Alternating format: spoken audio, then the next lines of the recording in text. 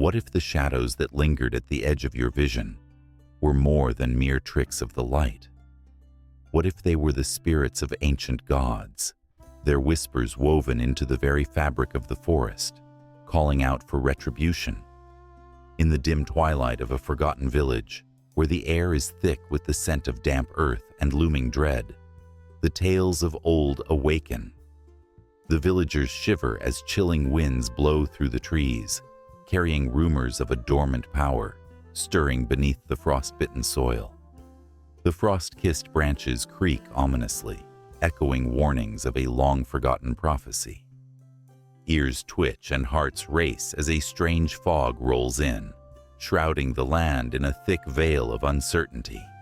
In the flickering candlelight of a humble cottage, an ancient tome lies open, its pages yellowed with age. The words etched in the script of a bygone era pulse with a life of their own, hinting at the rise of a harbinger, a force that could either unite or tear the world asunder. Outside, an owl hoots, a mournful cry that reverberates through the hushed night. The villagers tremble, clutching their loved ones as the stories of Veles and Perun swirl like the gathering storm. Tensions flare. An age-old rivalry between the gods brews just beneath the surface, threatening to spill over into the mortal realm. The air crackles with energy as the moon rises, a silver sentinel bearing witness to the chaos that is about to unfold. Something stirs in the woods, a figure cloaked in darkness, half glimpsed through the underbrush. Is it a lost traveler, or has the spirit of a vengeful deity returned to reclaim what was once theirs? The villagers can feel it, an electric charge pulsating through their bones, as if the earth itself is holding its breath. They speak in hushed tones of the witch who lives by the river, known for her eerie connection to the afterlife. Could she hold the key to stopping the impending doom, or will her dark arts unleash horrors beyond imagination? As night deepens, the wind carries the faint sound of drums, an eerie summoning that echoes through the valleys. Shadows twist and blend like smoke, and the boundary between the human and divine begins to dissolve. The sky darkens, painted with shades of fear and wonder. A storm brews, both in the heavens and within the hearts of the villagers, as they brace for the inevitable clash of light and dark. What ancient secrets lie buried beneath their feet? And what sacrifices will the villagers make to appease the wrath of the gods? As the clock ticks toward midnight, the stage is set. A reckoning awaits, and the echoes of Slavic mythology pulse just beneath the surface, waiting for the moment when the line between legend and reality blurs irrevocably. In a misty glade, where the sun struggles to pierce the ancient canopy of trees, shadows dance as whispers of the past weave through the air. The wind carries more than just the scent of damp earth. It breathes life into long-forgotten tales, tales that once filled the hearts of Slavic peoples with awe and trepidation. The Slavic world, rich with vibrant nature and fierce spirits, was alive with stories that shaped the very essence of their identity. Each mountain, river, and field held a sacred truth, waiting patiently for the right ears to listen.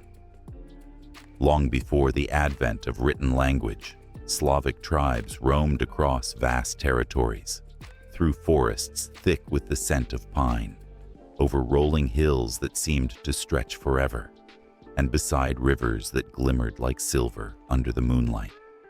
They lived in harmony with the land, believing that everything around them pulsed with life.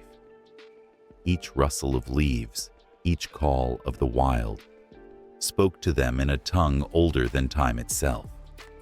In those primal moments, the seeds of mythology were sown, nurtured by the people's deep connection to the natural world. Imagine a time when the earth was young and teeming with unseen forces, The Slavs saw spirits in every corner of their environment. Rivers were thought to be the veins of the earth, flowing with wisdom. Mountains, like ancient giants, watched over the land, and forests were labyrinths filled with both wonder and danger. Each element, the fire that warmed their homes, the water that quenched their thirst, and the earth that cradled their feet, was personified, celebrated, and revered. The gods and goddesses they worshipped were reflections of these powerful elements, each one embodying the very essence of life, death, and rebirth. Perun, the mighty god of thunder, loomed large in their hearts.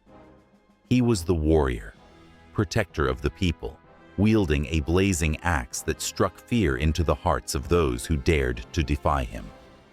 His storms raged across the sky, a reminder of his unmatched power, and the Slavs offered sacrifices to ensure his favor.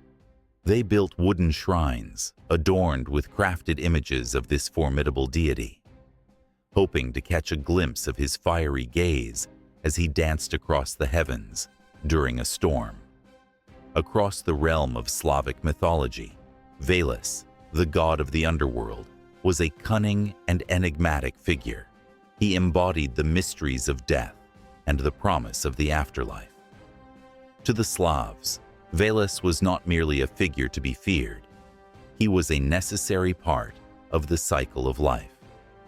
They believed that he guided souls into the depths where they would find rest and perhaps rebirth. The tension between Perun and Veles echoed through the ages, a cosmic struggle between light and darkness, a reflection of the human experience itself. As the sun dipped below the horizon, the Slavic people gathered around the warmth of the fire. Stories were shared, and with each word, the flames flickered in rhythm with their emotions.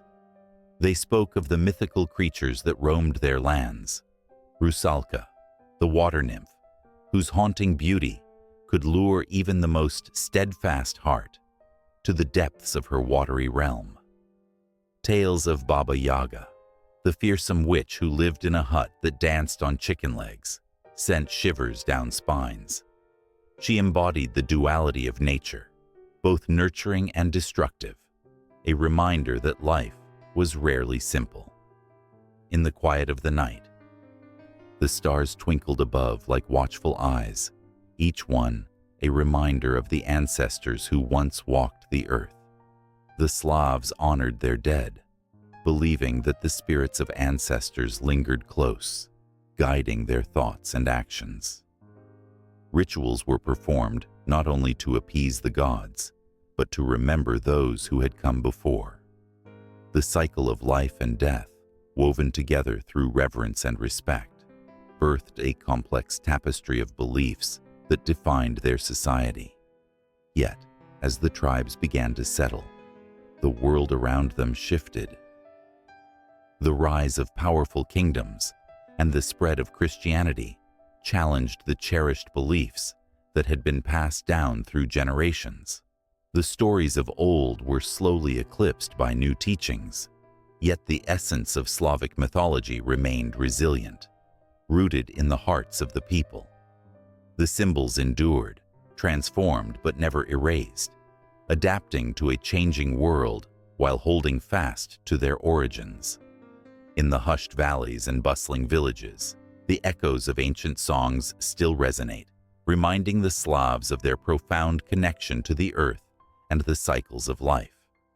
The myths, once vibrant and alive, now exist in fragments, waiting for kindred spirits to breathe them back into existence. Even in modern times, the shadows of these myths loom large, inspiring art, literature, and the very soul of the Slavic people. Amidst the trials of history, the stories remain a bridge to the past, a reminder of a time when the world was alive with magic and mystery.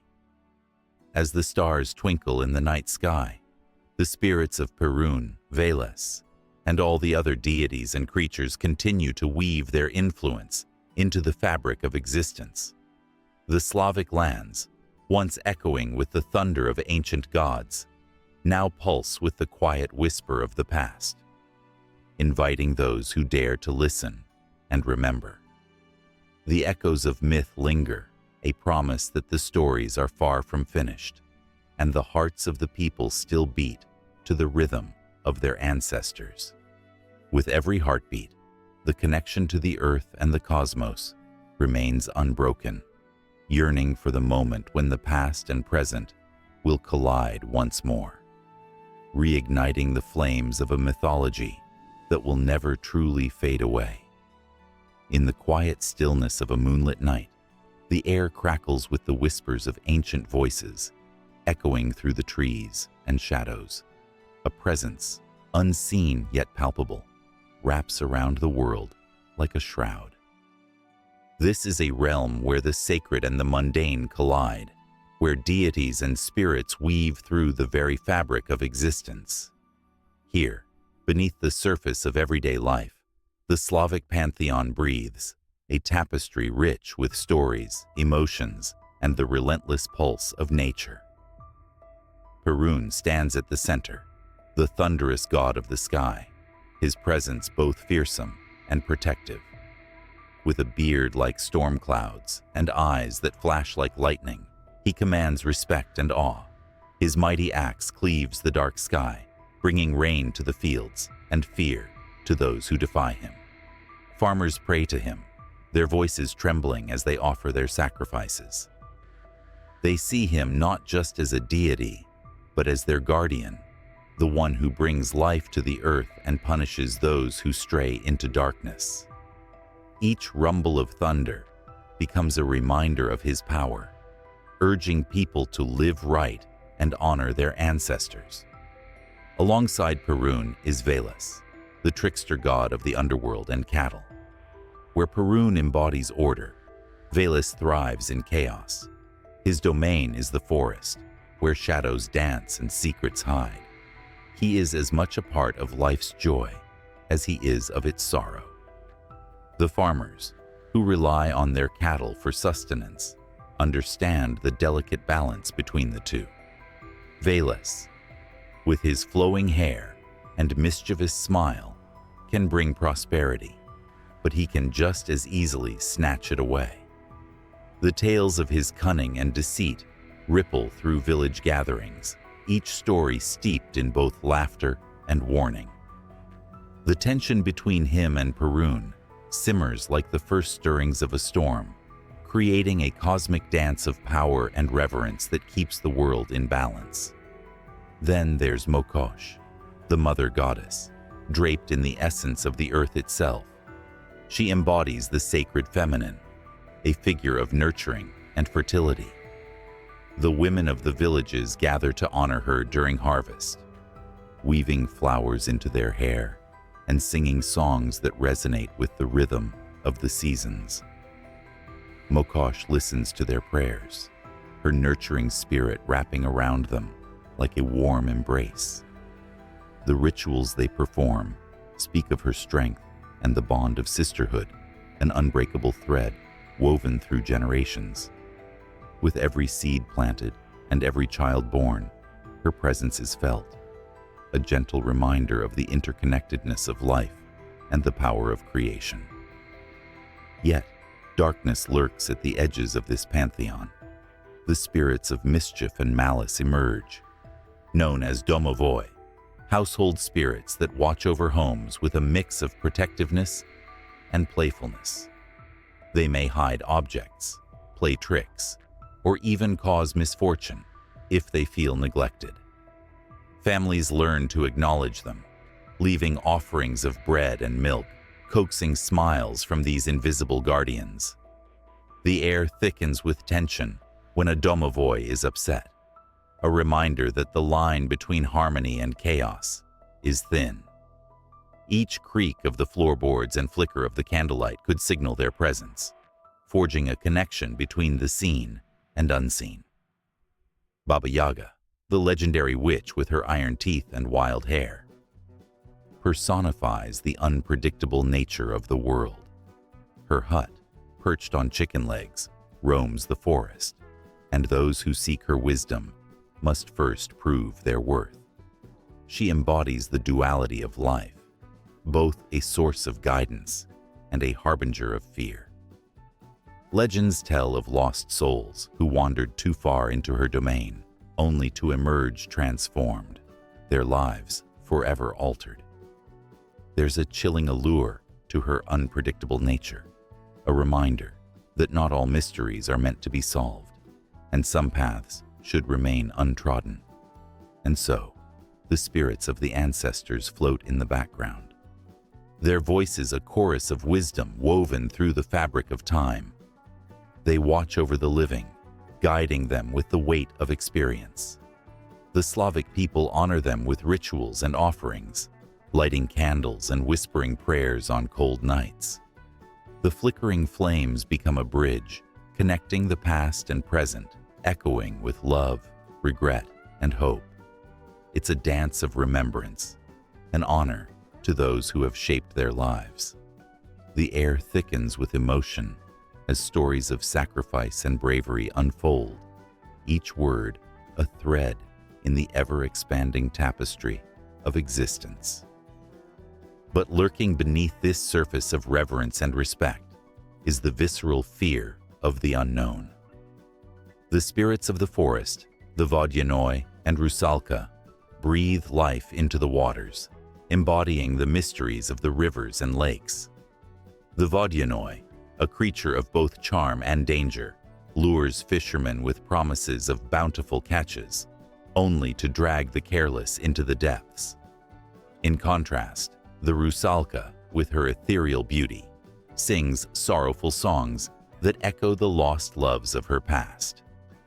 There is an undeniable tension in their songs, a beauty that enchants, yet warns of the peril that lies beneath. The villagers dare not venture too close after dark, for fear of being captivated by the allure of the water spirits, the boundary between safety and danger forever blurred. As night falls, the wind carries whispers of stories long forgotten, tales of love, loss, and the unyielding spirit of the Slavic people. The deities and spirits resonate with the heartbeat of the earth, each one a vital thread in the intricate web of existence. The line between the living and the departed blurs, bringing forth a sense of awe and reverence. The air hums with emotions, weaving together hope and despair, joy and sorrow, laughter and tears.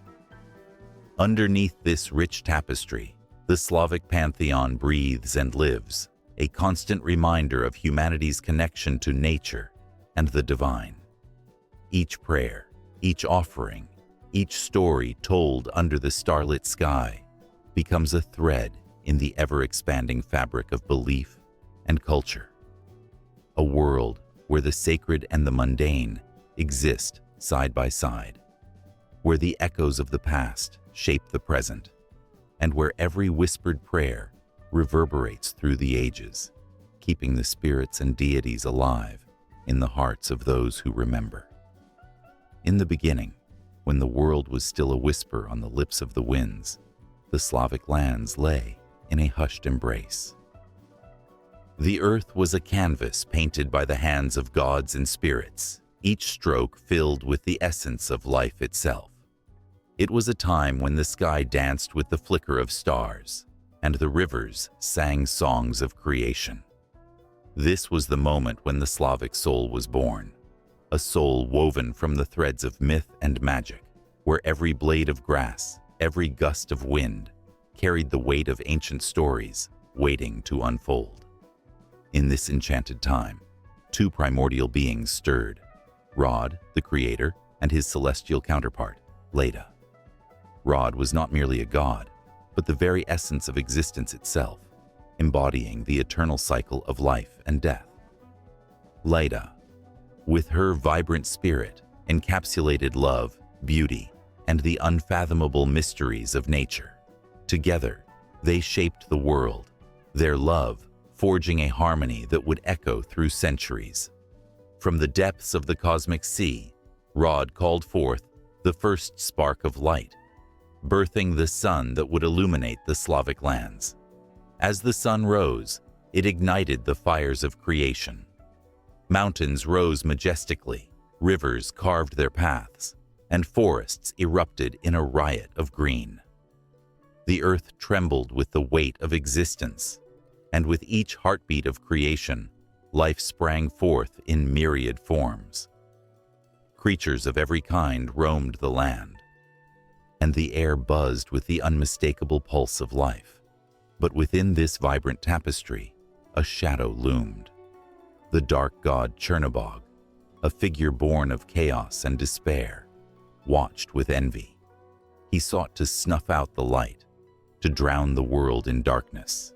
His heart, cold and twisted, beat in time with the storms that brewed on the horizon. The balance of creation hung in the balance, a delicate dance between light and darkness, hope and despair. On one fateful day, as the sun kissed the earth, Rod gathered the creatures of the land. He spoke to them of unity, of strength found in their differences. The animals listened, their eyes glinting with understanding. They came together, forming alliances that transcended their natural instincts. The wolf befriended the deer, the eagle soared high alongside the serpent, and together they prepared for the inevitable confrontation with Chernobog. As the storm clouds gathered and the winds howled in fury, an immense tension ignited the air. Chernobog summoned his dark minions, figures cloaked in shadows, their eyes glinting with malice. They surged forth, intent on consuming the world in despair. But the creatures of the earth stood firm. They remembered Rod's words, felt the strength of their bonds. In a flash of lightning, they charged into battle, a cacophony of growls, screeches, and roars that echoed like thunder. The clash was violent, a tempest of fury and defiance. Rod and Lada watched from the heavens, their hearts intertwined with every sacrifice made on the battlefield. The ground shook as light met darkness, the clash of creation and chaos ringing through the ages. Each blow landed carried the weight of destinies yet to unfold. The air crackled with energy, and it felt as if the universe itself held its breath, waiting. Amidst the chaos, Lada descended, her spirit a beacon of hope. She wove a tapestry of light, each thread representing the love and unity that held the creatures together. She spread this tapestry over the battlefield, and in its glow, the animals found renewed strength. The sun broke through the clouds, casting a golden light upon the scene, blinding Chernobog's minions and igniting the hearts of the brave defenders. With a final powerful surge of strength, the united forces of the earth overcame the darkness. Chernobog, defeated, retreated into the shadowy crevices of the world, his laughter echoing like distant thunder, a reminder of the ever-present struggle. The creatures, battered but triumphant, stood in a circle, their eyes reflecting both weariness and hope. From that day forward, the Slavic lands became a cradle of creation and resilience. Rod and Lada continued to bless the earth, their love giving life to the seasons. The sun would rise each day, a symbol of hope, while the moon, a gentle guardian, watched over the night. The rivers flowed with stories, and the winds carried whispers of ancient battles, fought and won. The tales of creation, struggle, and unity became woven into the very fabric of Slavic identity. As generations passed, the myths transformed but never faded. They became the threads of folklore told by firesides, echoing in the hearts and minds of those who listened. Each story carried the weight of history, a reminder of the eternal dance between light and dark, of love and sacrifice. The Slavic peoples carried their myths like sacred treasures, passing them down from parent to child, ensuring that the spirit of creation lived on. Yet, in the shadows, the dark god lurked, biding his time. He knew that the cycle was never truly broken, that the struggle would rise again, like the tide. As the world flourished, so too did whispers of unease. The balance was fragile, and the seeds of discord were sown. The hearts of the people, filled with hope, could just as easily be twisted by fear. Underneath the surface of joy, uncertainty brewed. The stories of creation were not just tales of triumph, but also cautionary tales of vigilance. The Slavic peoples learned to honor their ancestors, to pay homage to the forces that shaped their world. They built shrines, sang songs, and danced under the stars. Every act a tribute to the gods who watched over them. Even as the world thrived, the echoes of Chernobog's laughter haunted the nights. In hushed tones, the elders spoke of prophecies yet to unfold, of a time when the darkness would rise again. The tales warned of the need for unity and love to combat despair, of the eternal cycle that demanded vigilance. The Slavic spirit, fierce and unyielding, would face whatever came next. With hearts full of hope, they stood ready for the challenges ahead, their roots deep in the ancient soil of creation. The horizon shimmered with possibilities, the air thick with unspoken tales, waiting to break free, a hint of the future woven into the fabric of the past. The story of creation continued, a tapestry rich with life, love, and the unbreakable will of a people who understood that their journey was far from over. The gods watched, the earth listened, and the winds carried the heartbeat of a world forever in motion. Lightning crackled across the sky, a fierce and blinding flash that lit up the darkened landscape, revealing the silhouette of a warrior standing tall atop a jagged cliff. His eyes were fierce, mirroring the storm above, and in his hand he held a mighty axe, forged by the fires of ancient magic. This was Perun, the god of thunder and war, a figure draped in the power of the storm, embodying both fury and protection. To the Slavic people, Perun was not just a god. He was the very heartbeat of their world, the thunder that rolled across the sky, the lightning that pierced through the night. His presence was palpable in every thunderstorm, a reminder of the duality of his nature, a fierce protector and an unyielding avenger. The legends whispered of his battles against Veles, the serpent god, a clash of titans that echoed through the mountains and valleys, sending shivers down the spines of all who heard the tales. Echoes of their battles filled the air, a timeless dance of chaos and order. Perun wielded his axe with the grace of a dancer and the strength of a tempest. With every swing, the heavens responded, sparking with vibrant energy. When he fought, the very earth trembled beneath his feet, the skies roared, and the winds howled in a symphony of chaos. It was said that when he unleashed his wrath, the storm clouds gathered like dark armies, ready to wage war against the foes of his people. As the storms raged, so too did the hearts of the warriors who looked up to Perun. They whispered his name in prayer, invoking his strength before battle. "Grant me courage," they murmured, their voices trembling with both fear and hope. The tales told of how he would descend from the heavens, his presence bringing safety to the innocent and doom to those who sought to do harm. Every time lightning struck, it was as if Perun himself was watching over them, a guardian spirit that made them feel invincible. The Slavs adorned their homes with symbols of Perun, carving his image into wood and stone, creating talismans to ward off evil spirits. Each symbol was a testament to their belief, a connection to a power that transcended the mortal realm. They believed that in times of strife, they could call upon him, and his divine intervention would tip the scales in their favor. Mothers would tell their children stories of his bravery, instilling in them the values of honor and strength, the very essence of what it meant to be a warrior. Yet, with every tale of glory, there lingered a shadow of dread, the knowledge that Perun's wrath was not to be trifled with. His anger could spark storms fierce enough to level forests, shatter mountains, and wash away entire villages. The people revered him, yes, but they also feared him, understanding the delicate balance between reverence and trepidation.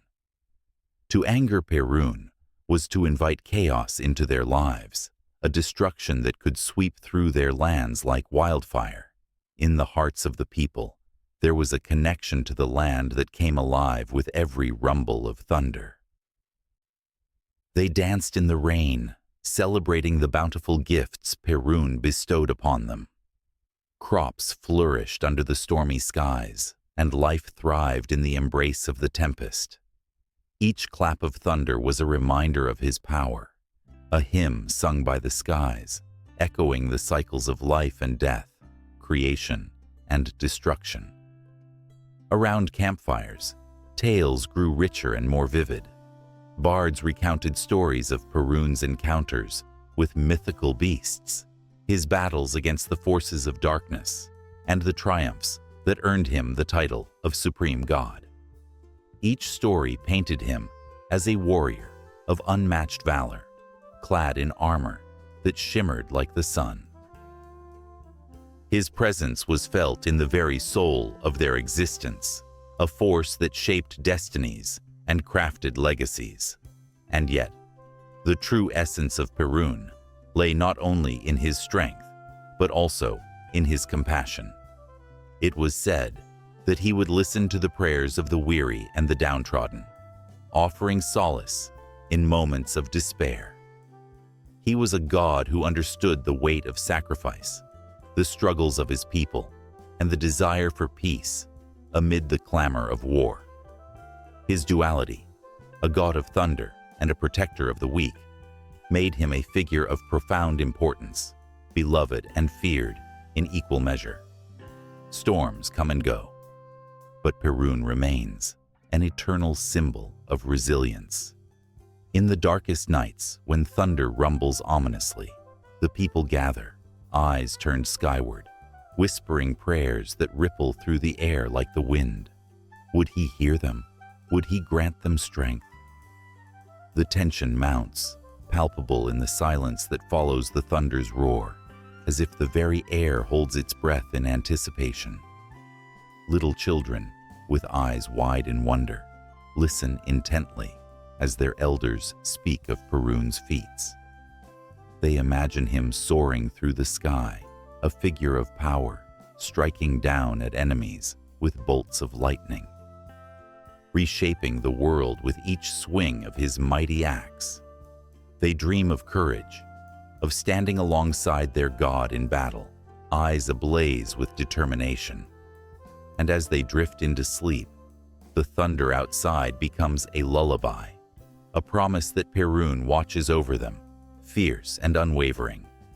Yet, with the dawn comes a new day, marked by the scars of battles won and lost. The people carry on, forging their paths in the shadow of the god who reigns above.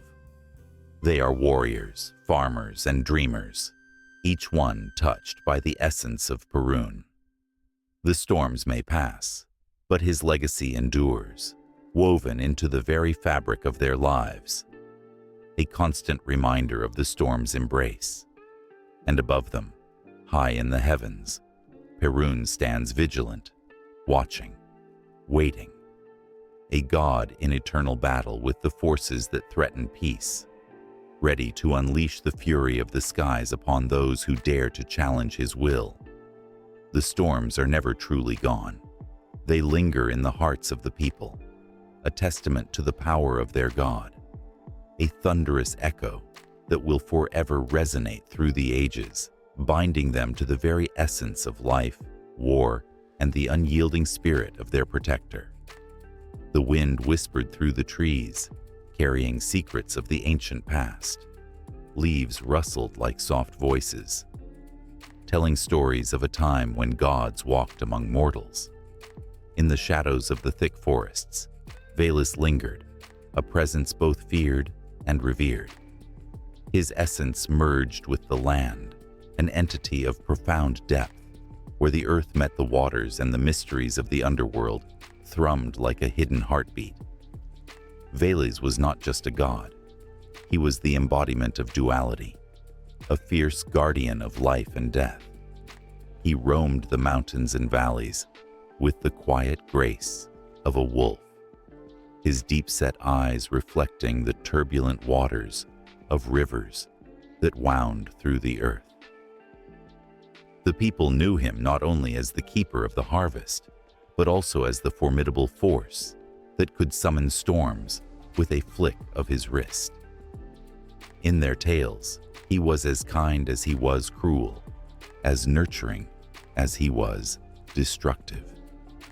There were nights when the moon shone bright and the river glimmered like liquid silver. On those nights, villagers would gather around the fire, their faces illuminated by flickering flames, telling tales of Veles.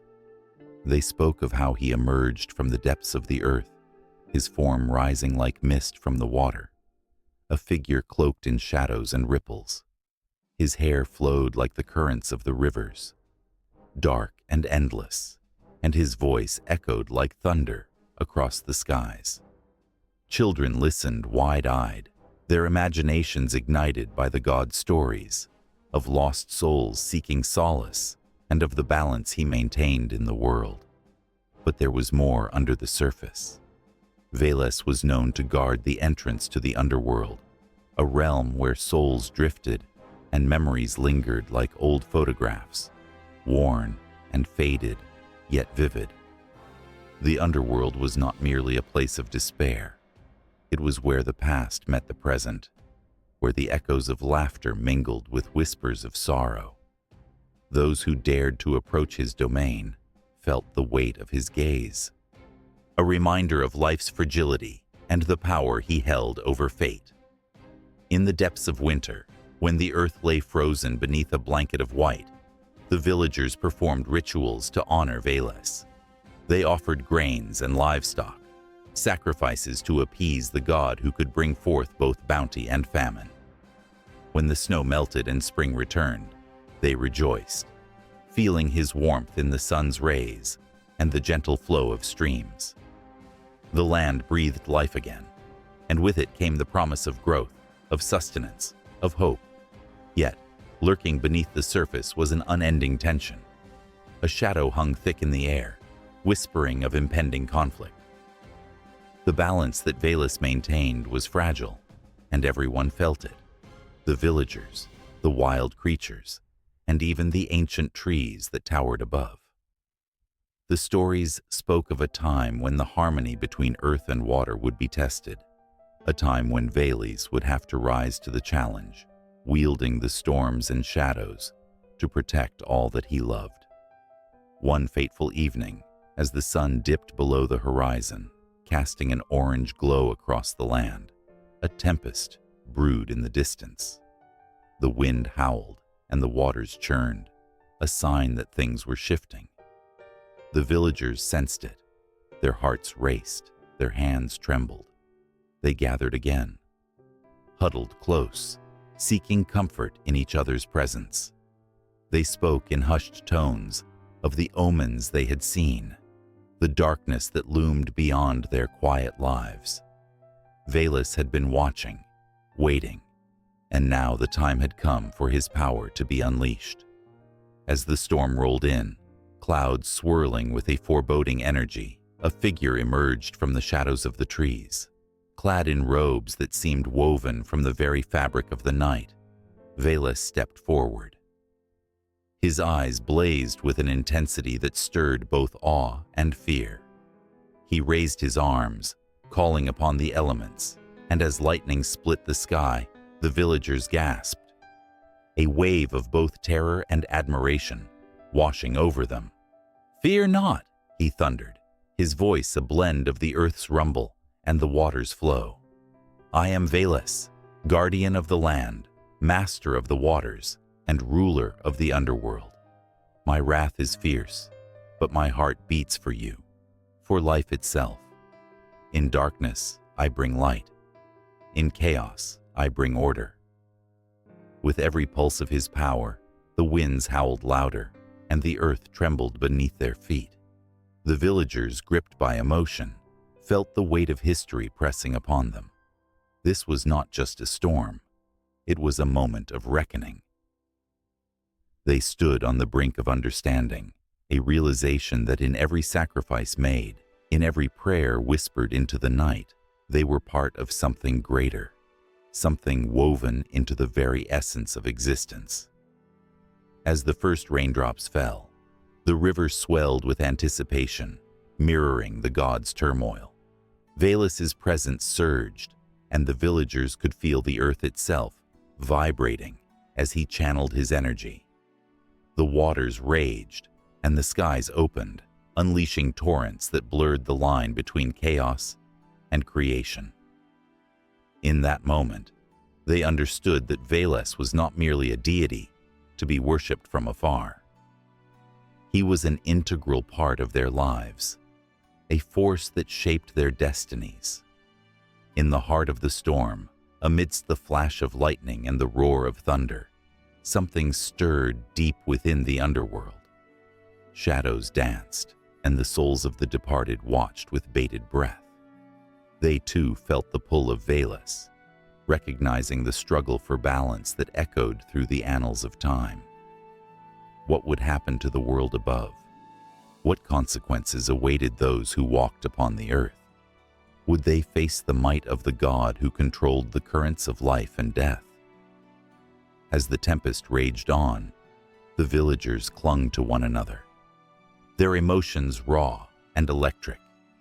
Fear and hope intertwined, creating a tapestry of uncertainty. And just when it seemed that the world might tear apart at the seams, Veles' voice rose above the din, a clarion call to the heavens. "Stand firm. For every storm there is a rainbow. For every shadow there is light. I will guide you through this chaos." The storm, once a harbinger of doom, transformed into a sacred rite. The villagers felt the shift, a connection binding them to Veles, to the earth, to each other. They understood that they were part of a larger story, a cycle of life that spiraled through time, an intricate dance of earth, water, and the souls that journeyed between. And as the rain fell and the winds howled, the god of earth, waters, and the underworld prepared for what was to come, his heart beating in tandem with the world he cherished, ready to face the shadows that awaited him just beyond the horizon. A gentle breeze whispered through the fields, dancing with the golden wheat that swayed under the vast sky. It was a time of harvest, a season of abundance, where the earth felt alive with the pulse of creation. In this world, where life blossomed in every corner, the figure of Koschei stood tall, her presence an unyielding force of nature.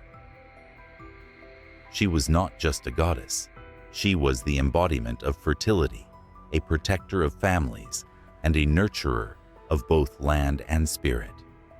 As villagers gathered to celebrate the bounty, her name echoed through their chants, a sacred melody woven into the very fabric of their existence. Koschei, the mother goddess, had a history that ran as deep as the roots of ancient trees. She was revered by the Slavic tribes long before the first pages of recorded time. Tales spoke of her as a woman whose hair flowed like a river of silk, shimmering with the light of the moon. Her eyes sparkled with wisdom, reflecting the joys and burdens of motherhood.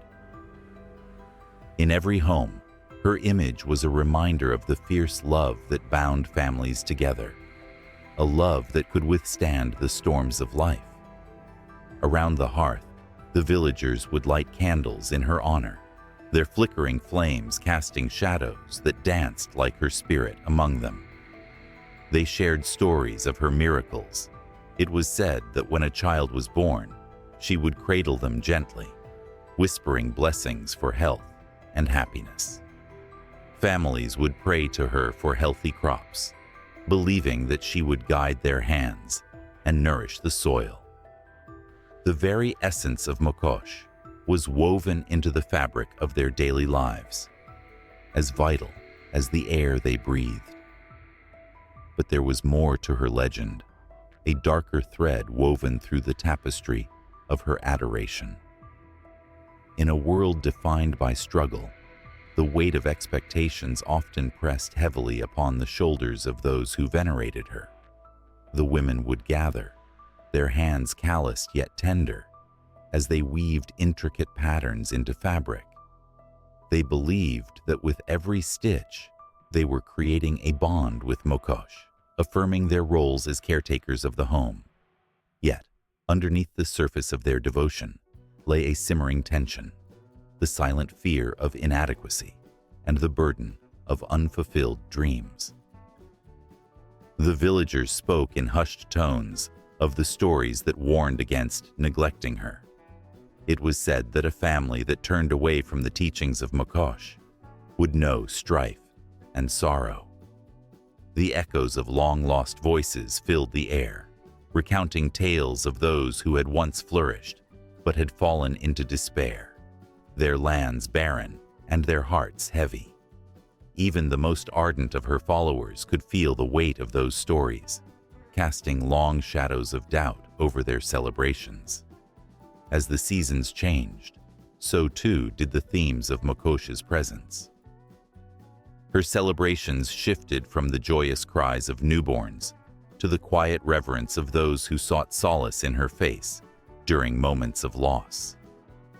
The villagers would gather by the riverbank, their hearts heavy with grief as they cast flowers into the flowing waters, believing that Koschei would carry their sorrows to the depths of the earth, transforming pain into the promise of new life. In the midst of the joy and sorrow, there was an undeniable power that surrounded her. The rituals honoring Koschei were vibrant and vivid, filled with music and laughter. Yet, woven into these moments were glimmers of sorrow.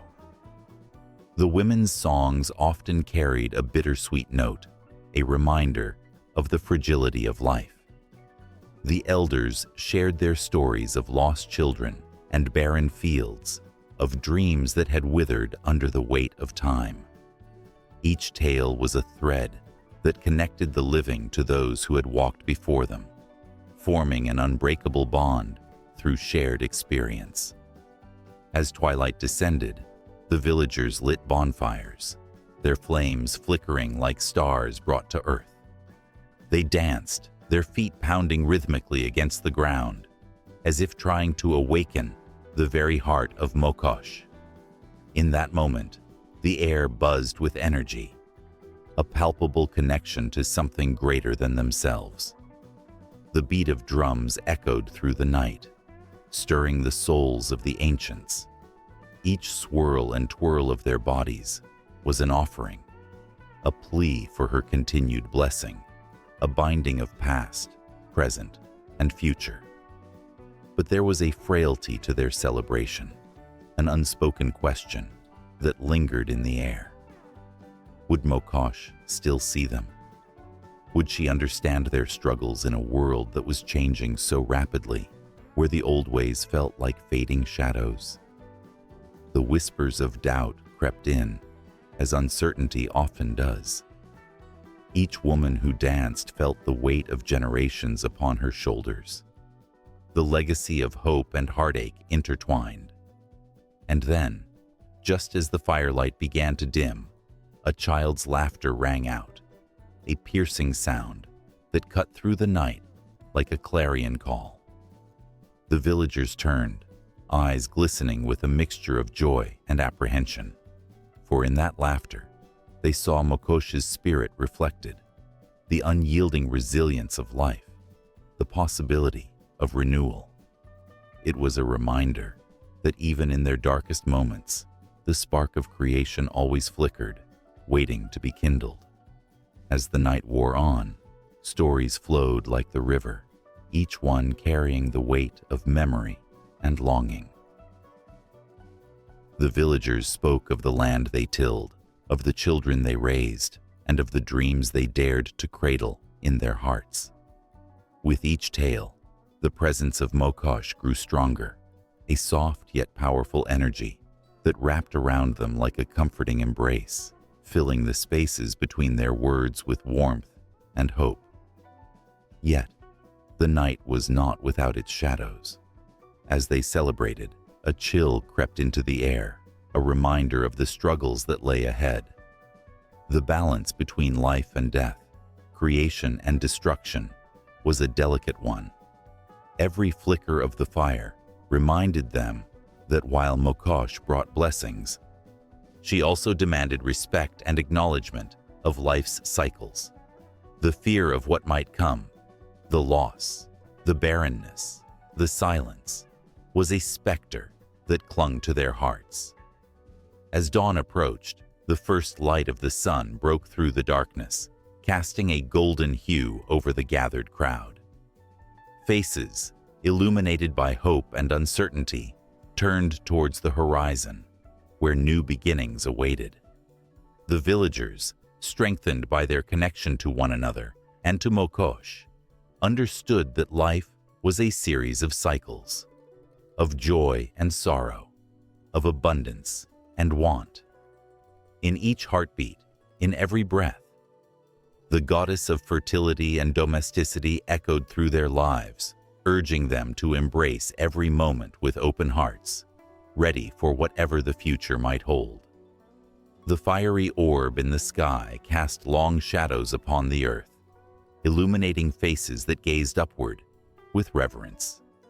In the villages scattered across the vast expanse of Eastern Europe, the rhythmic heartbeat of life pulsed in tandem with the rise and fall of the sun. It was not merely a celestial body. It was Dazbog, the sun god, whose brilliance was woven into the very fabric of existence. Each dawn heralded his arrival, his golden rays spilling over the horizon like a warm embrace, promising warmth, hope, and the sustenance of life. Dazbog was more than a deity. He was a lifeline, a symbol of vitality and renewal. The Slavic people revered him, their lives aligned with his celestial dance. As his light bathed the fields, crops flourished and families thrived. The sun was their guardian, guiding them through seasons of growth and decay. And in every flicker of sunlight, they felt his watchful presence. Legends whispered that Dazbog traveled across the heavens in a chariot drawn by magnificent horses, their manes ablaze with the colors of dawn. Children would sit wide-eyed, huddled around the old storytellers, as they recounted tales of the sun god's grand adventures, of battles against the darkness that threatened to engulf the world. Each story was a tapestry woven with excitement and fear, a reminder that light must always triumph over darkness. Yet, in the quiet moments of dusk, when the sun dipped below the horizon, a palpable tension gripped the air. As shadows grew long, the villagers whispered of the cold creeping into their hearts. They honored Dazbog with offerings of bread and honey, hoping to curry his favor and stave off the chill of night.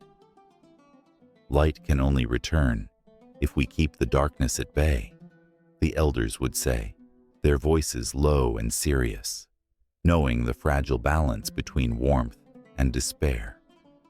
In winter, when the sun seemed to retreat, the weight of Dazbog's absence pressed heavily upon the people. Days bled into nights of endless frost, and as the hearths crackled with struggling flames, the desperation grew. The folklore spoke of the sun god's journey through an endless void, battling fierce serpents and shadows, just to return to his beloved people. But the waiting felt like eternity. In hushed tones, they shared their fears. What if he didn't return? What if the darkness won? Then one day, as the villagers gathered to share stories of their hopes and fears, the first warm rays of spring pierced through the lingering cold. Gasps of joy erupted as children darted outside, arms outstretched to embrace the sun. Dazbog had returned, a vibrant force of nature that breathed life back into the frozen earth. Flowers bloomed, and the sound of laughter once again filled the air. His presence was palpable, almost as if he was there, gliding above them, celebrating their joy. As the seasons turned, so too did the rituals honoring Dazbog evolve. Festivals erupted with color and sound, each gathering a testament to their devotion. Bonfires crackled under the starlit skies, and the scent of roasted meats wafted through the air. Dancers twirled, their movements mimicking the flickering flames, while the drumming heart of the earth resonated with the beat of life. Each festival was a celebration, not just of the sun, but a pledge to live in harmony with nature, a bond forged between the divine and the earthly. There were tales of Dazbog's relationship with his siblings, the other celestial beings, particularly with the moon goddess, who represented the delicate balance of night and day. Their interactions painted a complex picture of conflict and camaraderie, light battling shadow, each vying for the attention of the mortal realm. The Slavs believed that during the lunar eclipses, Dazbog and his sister would engage in a cosmic dance, a struggle filled with passion and rivalry, both knowing that their time in the sky was intertwined, each dependent on the other for a complete cycle of existence. In the cities, as the sun dipped behind the horizon, the common folk would gather to share their stories and invoke the power of Dazbog. They believed that with each sunrise, the sun god bestowed upon them wisdom and strength, a reminder that even in their darkest moments, there was always a glimmer of hope. The tales of wars lost and won echoed through the ages, tales of how warriors, emboldened by Dazbog's strength, fought valiantly against the invading forces, their hearts ignited by the belief that the sun god shone down upon them, guiding their swords and inspiring their spirits. The priests, guardians of these sacred stories, stood atop hills as the sun rose, their voices rising in solemn hymns, calling to Dazbog to bless the land, to bring forth bountiful harvests, and to protect their kin from the encroaching shadows of despair. They led the people in rituals that connected them to the sun, planting seeds of faith that would take root in their hearts and grow into a powerful devotion. Throughout history, Dazbog remained a symbol of resilience, a beacon for the downtrodden, and a reminder of the cyclical nature of life. His significance transcended mere worship. It resonated with the very essence of what it meant to be human. Despair and hope coexisted in a delicate balance, each moment a reflection of the other, much like the sun and moon dancing across the sky. As twilight descended, the villagers gathered once more, the atmosphere thick with anticipation. Their hearts fluttered like the flickering flames of the bonfire, a blend of fear and excitement for what the night might bring. Shadows whispered songs of old, tales that had flowed through generations. They told of heroes who had chased the sun, of lovers who had made promises under its golden light, and of families that had weathered storms, holding on to the belief that Dazbog would always return. In the hearts of the people, the legend of Dazbog thrived, pulsating with the rhythm of life itself. And as the stories unfolded around the crackling fire, they knew that the sun's journey was not merely a celestial path. It was a reflection of their own struggles, triumphs, and the unbreakable bond between the human spirit and the divine. The night loomed ahead, filled with the promise of stories yet to be told, of shadows yet to be faced, and of the light that would always return, unyielding and eternal. In the flickering light of a dying fire, shadows danced on the rough walls of the cave. The air was thick with the scent of damp earth and smoke, a reminder of the world outside, where the sun had just dipped below the horizon. In that transient moment, as darkness began to swallow the light, the ancient stories of Svarog and Chernobog whispered through the minds of those gathered, weaving a tapestry of hope and fear that transcended generations. Svarog, the radiant god of the sun and fire, was a beacon of strength and warmth. He was the craftsman who forged the heavens, a radiant figure who brought forth the dawn and illuminated the pathways of men. His laughter was a melody carried by the winds, infusing the hearts of those who believed with courage and resilience. When he graced the sky, life flourished. A golden glow blanketed the fields, coaxing the seeds to awaken and dance. Yet, lurking in the shadows, was Chernobog, the dark god whose name sent shivers down the spines of believers. He was the embodiment of the night, the keeper of secrets that thrived in despair. To the villagers, he was an ominous figure, shrouded in mystery, whispering of the fears that lay hidden beneath the surface of their everyday lives. Where Svarog offered light, Chernobog reveled in the cold embrace of darkness, sowing doubt and despair in the hearts of men. In his presence, the night felt alive with the chill of uncertainty and the haunting echoes of the past. As the villagers huddled closer to the fire, a crackle broke the silence, and the flames flickered with a life of their own, casting eerie shapes upon the cave walls. Old tales of the gods danced in their minds, tales that spoke of the eternal struggle between light and darkness, between hope and fear. The tales of Svarog and Chernobog were intertwined, inseparable threads in the fabric of their existence. Each story painted vivid images, drawing them into a world where these deities walked among them, shaping their destinies. One elder, a wise woman with silver hair that shimmered like the first light of dawn, began to speak. Her voice trembled, yet resonated with authority, casting spells of nostalgia over the listeners. Long ago, Svarog and Chernobog clashed in a battle that echoed through the ages. The sky lit up with the fury of their struggle as fire met shadow, each vying for dominion over the mortal realm. When Svarog unleashed his flames, the world glowed with life. When Chernobog countered, darkness enveloped the land, chilling the very soul. The fire flickered again, casting long shadows that seemed to reach for something beyond. The villagers leaned closer, their hearts quickening with each word. They could almost feel the heat of Svarog's fury and the cold dread that followed Chernobog's presence. The tales of the past were not just stories. They were warnings, lessons etched in the hearts of those who came before. As the elder continued, she spoke of the villagers' ancestors who had built fires in the night to ward off the dark. They had called upon Svarog, lighting torches and chanting ancient hymns, invoking his spirit to chase away the shadows that threatened to creep in.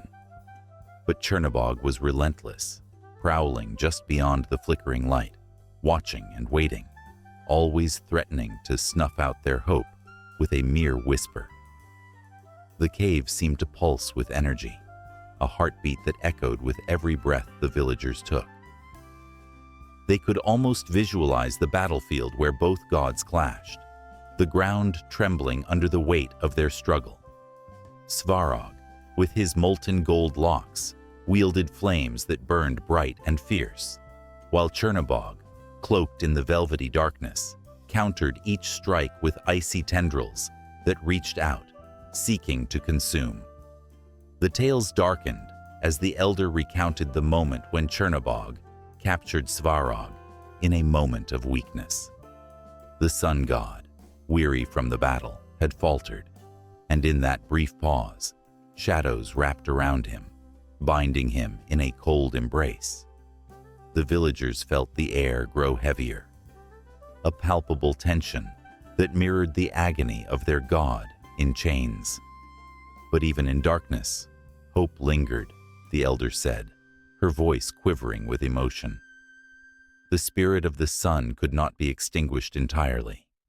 It flickered and fought, a spark of defiance against the void. With every heartbeat, the flickering flames mirrored the struggle of their gods, a reminder that light and darkness were not mere opposites, but vital forces of existence. They existed in a delicate balance, a dance that shaped the world and all its inhabitants. The villagers' breath quickened as they grasped the depth of this connection, their hearts beating with the rhythm of an age-old battle that raged on around them.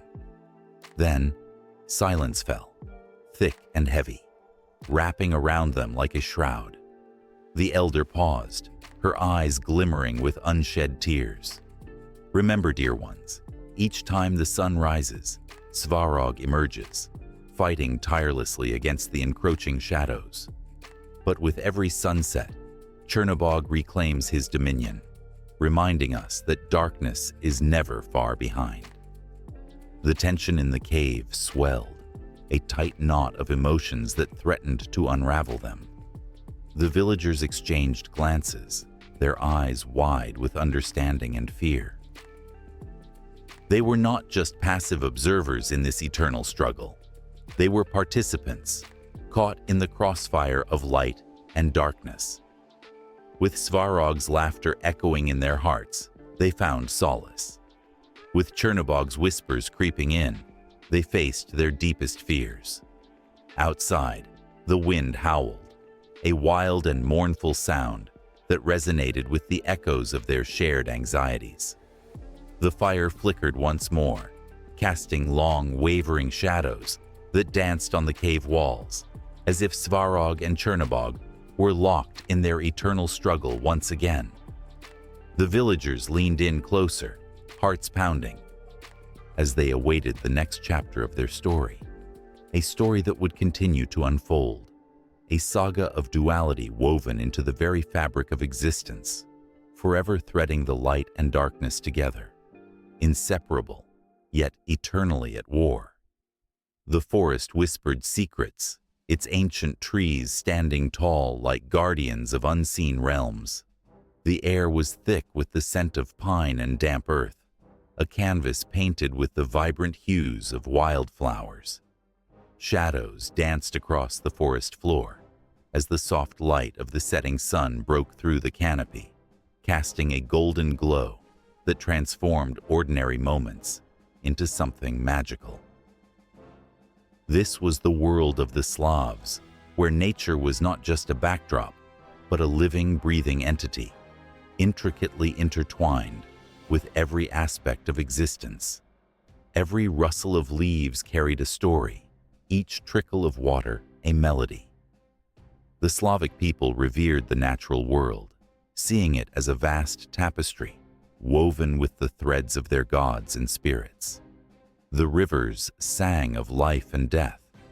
The mountains echoed the cries of ancient battles, and the winds carried the wisdom of generations. To disregard nature was to disregard the very essence of life itself.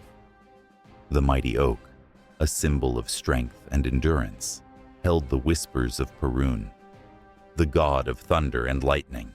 Its branches stretched out like arms embracing the sky, while its roots delved deep into the earth, drawing strength from the soil. People would gather around these sacred trees, offering bread and salt as a sign of respect, seeking blessings for fertility, health, and protection. The oak was not merely wood, it was a bridge between the human and divine, a protective force that watched over the land.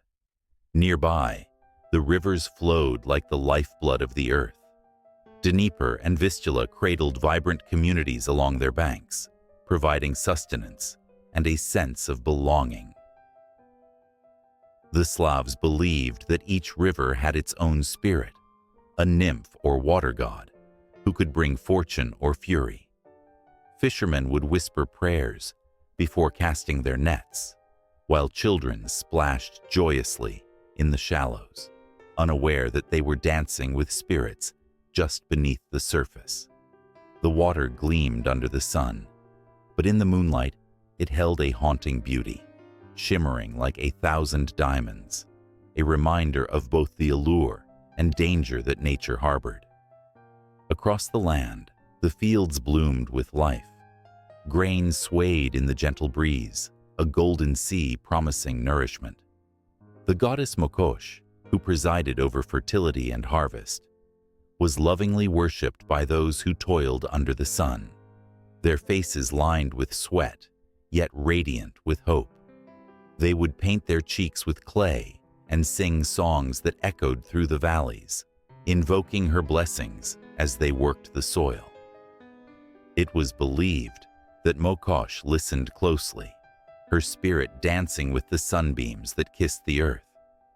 It was said that if the first sheaf of wheat was offered to her, a bountiful harvest awaited. But nature was not always gentle. It could unleash its fury with devastating consequences. Tempests would rage, and the sky would darken ominously, reflecting the turmoil in the hearts of the people. The Slavs understood this duality, life and death, joy and despair, as a cycle inherent in the natural world. They feared and respected Veles, the god of the underworld and cattle, who roamed the forests and plains, watching over the balance between realms. Each thunderstorm was a reminder of his presence, a delicate dance between order and chaos that shaped their lives. As the seasons shifted, so too did the stories the Slavs told. Winter, with its biting cold and heavy snow, was a time of reflection. The long nights brought families together around fires, sharing tales of the past as they honored the spirits of their ancestors. They believed that the frost was the breath of Moroz, the frost demon, lurking just beyond the warmth of their homes, reminding them of the fragility of their existence. The crackling of the fire echoed the stories of old, weaving together the threads of history and heritage, ensuring that the wisdom of the past would not be lost in the icy grasp of time. Spring burst forth in a riot of colors as flowers peeked shyly from beneath the thawing snow. It was a time of renewal, when the earth came alive again. People celebrated with joyous festivals, drumming and dancing to honor the spirits who breathed life back into the land. They would weave wreaths of flowers and leave them on the rivers, offering gratitude for the cycles of life that seemed to hold the very fabric of their reality together. As summer approached, the fields turned lush and green, a paradise of abundant life. The Slavs would gather for harvest celebrations, a vibrant display of unity and gratitude. They would adorn their homes with garlands of herbs and flowers, inviting the spirits of nature to bless their dwellings. It was during these vibrant months that stories of love and loyalty flourished, tales of how even the fiercest storms could not extinguish the bonds forged in the heart of nature. Yet, beneath the beauty lay an ever-present tension, a reminder of the balance between humanity and the wild. The Slavs believed that to disrespect nature was to invite calamity. The forests, once vibrant with life, could turn eerily silent as the spirits withdrew, leaving behind a desolate land. They honored their connection to the earth, understanding that their survival depended on respecting the delicate balance of all living things. In the quiet moments, when dusk fell and the stars emerged, a sense of peace enveloped the land. The Slavs would look to the sky and whisper their hopes and dreams to the cosmos, believing that the stars were the spirits of their ancestors, guiding them through the trials of life. There, under the vast expanse of the universe, they found solace in the knowledge that they were but a small part of a much grander story, one woven through with the threads of nature itself. The rhythms of life spun on, a continuous cycle fueled by the magic of the natural world. Each moment held the promise of change, a vibrant pulse that echoed the heartbeat of the earth. And with every breath, the Slavs embraced the beauty and power of nature. For it was here, in the embrace of trees, rivers, and fields, that they felt truly alive. As shadows grew long and the forest began to settle into twilight, the land beckoned for more tales to be told, tales of gods and spirits, of love, loss, and the unending dance of life. The forest whispered secrets on the wind, a low hum that made the leaves tremble and the shadows dance. It was the kind of night when the moon sat high, a silver coin tossed into an endless sea of darkness. And that was when the spirits stirred. Among them, the Leshy, a guardian of the woods, emerged from the trees, his tall, slender form cloaked in the very essence of the forest itself. His skin was the color of moss, and his hair flowed like branches draped with lichen. The Leshy was not merely a spirit, but a keeper of balance, a protector of the wild and all its inhabitants. In Slavic folklore, he was known to lead travelers astray, playing tricks that could send them tumbling into a labyrinth of trees. Yet, there was a gentleness to his mischief. The Leshy was a playful spirit, one whose laughter could be heard in the rustling leaves. But there was more to him than just capriciousness. Beneath the surface of his antics lay a deep-seated purpose to safeguard the forest from those who would harm it.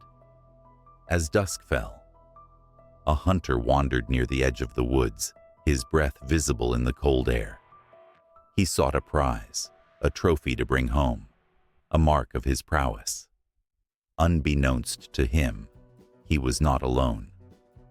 The Leshy watched, his emerald eyes flickering like fireflies, assessing the man's intentions.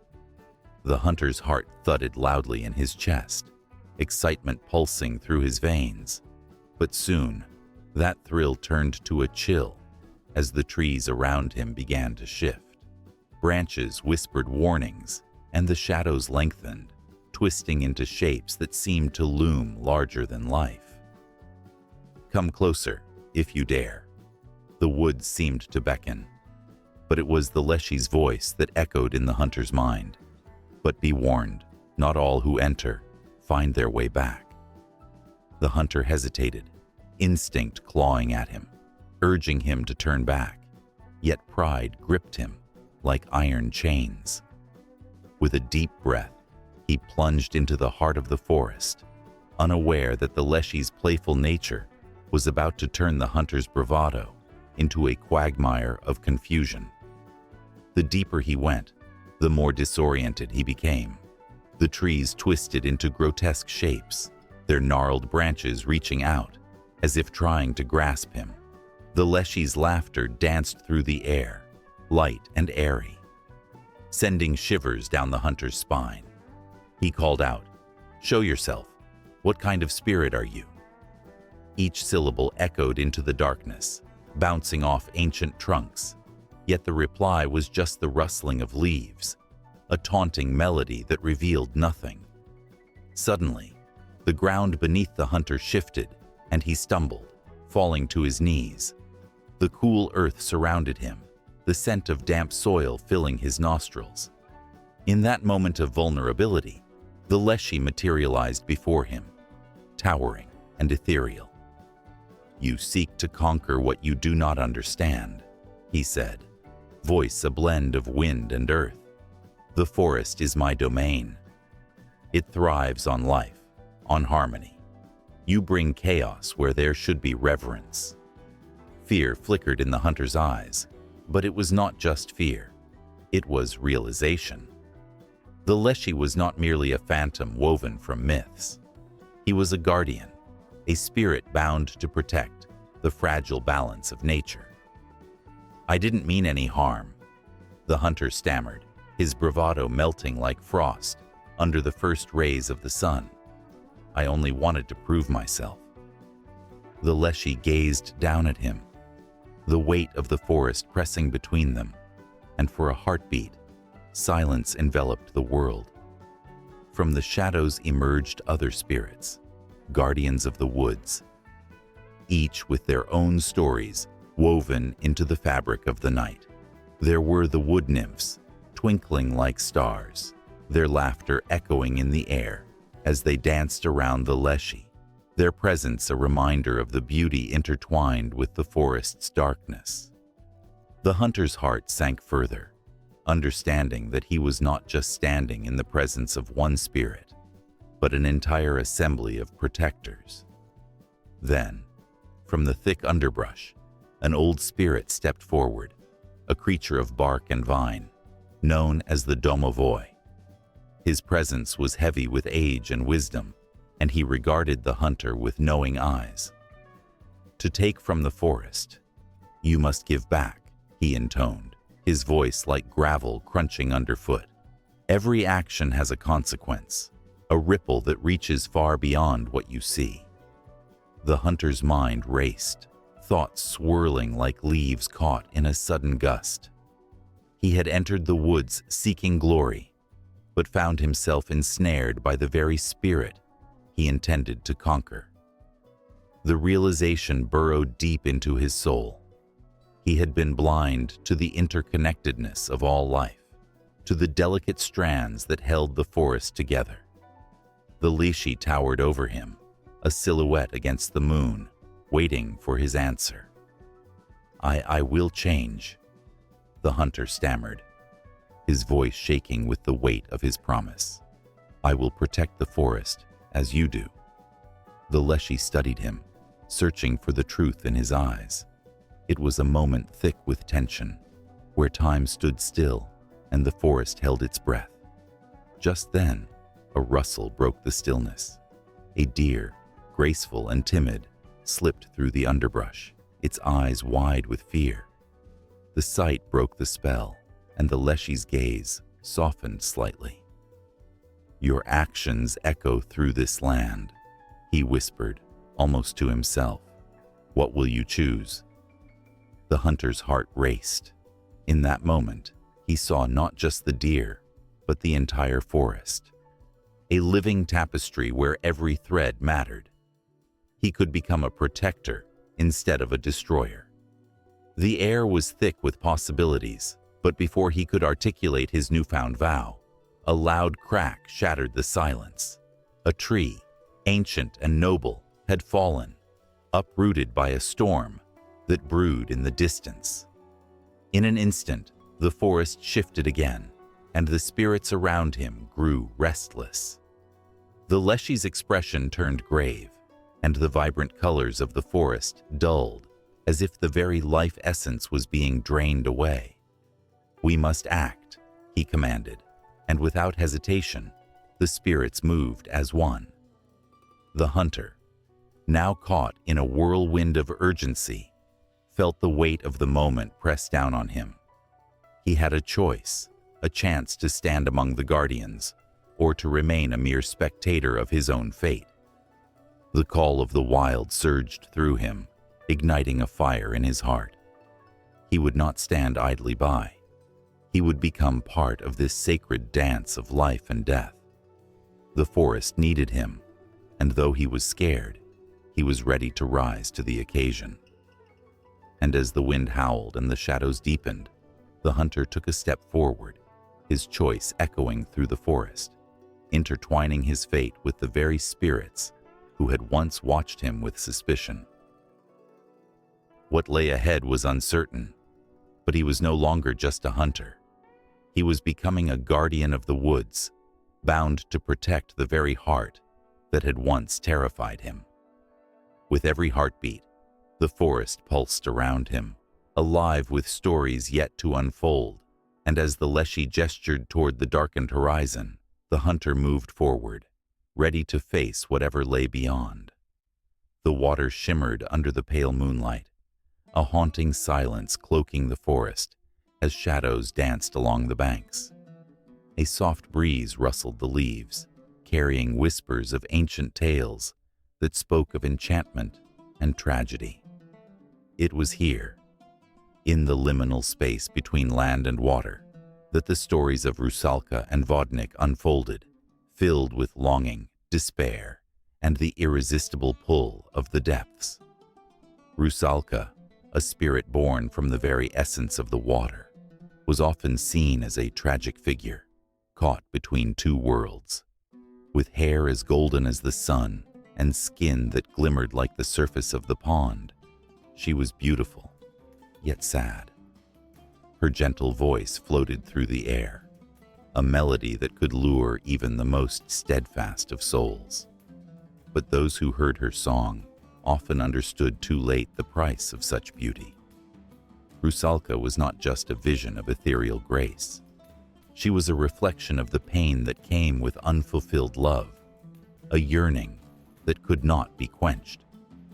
In the folklore of Eastern Europe, Rusalka was often depicted as a young woman who had met an untimely end, drowning in the very waters that now bore her spirit. Her heart, heavy with the weight of unrequited love, bound her to the depths, where she roamed in search of the one who had betrayed her. Each night, she emerged from the water, her voice weaving through the trees, echoing the sorrow that clung to her like a shroud. It was said that those who ventured too close to her haunting calls risked losing themselves to the depths, forever trapped in her watery embrace. But it was Vodnik, the water spirit, who stirred the air with a different kind of energy. A creature of both mischief and malice, Vodnik often wore a crown of reeds and wielded the power of the water with an iron grip. His laughter could chill the heart, and when he danced beneath the moonlight, it was a mesmerizing sight, at once captivating and terrifying. Vodnik was known to guard his domain fiercely, often dragging unsuspecting souls into the depths, where they would join his eternal court of the drowned. The villagers spoke of Vodnik in hushed tones, recounting tales of encounters that left them breathless with fear.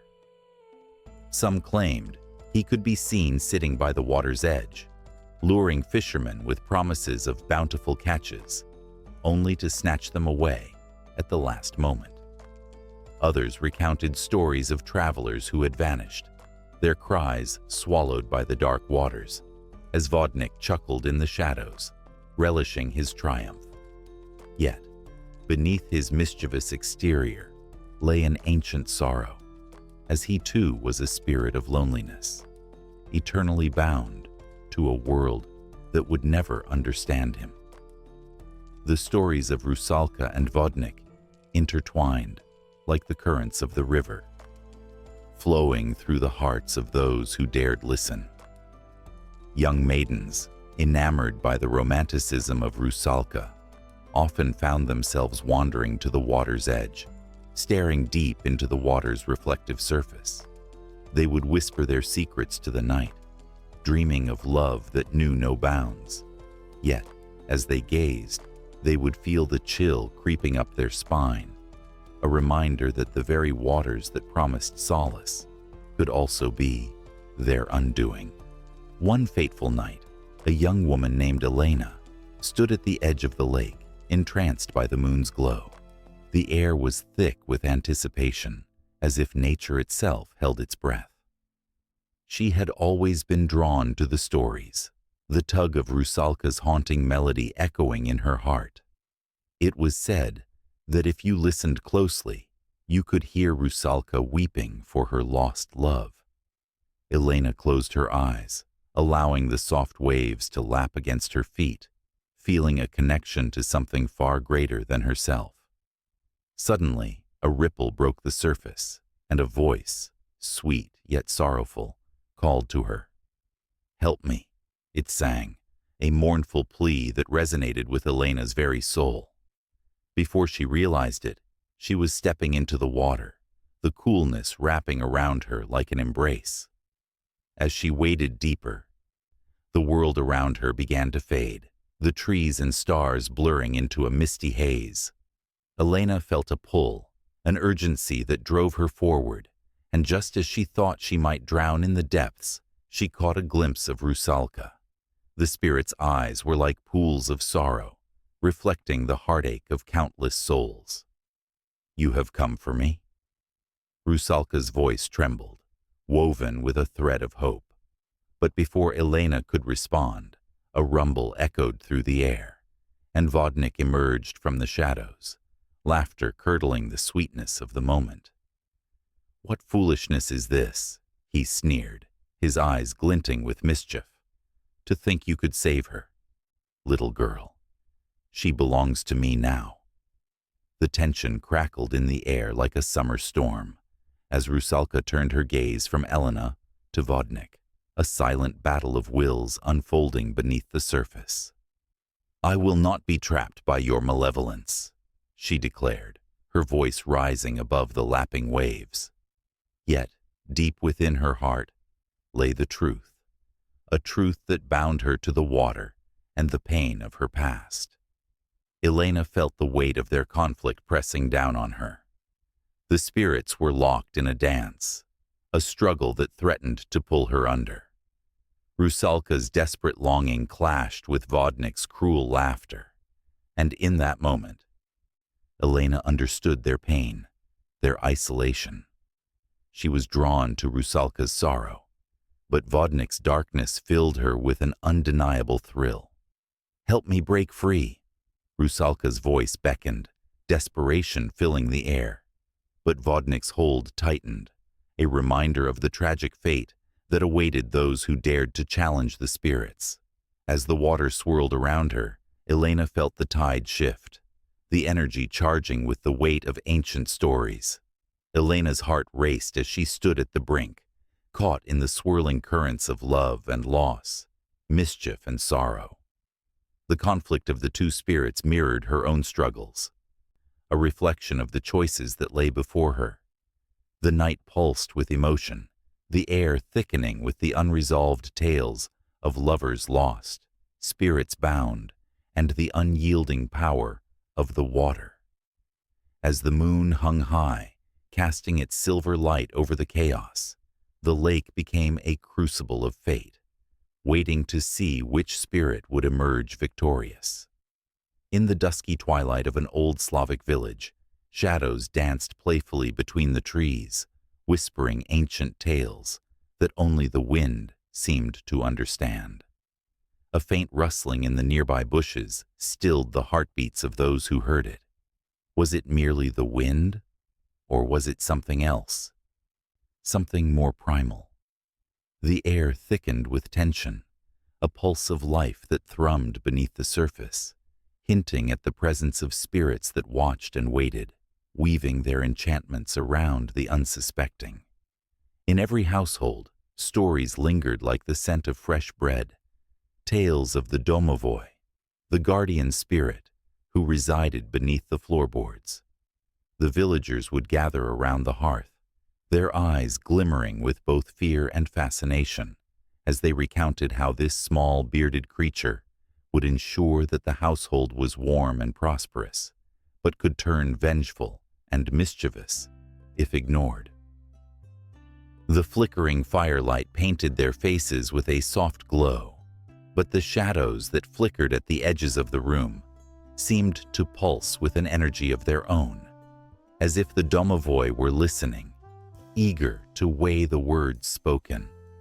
One evening, a young girl named Katya sat close to her babushka, her heart racing as her grandmother spun a tale. "Always leave a bit of your meal for the domovoi, dear. It keeps him happy," the old woman said, her voice low and gravelly. Katya's eyes widened, absorbing every word. The thought of a spirit dwelling in her tiny home filled her with both wonder and a tinge of dread. After all, What would happen if the domovoi grew angry? She imagined him lurking in the shadows, his eyes glinting like coals, seeking revenge for forgotten offerings. As the seasons changed, so did the stories. The air grew thick with the scent of fallen leaves, and the villagers spoke of the Leshy, the forest spirit who ruled the trees. His presence was a malign mix of charm and danger, a guardian who could either lead a lost traveler to safety or deeper into the wilderness. The Leshy was said to be a shapeshifter, able to take on the form of any creature within his domain, a deer, a wolf, or even a shadow among the trees. In the rustle of branches, the villagers heard whispers, warnings to tread carefully beneath his watchful gaze. One fateful evening, fate intertwined the lives of Katya and the Leshy. With her curiosity piqued, she strayed into the woods, leaving behind the familiar warmth of her home. The sunlight dimmed as she wandered deeper, and the once comforting sounds of her village faded, replaced by the eerie silence of the trees. Her heart raced, a syncopated rhythm of excitement and fear.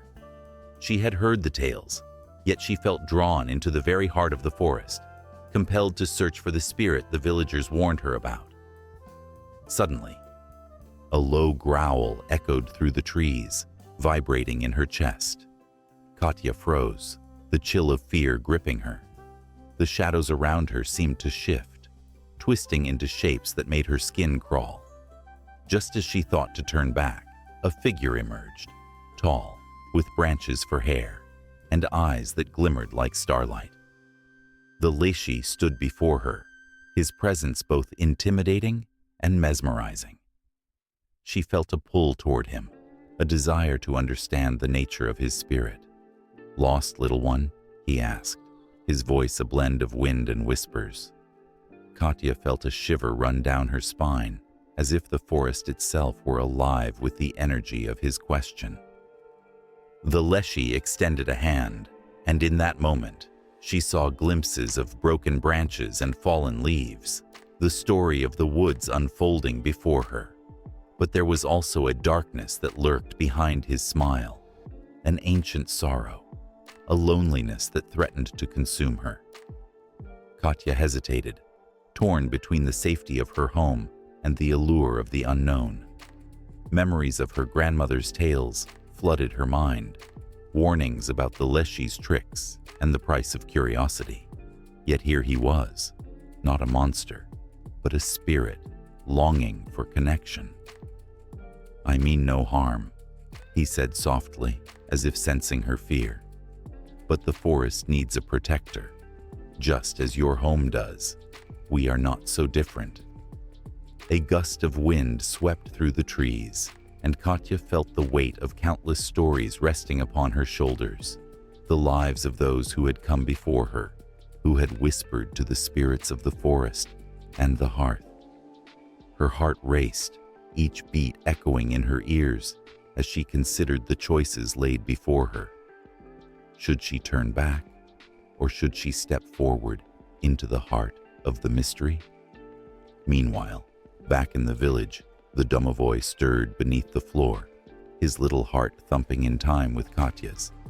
He sensed her absence, felt the shift in the air that spoke of danger. He had watched over her since she was a babe, ensuring her dreams were sweet and her laughter filled the air, even when the skies darkened. The thought of her wandering into the Leshy's domain ignited a fire of urgency within him. He would not let her face the forest spirit alone. As night fell, the village was cloaked in darkness, the only light emanating from flickering lanterns hanging outside the homes. The villagers whispered of the girl who had ventured into the woods, their voices a blend of worry and anticipation. They had heard tales of those who had crossed paths with the Leshy. Some returned, changed forever, while others were swallowed by the forest, their laughter replaced by echoes that lingered in the air like a haunting melody. In the depths of the woods, Katya stood before the Leshy, caught in a moment that felt suspended in time. She could feel the weight of her choices pressing down upon her, like the thick canopy of leaves above. Would she heed the warnings of her ancestors, or would she succumb to the spell woven by the forest spirit? The wind rustled through the branches, carrying with it the whispers of her family, the domovoy's sacred promise: home, warmth, safety. Yet the Leshy beckoned her deeper, into the mysteries that lay beyond the edge of the familiar. And in that moment, as the boundaries blurred between fear and fascination, Katya realized that the stories were never just tales to be told. They were living, breathing entities, capable of weaving together the fates of spirits and mortals alike. The night thickened around them, and the air crackled with a tension that promised change. The domovoy's heart raced beneath the floor, ready to rush into the night if needed, while the Leshy offered her a glimpse into the wild, enchanting world of the unknown. A world that had both the power to consume her and the ability to reveal truths she had never dared to imagine.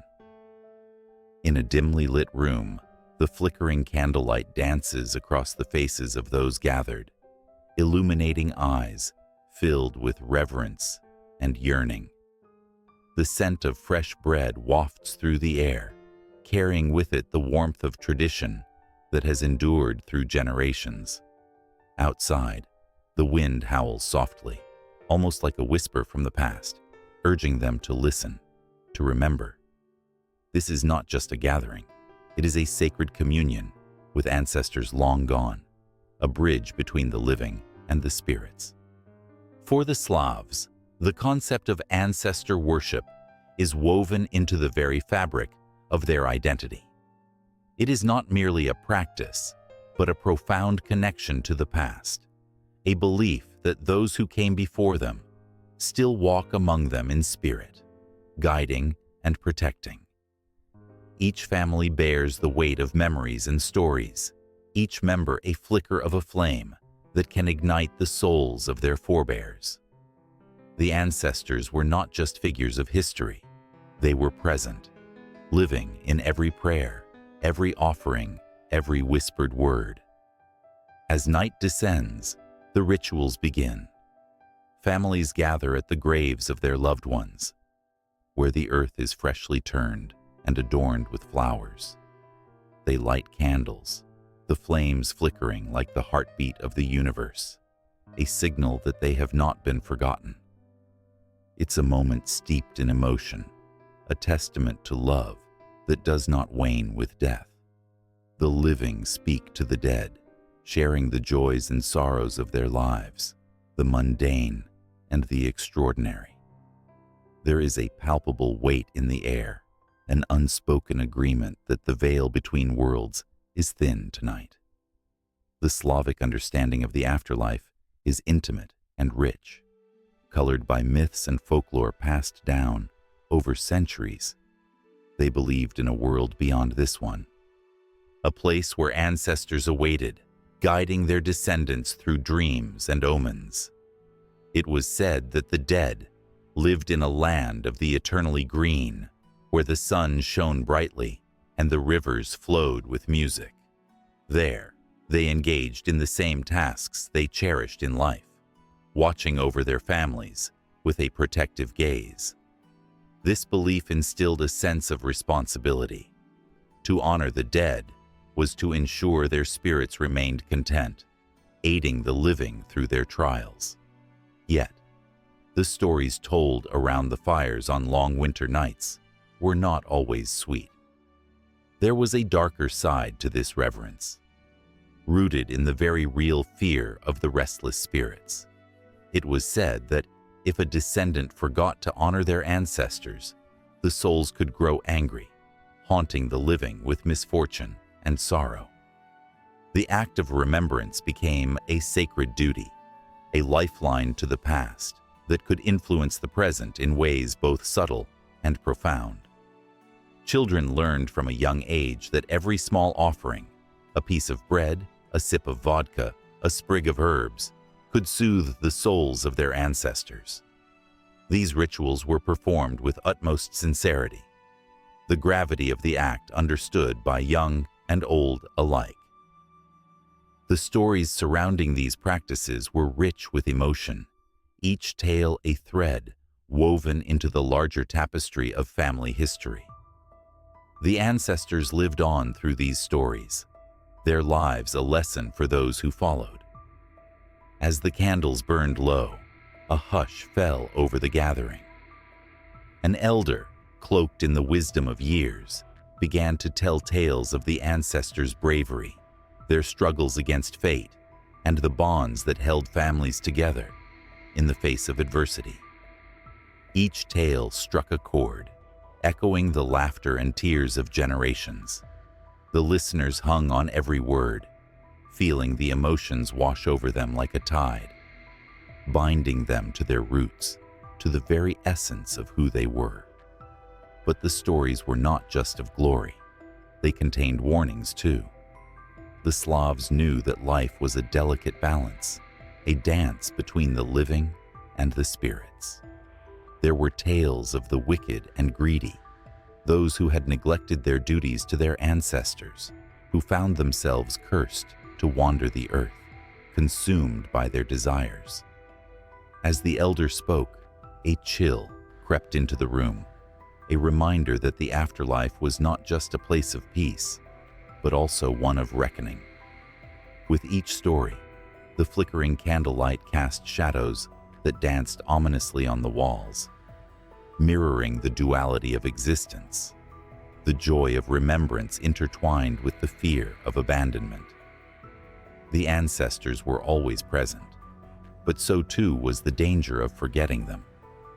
The tension in the room grew thick, charged with both love and apprehension. Then came the moment of silence, where the only sound was the soft rustle of leaves outside, an echo of the whispers from the other side. Each person closed their eyes, feeling the weight of the past settle over them, a comforting yet heavy shroud. They connected with the spirits who had shaped their lives, feeling their presence as if they were right there, in the very room with them. As the ritual reached its crescendo, the emotions surged, stories turned into chants, voices rising in unison, a powerful invocation that transcended time. The living and the dead shared a moment of unity, a bond that defied the boundaries of life. Tears streamed down faces hardened by grief and joy alike, as they collectively honored those who had walked before them. In that moment, the line between the living and the dead blurred. The ancestors were not just memories. They were a living force, breathing through the emotions of their descendants. They felt the love, the pride, the sorrow. They were there, witnessing the legacy of their lives carried on in each heartbeat. And just as the candles began to flicker one last time, threatening to extinguish, the room erupted into discussion, laughter, and plans for the future. The ancestors watched, knowing their influence would linger, shaping the dreams and aspirations of those still in the flesh. As the night wore on, the tension eased, transforming into a shared resolve, a promise to remember, to honor, and to keep the flame of the past alive. Outside, the wind whispered once more, a reminder that the cycle continues, that the ancestors will always be there, waiting for the call, eager to guide and protect as the living carry their legacy into the future.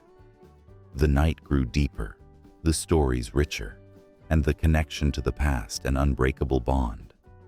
The sun dipped low on the horizon, casting a warm golden glow across a village that pulsed with life and laughter. In this moment, the air was thick with anticipation, buzzing with the electric energy of an event that had bound generations together. Children ran barefoot through the streets, their faces painted with vibrant colors, while the scent of spices and sweet treats wafted through the air, mingling with the distant sound of drums. Rituals and festivals had always been the heartbeat of this community, each celebration a thread woven into the fabric of its history. They were not merely events. They were the very essence of what it meant to be alive, to belong.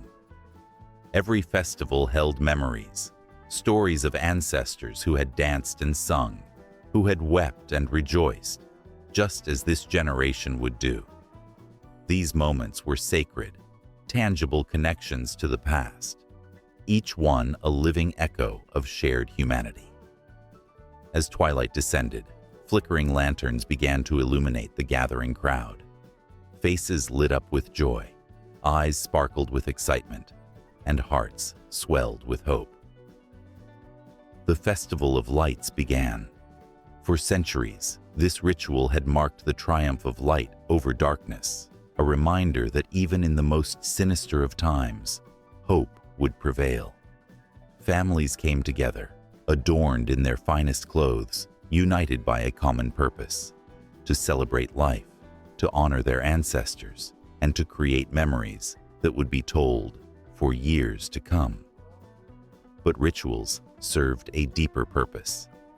They were a way to teach, to instill values and morals that shaped the community's identity. Take the ancient practice of storytelling around a fire. Elders would share tales of bravery, love, and sacrifice, their voices rising and falling like the flames. Children listened, wide-eyed and captivated, absorbing lessons that would guide them through life. In those stories lay the wisdom of centuries, and the lessons learned were etched into the very souls of each listener. As the night grew darker, the drums beat louder, calling the spirits of the ancestors to join in the celebration. An older woman stepped forward, wrapped in a vibrant shawl, her face lined with the wisdom of years. She began to dance, her movements fluid and graceful, a tribute to those who had come before her. The crowd fell silent, captivated by the raw emotion of the moment. Some felt tears prick at the corners of their eyes, touched by the reminder of their own loved ones who had passed, but whose spirits still lingered in the rhythm of life.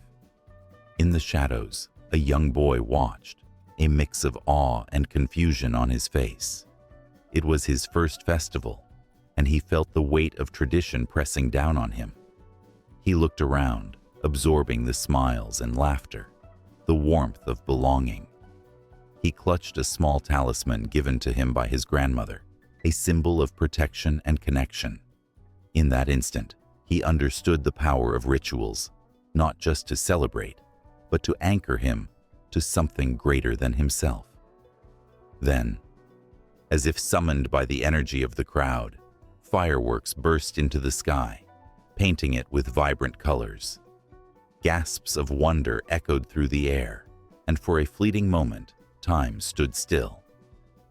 The village was illuminated, not just by the sparks in the sky, but by the joy in the hearts of those gathered. It was a reminder that life is fleeting, and the moments of connection, the celebrations, were all that truly mattered. But amid the joy, a shadow loomed. Voices rose in concern as whispers spread about the changing world beyond the village. The traditions that had held them together for so long were beginning to fade. The younger generation, entwined in modernity, started to drift away. The elders worried that the stories, the dances, and the very essence of their culture would be lost forever. They felt the pull of time, the silent urgency to pass on their knowledge before it vanished like smoke in the wind. The festival, once a beacon of unity, now became a battleground of emotions. The elders pushed to preserve their customs, while the youth, seeking their own paths, questioned the relevance of these traditions. Yet, amidst the tension, a flicker of hope remained. The young boy, now fully entranced by the festivities, approached the dancing elder. With courage swelling in his chest, he asked her to teach him the old dance. Her eyes sparkled with surprise and delight as she took his hand and led him into the swirling throng. In that moment, something shifted. The boy became a bridge between the past and the future, a testament to the idea that while traditions may evolve, their core purpose, connection, remembrance, and celebration, could remain unchanged. As the night wore on, laughter and music intertwined with the crackling of the bonfire. The villagers, once divided by uncertainty, began to weave together their lives, every laugh a stitch, every shared memory a knot. They realized that the rituals held the power to adapt, to grow, while still honoring the threads of the past. The boy, with each step he took, danced not just for himself, but for everyone who had come before him, and for those who would come after. The festival became not just a celebration of the present, but a pledge to carry their culture forward. In this dance of life, they were reminded of their roots, their stories, and the bonds that tied them together. As the last of the fireworks faded into the night sky, a renewed sense of purpose filled the air. The stories of old would live on, not as relics of a forgotten time, but as vibrant truths that continued to shape the lives of those who dared to remember and celebrate. The importance of rituals and festivals lay not just in their historic roots, but in their ability to breathe life into the human experience, to create a legacy that stretched across generations, binding them all in an eternal embrace of love, laughter, and remembrance. And as the night lingered on, the promise of the dawn awaited, ready to usher in the next chapter of their ever-evolving story. In the dim light of an ancient forest, where shadows danced like whispers, the air crackled with the electric tension of untold stories. A figure moved gracefully, her silhouette framed by the silver of the moon. This was no ordinary woman. She was a reflection of the powerful spirit that coursed through the veins of the Slavic lands. With each step, she embodied the rich tapestry of myth and legend, where women were not merely passive figures, but fierce architects of fate. From the very beginning, the Slavic pantheon was populated with formidable female entities. Take Koschei, the Mother Earth, who reigned as the goddess of fertility and fate. She spun the threads of life, weaving destinies with hands that were both nurturing and unyielding. Farmers would pray to her, imploring her for bountiful harvests, yet they knew her temper could be as fierce as a summer storm. Stories of her exploits were shared around fires, the dancing flames casting flickering light on the faces of those gathered, their eyes wide with awe. In every village, tales of women who could commune with the spirits of nature circulated like wildfire. The Rusalki, beautiful water nymphs, lured men to their doom with haunting songs. Their laughter echoed through the rivers, a melody both enchanting and chilling. Yet beneath their allure lay a deeper truth. They were the spirits of women wronged, refusing to fade into oblivion. They became symbols of defiance and reclamation, as their stories wove into the very fabric of Slavic mythology. Men who underestimated their power often found themselves ensnared, lost in the depths of the waters, never to return. Among the whispering trees, tales of Baba Yaga fluttered through the air like leaves caught in a gust. A figure both feared and revered, she roamed the forest in her hut that stood on chicken legs, a wild embodiment of the unpredictable nature of women. With her sharp wit and sharper claws, she wielded wisdom that could both curse and bless. Villagers would approach her with trepidation, knowing that to earn her favor meant facing trials of courage, wit, and heart. Time and again, Women would seek her counsel, becoming apprentices under her fierce tutelage. These were not mere stories. They were lessons steeped in the understanding that femininity encompassed strength, cunning, and resilience. In the world of Slavic myth, women were not only mothers, they were warriors. The shield maidens, like the legendary Vasilisa, stepped beyond the confines of domestic expectations. Vasilisa, who wielded a sword forged in the fires of her ancestors, carved a path through the heart of darkness. Her adventures were steeped in danger, each victory lighting a spark of hope in the hearts of those who heard her tale. They knew that the strength of a woman could topple empires, and her spirit could ignite revolutions. The stories of these women were not just echoes of the past, but blueprints for the future. As the night deepened, the fire crackled, and the stories became more intense. Shadows loomed larger, and the atmosphere thickened with anticipation. The heroines of Slavic tales taught their lessons through trials that mirrored the complexities of life.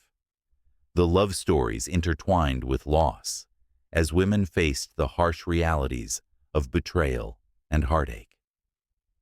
Lyudmila's tale of unyielding love for her warrior husband weaved through the fabric of the night, a reminder that love could be both a sanctuary and a battlefield.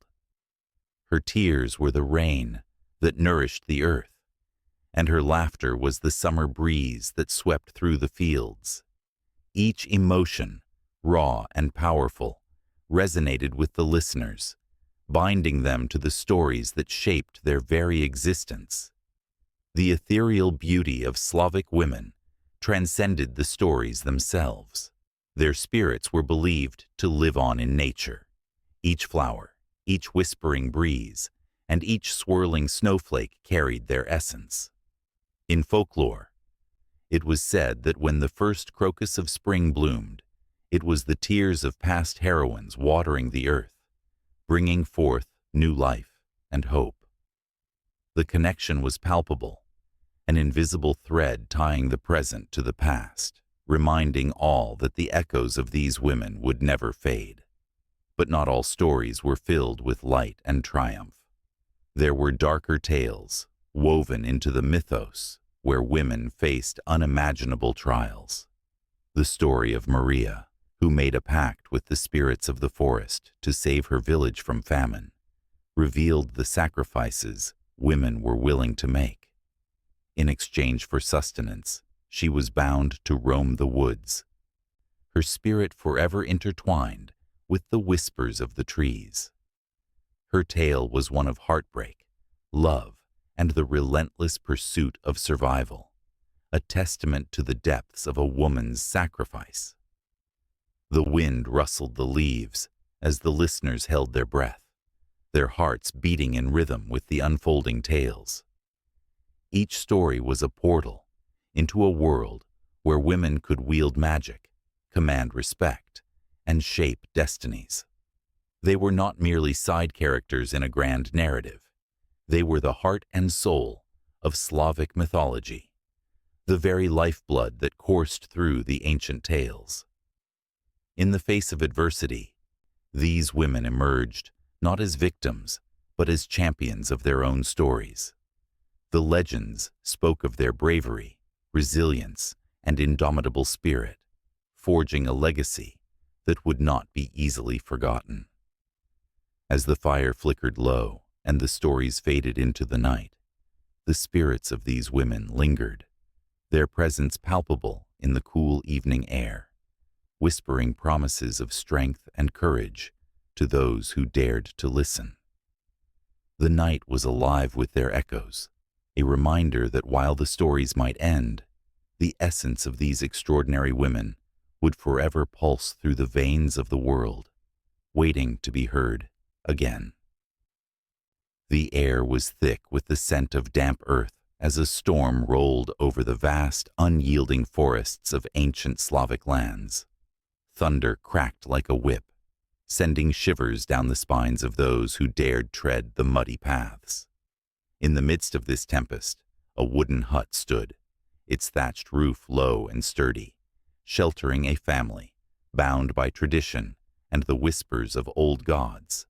Outside, the wild winds howled, carrying stories of Perun, the thunder god, and Mokosh, the earth mother. Yet, as lightning illuminated the sky, hints of something new began to weave into their lives, like light breaking through the shadows. The Slavic pantheon had ruled the hearts and minds of the people for centuries. Their gods danced in the flames of nightly bonfires, their stories passed down like sacred heirlooms. But with the arrival of Christianity, the landscape began to shift.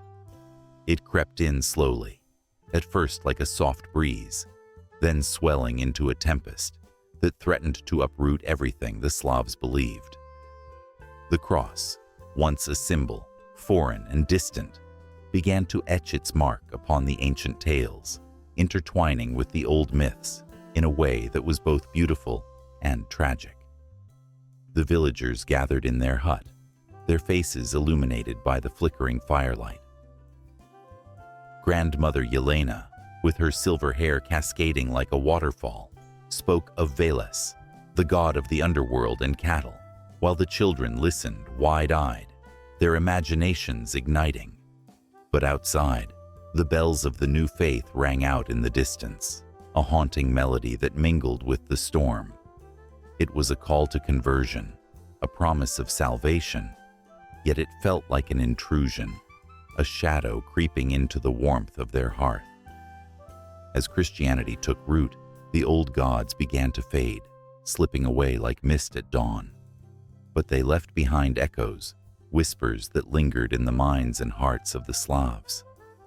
The stories of saints, like Saint Nicholas, took on the colors of the old tales.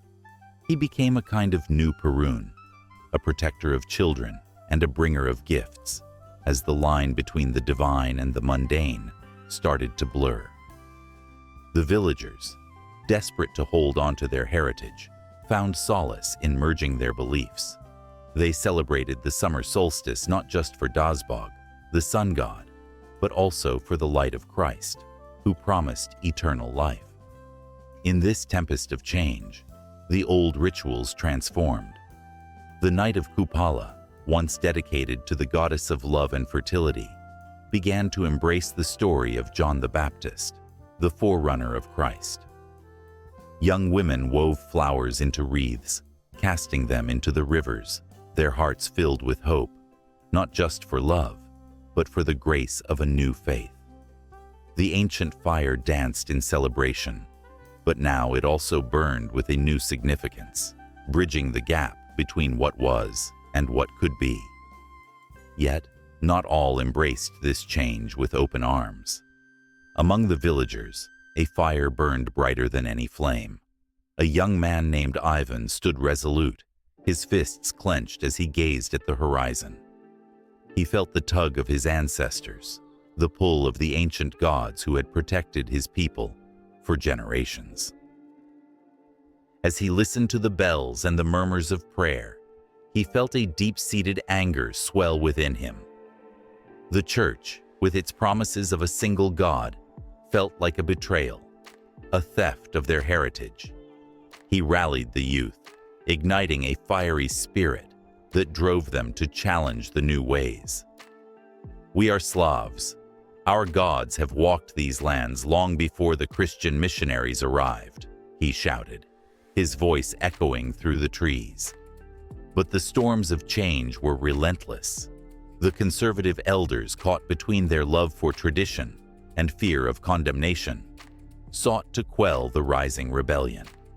They whispered of the wrath of God, of eternal damnation. They spoke of the demons that would haunt those who strayed from the path. Yet, even as fear gripped their hearts, a flicker of defiance burned in their eyes. The villagers began to see how their old beliefs could coexist with the new. They found ways to honor their gods while embracing the teachings of Christ, weaving together a tapestry that honored both their past and their present. as autumn leaves fell like blessings from the trees. The first snow began to blanket the earth. The community gathered once more, this time for a celebration that reflected both their heritage and the new faith.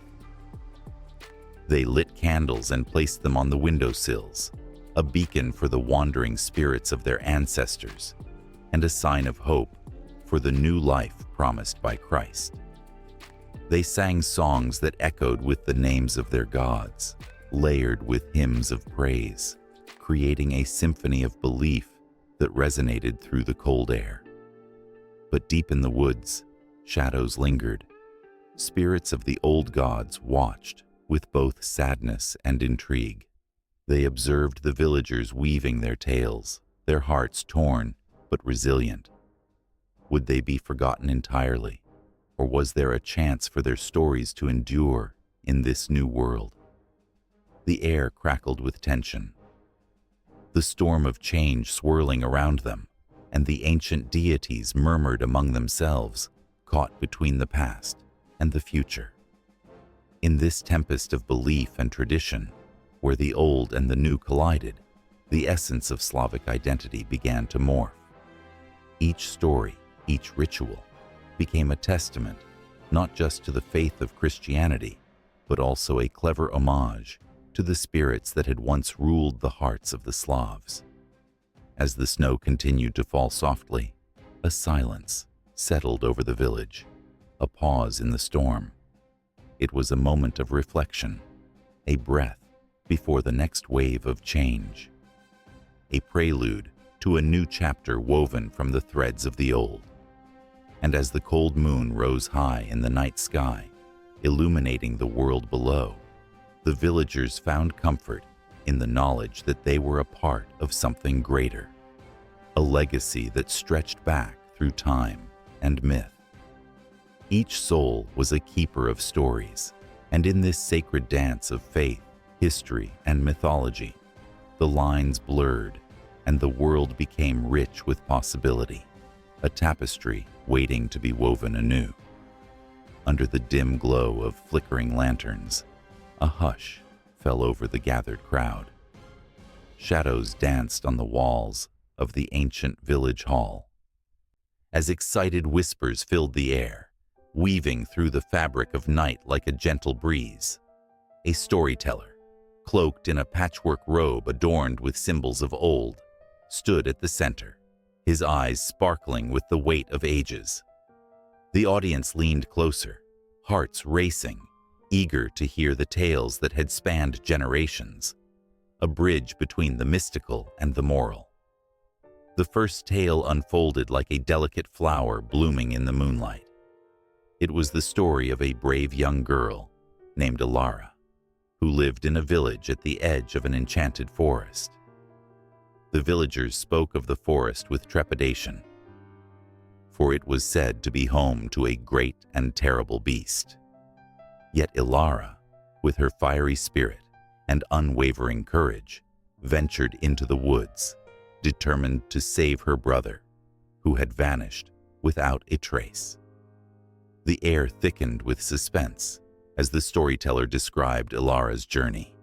The trees whispered secrets, shadows swirled around her, and the haunting call of the beast echoed through the night. It was a tale of bravery, of facing one's fears head-on. As the tale reached its climax, hearts raced in unison with Ilara's. She confronted the beast, not with weapons, but with compassion, understanding its sorrow and the reason for its wrath. In that moment of connection, the tension broke like a fraying rope, and the beast transformed before her eyes, a lost soul yearning for love and acceptance. The crowd gasped, emotions swirling like the leaves in the wind, as they realized the morale woven into the fabric of Ilara's tale. Sometimes, the fiercest beasts hide the softest hearts. Another story followed, this one steeped in darkness and despair. It spoke of a wise old man named Iqbal, who wandered from village to village, sharing tales of lost treasures and forgotten wisdom. But Iqbal's heart, bore the weight of a tragic secret. He had once chosen greed over kindness, leading to the ruin of his family. Each village he visited became a canvas for his sorrow, as he recounted his loss through vivid tales of caution. The listeners, enraptured, felt the chill of regret wrap around them like a mist. Iqbal's stories were filled with rich imagery of golden coins that gleamed like sunlit dreams, only to turn to dust in the hands of those who sought them blindly.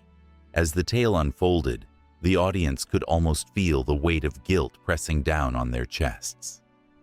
Tears welled in some, as they recognized parts of themselves in Iqbal's choices. The air crackled with tension as the old man's life became a stark reminder of the moral that greed could blind even the kindest of hearts.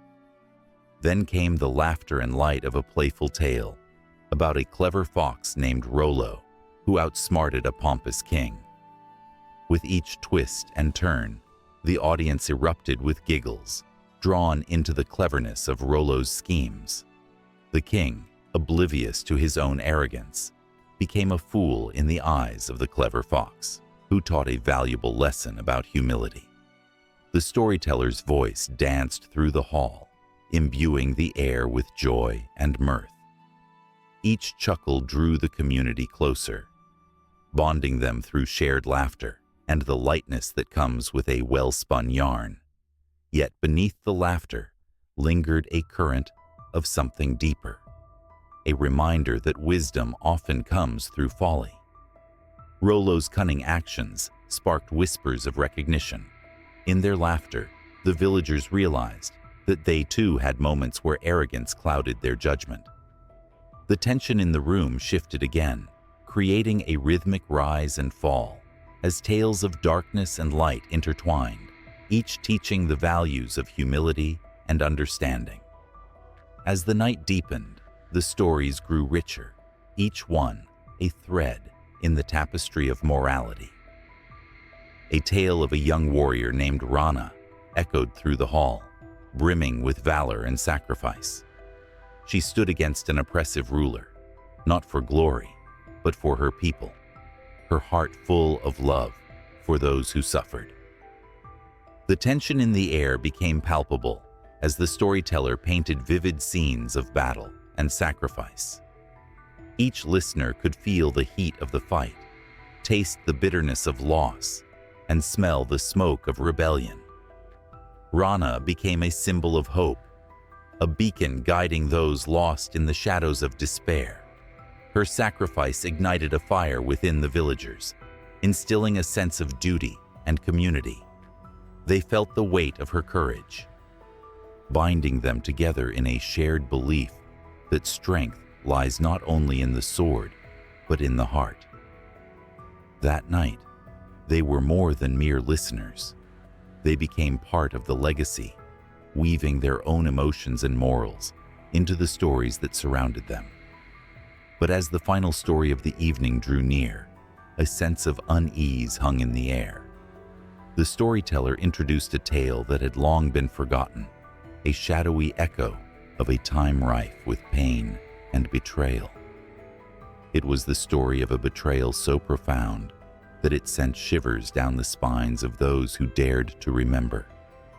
It spoke of a once honorable knight, consumed by vengeance, whose quest for retribution led to ruin.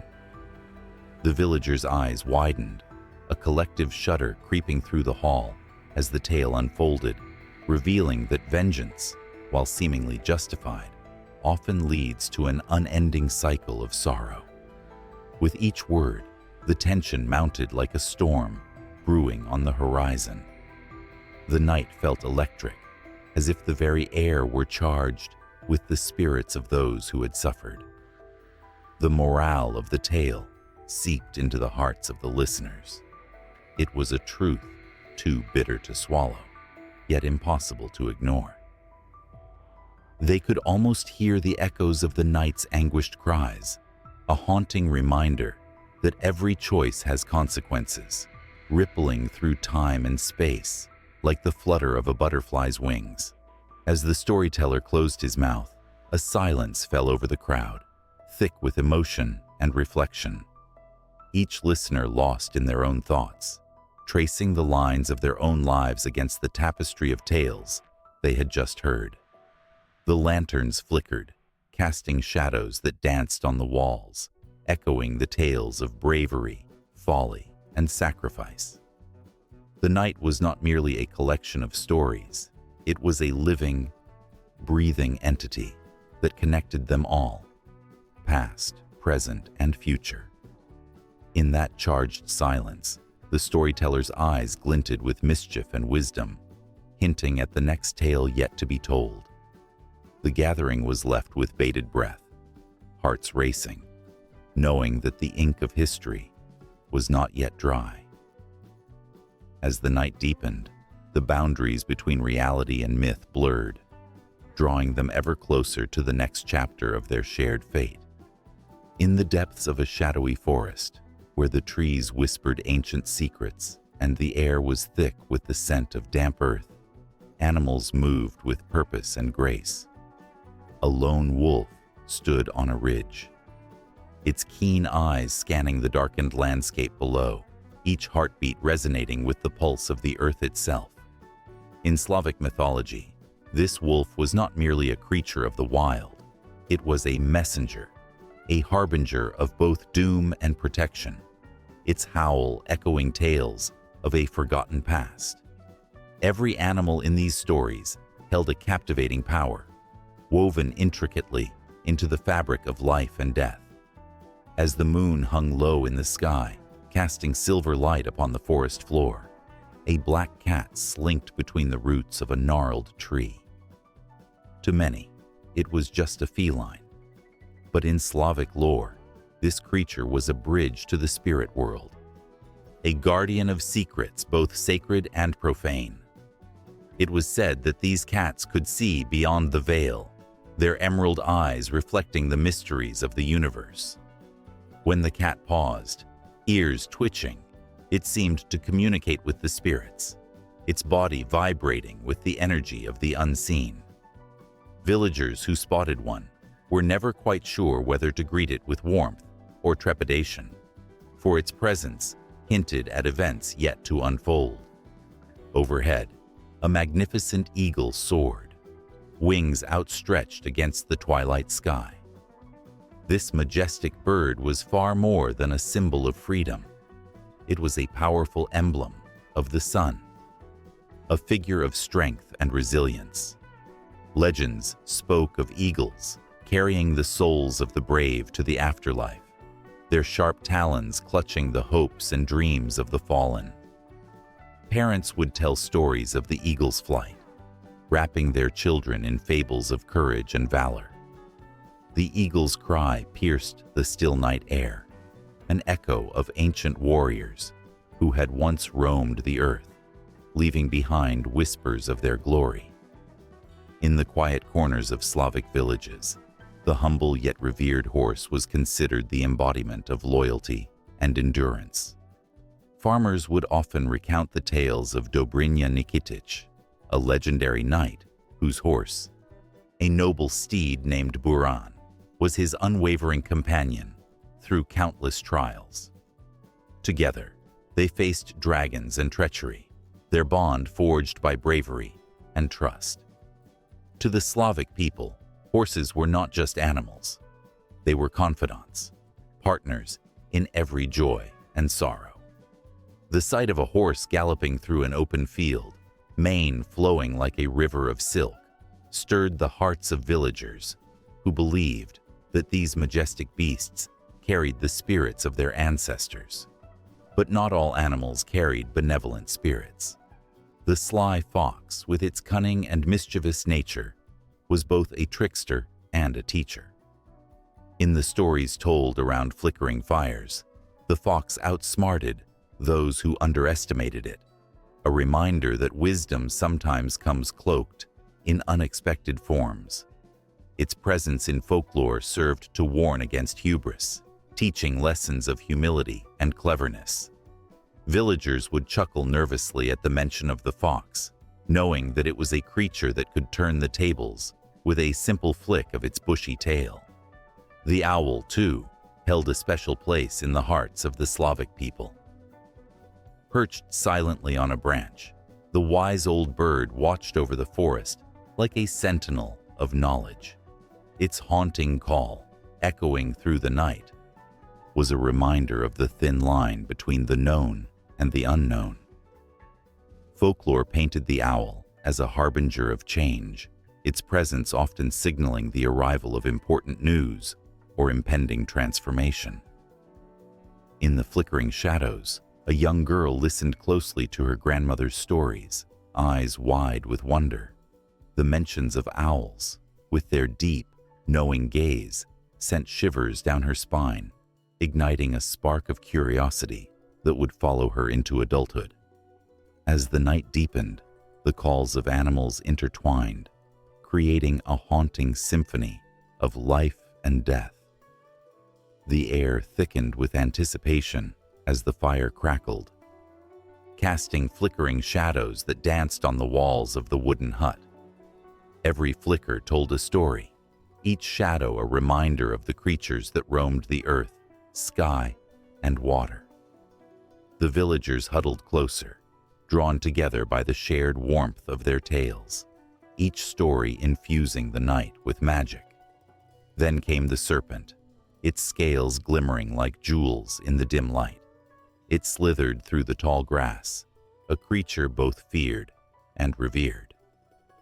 In Slavic mythology, the serpent symbolized rebirth, transformation, and the cycles of nature. The stories told of great heroes who faced the serpent in battles that shook the very foundations of the earth. Yet, as frightening as it was, the serpent also represented wisdom, the keeper of Earth's ancient knowledge. Villagers spoke in hushed tones of the serpent's power, a reminder that one must tread carefully when dealing with forces beyond understanding.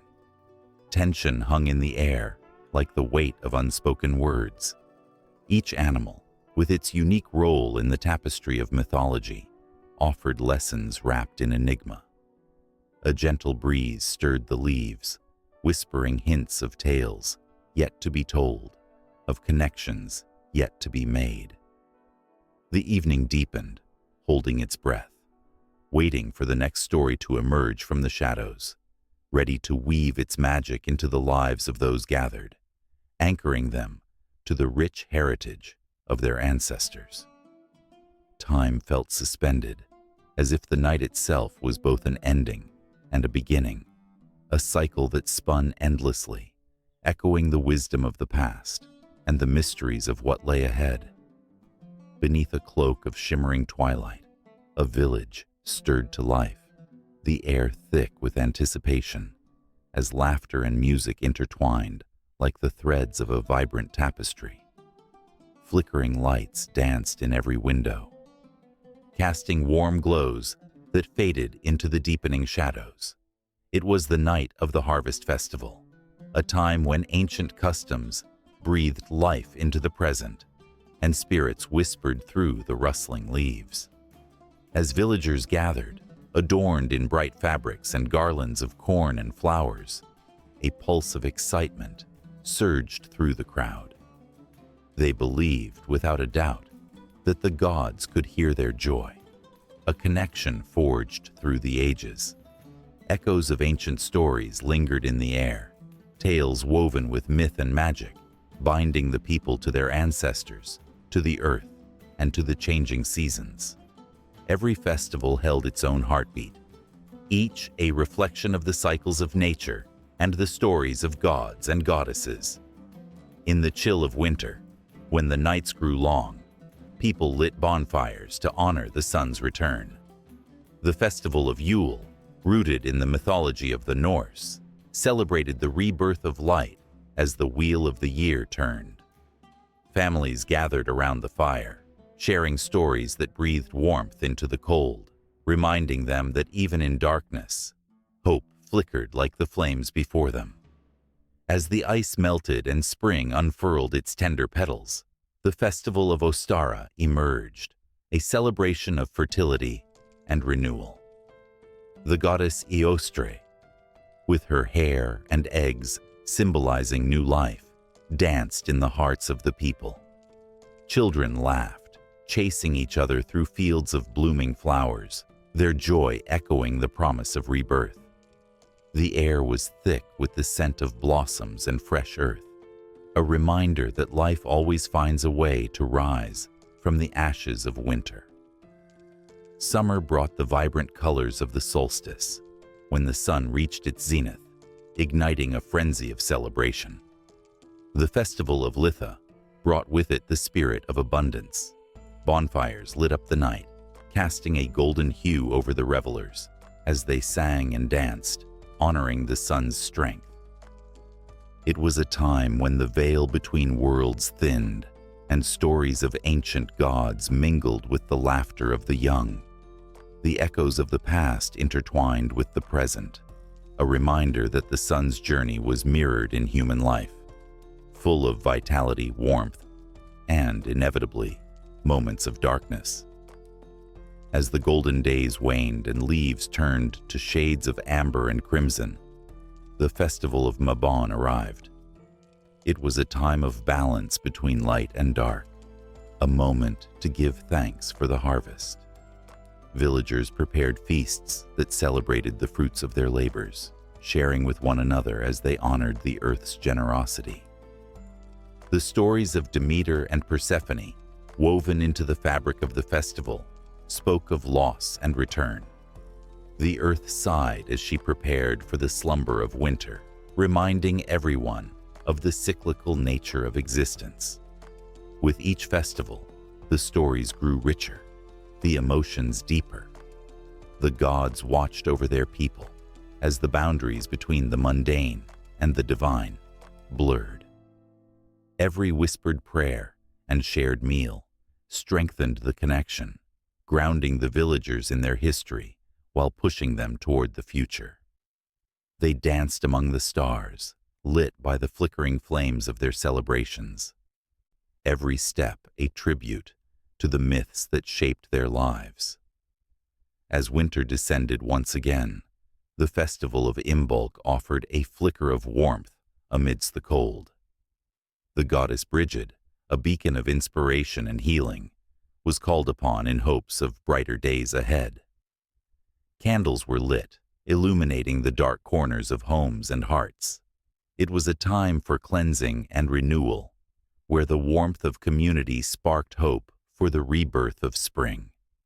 The rituals entwined with stories of old, where fire and water danced together, symbolizing the transformative power of the goddess. The fabric of seasonal festivals was woven with threads of myth, each one echoing the heartbeat of the earth and the souls that walked upon it. They were not merely celebrations.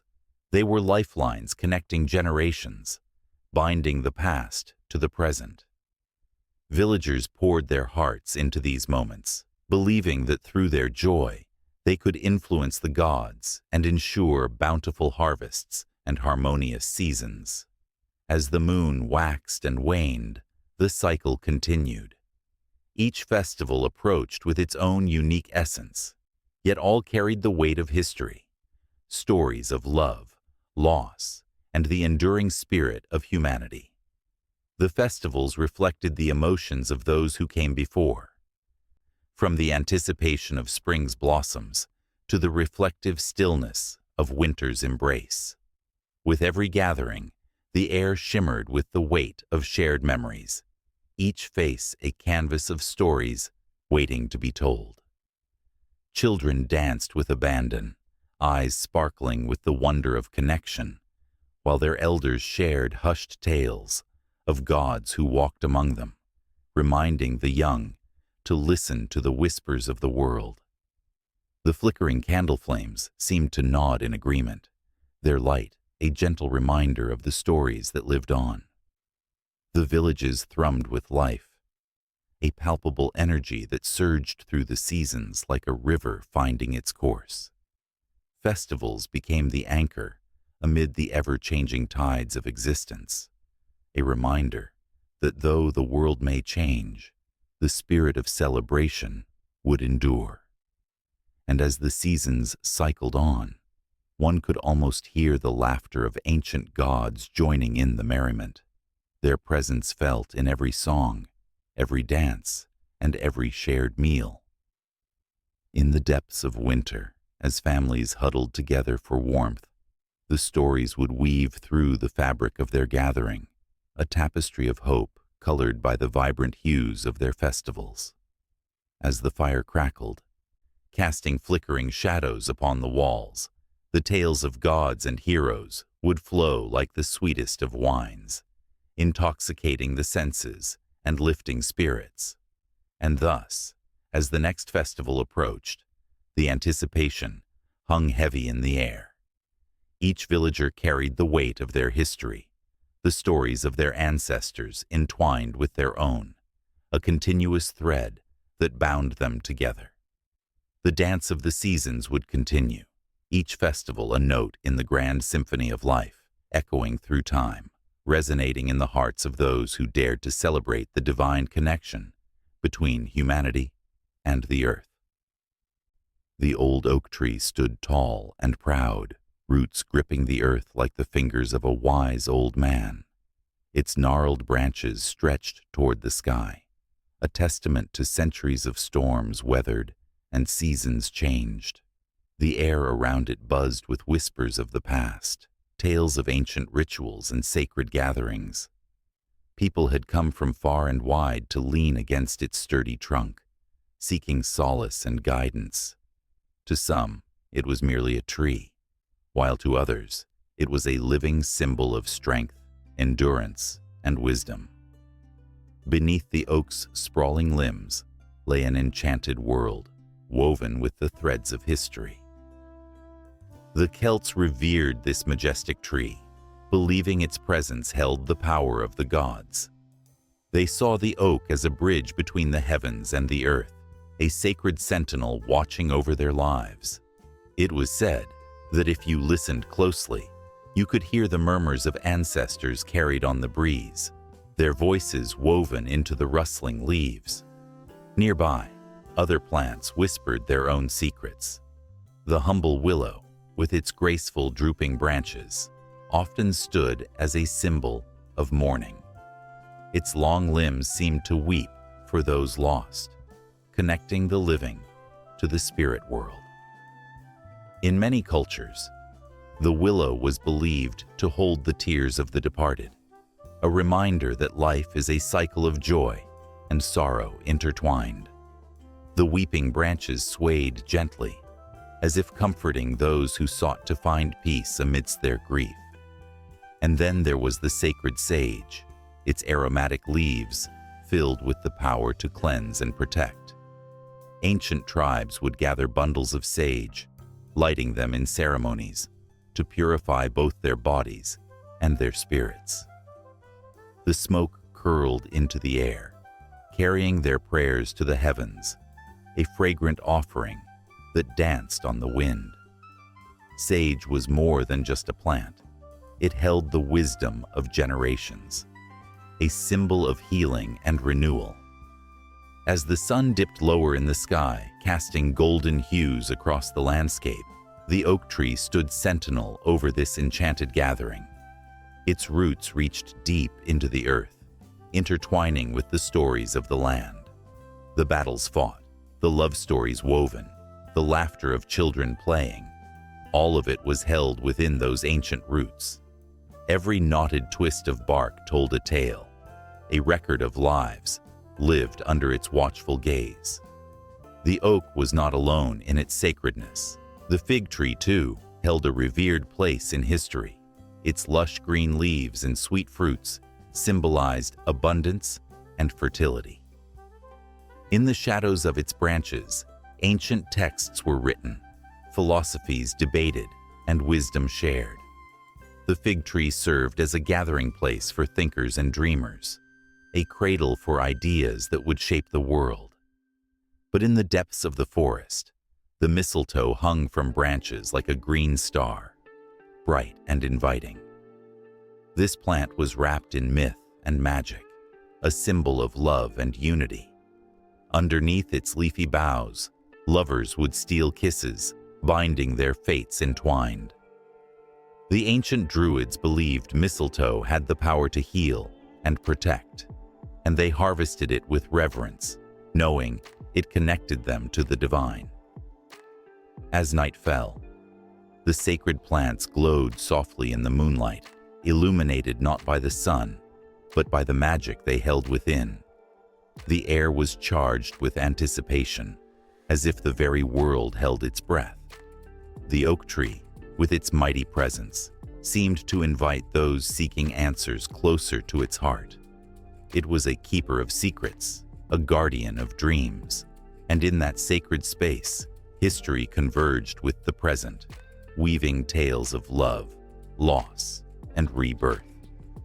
The old oak watched as people came together, drawn by the power of the earth and the plants that thrived upon it. They gathered around the base of the tree, sharing stories of their ancestors, families, and hopes for the future. Each person brought their own energy, creating a tapestry of emotion that swirled around them like the autumn leaves, dancing in a gentle breeze. As they spoke, the willow shifted, its branches catching the moonlight, casting soft, dancing shadows on the ground. Laughter mixed with tears, and the profound sense of connection filled the air. Each word spoken was a prayer, an invocation of the spirits who had walked before them.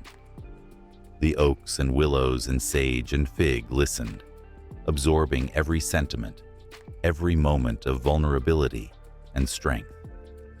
In that gathering, hearts beat as one, and the weight of the world seemed to lift, if only for a moment. The sacred plants, symbols of life, death, and rebirth, held them together.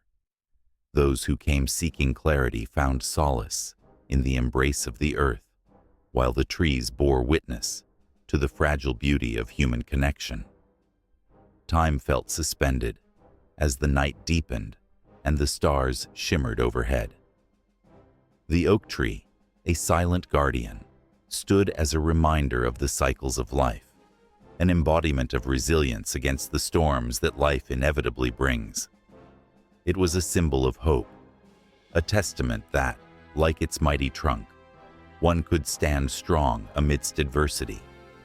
Roots intertwined with the stories of those who came before. And as the gathering began to disperse, leaving behind the echoes of laughter and whispers of love, the oak stood resolute, a silent promise that this sacred space would remain. The plants around it would continue to thrive, carrying the essence of each soul that passed beneath them. And the stories they shared would be etched into the very fabric of the earth, waiting to be told again as the world spun on, a seamless tapestry of life weaving onward into the unknown.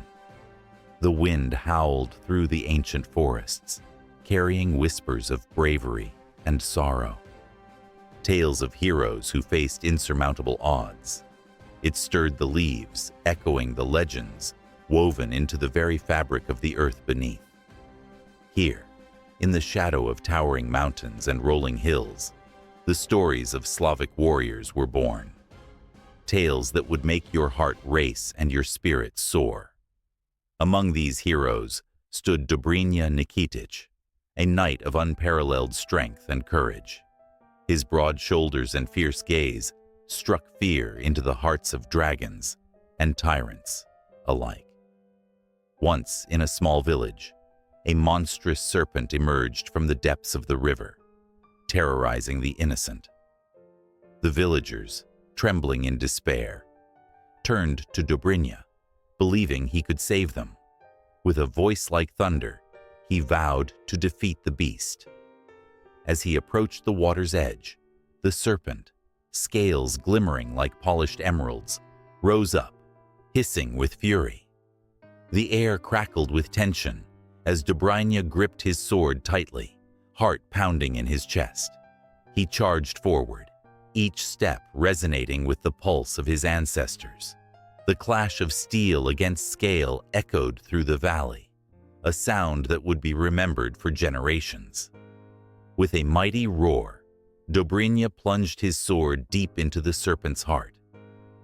A strike that would be sung about around warm fires long after he was gone. But bravery is not always about the sword. The tales of Princess Olga of Kiev remind us of the power of cunning and resilience. A widow after her husband was brutally murdered, she could have chosen the path of grief, allowing the pain to consume her. Instead, she became a force of nature. Olga devised a plan to take revenge on those who wronged her. Under the cloak of night, she invited the murderers to a feast, offering them hospitality.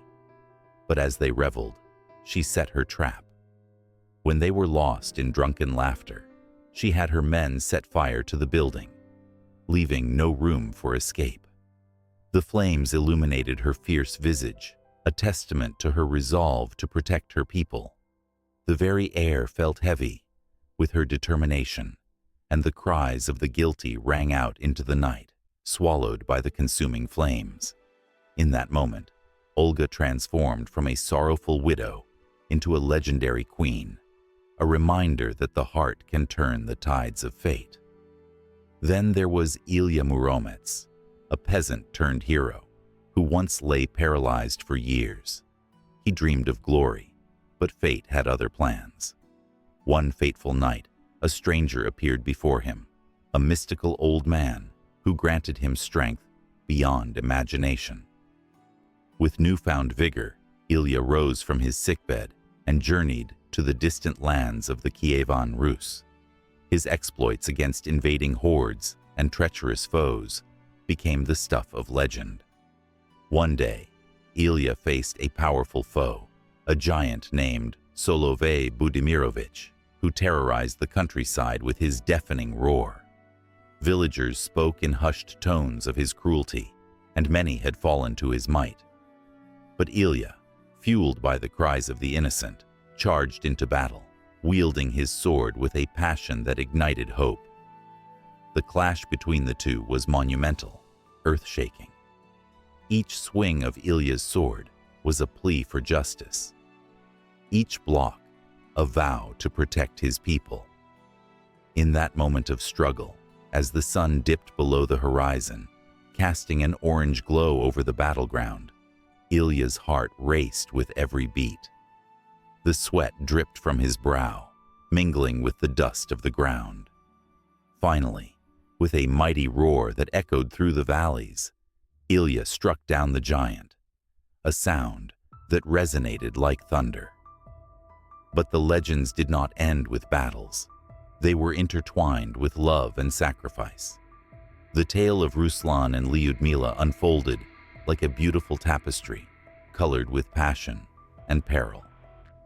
Ruslan, a brave knight, embarked on a quest to rescue his beloved Lyudmila from the clutches of the dark sorcerer Chernomor. His journey was fraught with dangers. Monsters lurked in the shadows, and magic twisted the very paths he walked. With every step, Ruslan's heart ached with longing, the memory of Lyudmila's laughter guiding him through the darkest forests. He battled fierce creatures, each victory bringing him closer to her, yet each moment filled with the gnawing fear of loss. The day he finally broke into Chernomor's fortress felt electric. The air crackled as the lovers reunited, their embrace igniting sparks that chased away the darkness. But Chernomor would not easily relinquish his prize. A final battle raged between light and darkness, love and despair. Ruslan, his eyes fierce and unwavering, fought not just for a princess, but for the very essence of hope. As his sword clashed with the sorcerer's dark magic, the outcome hung in the balance, a fragile thread in a grand tapestry of fate. And through it all, the stories continued to be told around the flickering flames of fire pits, voices rising and falling with the rhythm of the night. Each tale, each hero, was a thread in the fabric of a culture rich with emotion and history. The bravery of these heroes transcended time, their spirits woven into the very soul of the land, fueling the dreams of those who listened. In the quiet moments, under starry skies, listeners felt the weight of sorrow and the thrill of bravery. Their hearts beat in sync with the legends, an unbreakable connection to the past that stirred their own spirits. Each tale hung in the air like a melody, a lingering note that would not fade, begging to be carried into the next story, the next adventure, the next heartbeat of bravery, echoing through the ages. Under the vast, star-studded sky, where the Milky Way spilled its secrets like a shimmering waterfall, the Slavic people gazed upward with a mix of reverence and wonder. Their world was painted with legends, stories stitched together by the constellations that twinkled above them, like ancient eyes watching over a restless planet. In those quiet moments, beneath the whispering winds and rustling leaves, the celestial bodies became more than mere dots of light. They transformed into gods and spirits, carrying the weight of both the universe and the human soul. In the distant past, they believed the stars were the remnants of the great battles fought between celestial beings. The warrior god Perun, with his thunderous roar, was not just a protector. He was a force of nature, an unstoppable storm, clashing against the dark, chaotic energies represented by Veles, the god of the underworld and cattle. The stories told around crackling fires painted vivid scenes of these battles, where thunder and lightning danced in the sky, revealing the fierce struggle between order and chaos. As night fell and the air grew thick with anticipation, the Slavs would gather, their hearts racing with excitement. They would trace the lines of the constellations with their fingers, linking stars to form the stories of their ancestors. The constellation known as the Bear became a powerful symbol of strength and protection, while the shimmering Pleiades represented the lost souls of their kin, lighting the way for the living. It was in these moments that myth and astronomy entwined, merging the earthly with the divine, creating a tapestry that bound their lives to the heavens. The sky was a book for the Slavic people, each star a word, each constellation a chapter. They saw the moon as a guardian, a feminine presence known as the goddess Luna, who cradled their dreams and fears in silvery light. Her phases mirrored the cycles of life itself: birth, growth, death, and rebirth, echoing the rhythms of nature that surrounded them. The waxing moon was a time for planting and new beginnings, while the waning moon whispered of endings, the quiet acceptance of what must be let go. As seasons changed, so too did the stories told beneath the stars.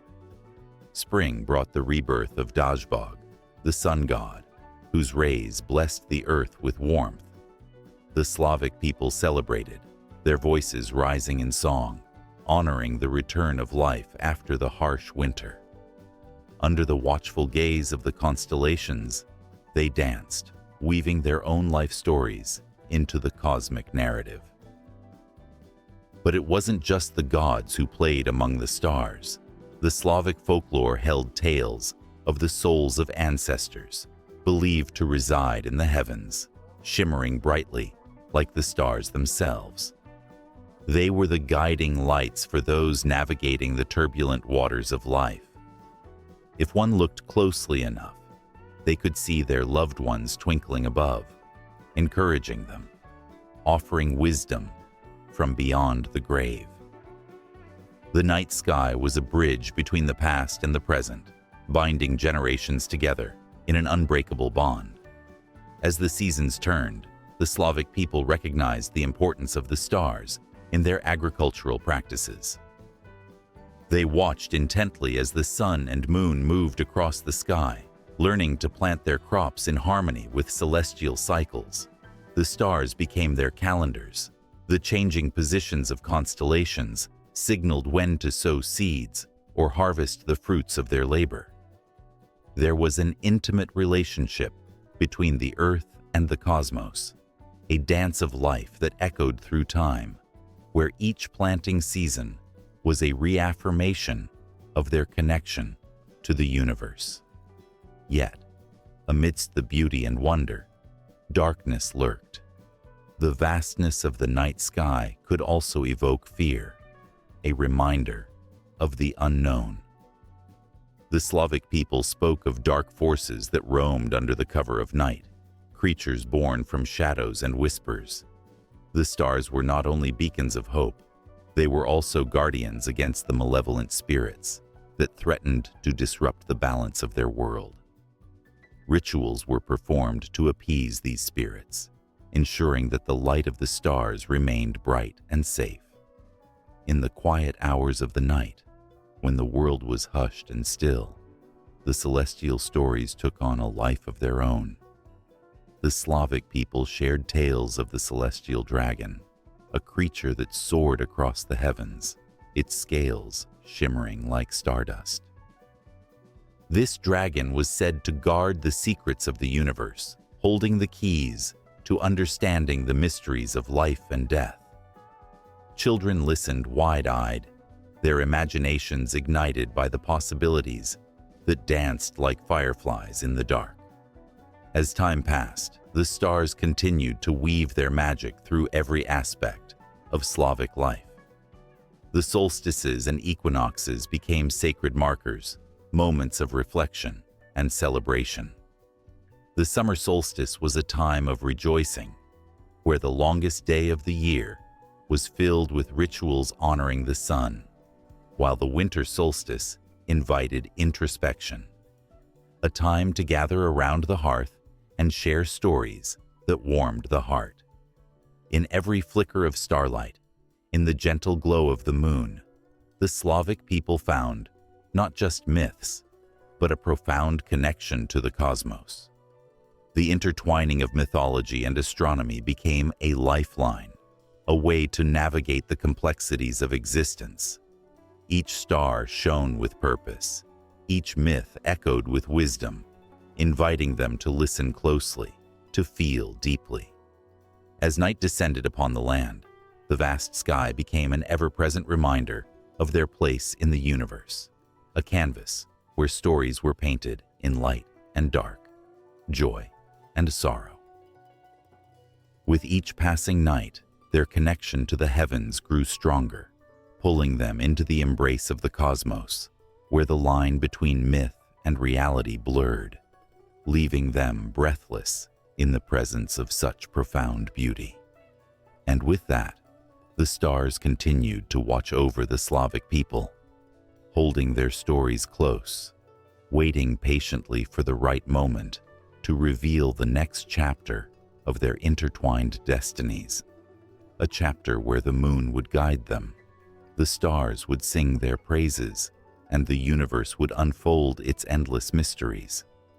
In the flickering candlelight of an ancient village, shadows danced on the stone walls, whispering tales of great beasts that roamed the earth long before time became a measure of days and nights. The villagers, with their hearts pounding, gathered around a fire, eyes wide with wonder and fear, as the storyteller wove a tapestry of myth and reality. A chill ran through the air as he spoke of dragons, creatures of fire and flight, their scales glistening like polished gems under the sun. They were not merely beasts, they were embodiments of nature's fury and majesty, capable of turning the skies dark with their massive wings and breathing flames that could melt stone. In ancient cultures, dragons were revered and feared, often depicted as guardians of treasures hidden deep within mountains or as harbingers of doom. The legends of the East told of the Lung, a benevolent dragon, coiling through the clouds, bringing rain and fertility to the land. Contrastingly, in the West, dragons were often seen as fierce adversaries, hoarding gold and demanding sacrifices, echoing the primal fear within humanity of the unknown. Tales of St. George slaying a dragon to save a kingdom ignited a spark of hope.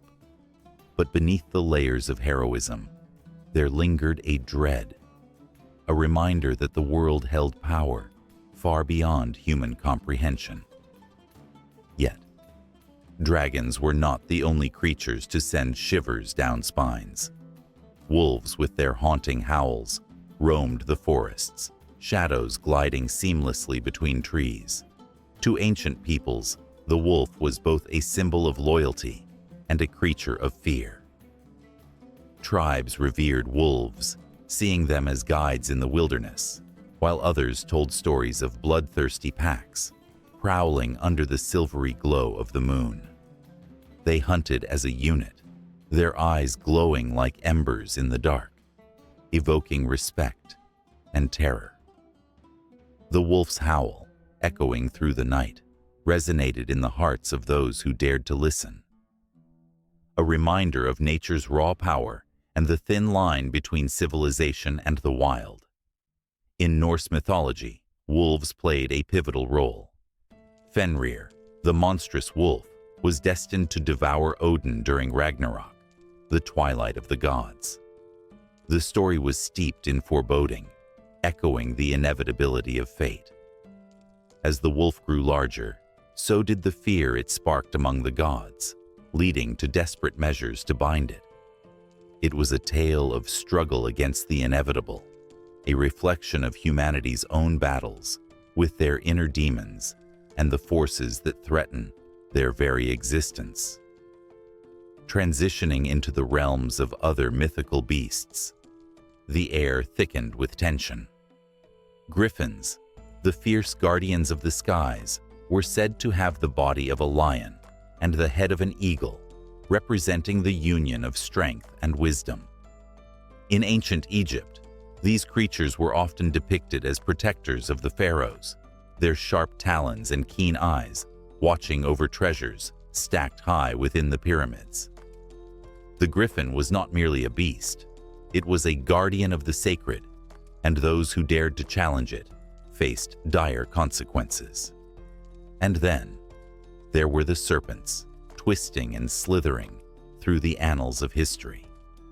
The ancient Greeks spoke of the Hydra, a creature with many heads, each severed, one replaced by two more. The fight against the Hydra was not just a test of strength, but a lesson in resilience. Heroes like Heracles battled such monsters, and behind every tale lay an underlying truth. The battles we face often multiply, and overcoming one challenge can lead us to confront even greater fears. Beneath the surface of these stories lay echoes of human emotion, the universal struggles against adversity, fear, and the unknown. Each creature, each legend, was a reflection of humanity's deepest fears and aspirations. The dragons breathed fire, not merely to scorch the earth, but to symbolize the anger and passion within us all. The wolves howled, not just to communicate, but to remind us of the pack mentality, the bonds of loyalty and betrayal that run through human relationships. As the village storyteller's voice crescendoed, the listeners leaned forward, captivated. He spoke of the chimera, a beast with the body of a lion, the head of a goat, and a serpent for a tail. This creature represented chaos, the mishmash of desires and fears we all wrestle with each day. Its fire-breathing attacks were a metaphor for the inner battles that consume us, the moments when we feel torn apart by conflicting emotions and desires. In the depths of the forest, a shadow moved. Was it a creature of legend, or merely a trick of the light? The villagers held their breath, hearts racing as they imagined the possibilities. The air crackled with anticipation, a sense of peril that pulled them closer to the edge of their seats. Every rustle in the underbrush ignited their curiosity and fear, hinting at the wonders and horrors that lay just beyond the flickering firelight. As the storyteller spoke, the lines between myth and reality blurred. Tales of long-lost civilizations painted vivid pictures of ancient rituals where people prayed to these mythical beings, seeking their favor and protection. Temples dedicated to dragons were found in the ruins of forgotten cities, their walls adorned with carvings that spoke of battles fought with these mighty beings. Each carving was a testament to human ingenuity and fear, a reminder of the lengths to which humanity would go to appease the forces they thought were beyond their control. The fire crackled and popped, sending sparks into the night sky, echoing the hearts of the villagers who sat spellbound. The air thickened with emotions, a blend of fear, hope, and a longing for connection. The tales were more than mere stories. They were a lifeline to something greater, a bridge between the past and the present, connecting generations through shared fears and aspirations. As the flames flickered, casting eerie shadows on the walls, the storyteller's voice softened, teasing the audience with whispers of even greater beasts, yet to be revealed. The tension hung in the air, electrifying, as the villagers leaned closer, their imaginations racing ahead to what could come next, the promise of more thrilling tales just on the horizon. The night was young, and the legends had only just begun to surface. The wind howled through the darkened woods, whispering secrets only the trees could understand.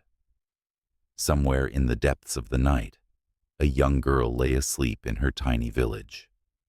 Moonlight filtered through her window, casting silver shadows across her bed, and as her eyelids fluttered, the border between the waking world and the realm of dreams began to blur.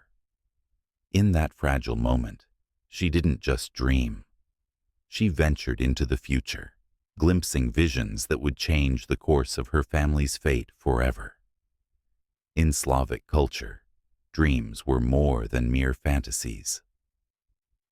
They were the voices of the ancestors, weaving through the ages, carrying warnings, guidance, and prophecies. Villagers would gather around flickering fires, sharing tales of dreams that had come true, their faces illuminated not only by the flames, but by the intensity of their belief. Dreams were like sacred texts, holding the wisdom of the ages. To ignore them was to forsake the very essence of one's identity. Each night, the girl's dreams morphed into vivid stories, sometimes bright, sometimes dark, always compelling. In one dream, she stood at a crossroads where two paths diverged, like the fates of her people. One path shimmered with golden light and promised fortune, while the other lay shrouded in shadow, concealing dangers that could unravel her village's very foundation. Awaking with the morning sun, she felt the weight of this dream pressing down on her heart, her spirit trembling with the knowledge that she must share what she had seen. In the village, elders listened to her story, nodding with grave faces. They understood the significance of dreams, believing that they were divine messages sent from the Slavic gods, interwoven with the threads of fate. The air grew thick with tension as the village gathered, each person recalling their own dreams, visions of harvests, battles, and the spirits of their ancestors guiding them. It was a tapestry of emotions, where fear mingled with hope and uncertainty danced with faith. As the girl spoke, another villager, a wise old man with a beard as white as winter's first snow, recounted a dream that had haunted him for years. In his vision, he saw a great flood sweeping through the valley, destroying everything in its path. For nights he had battled with this nightmare, his heart heavy with dread. The villagers listened with bated breath, the fire crackling as if to echo the intensity of the moment. They knew of the river nearby, swelling with the spring rains, and their minds raced with worry. The girl felt a surge of responsibility. "We must prepare," she urged, her voice quaking. "We cannot ignore the signs." The others nodded, fear tightening around their hearts, yet they also felt the flicker of hope.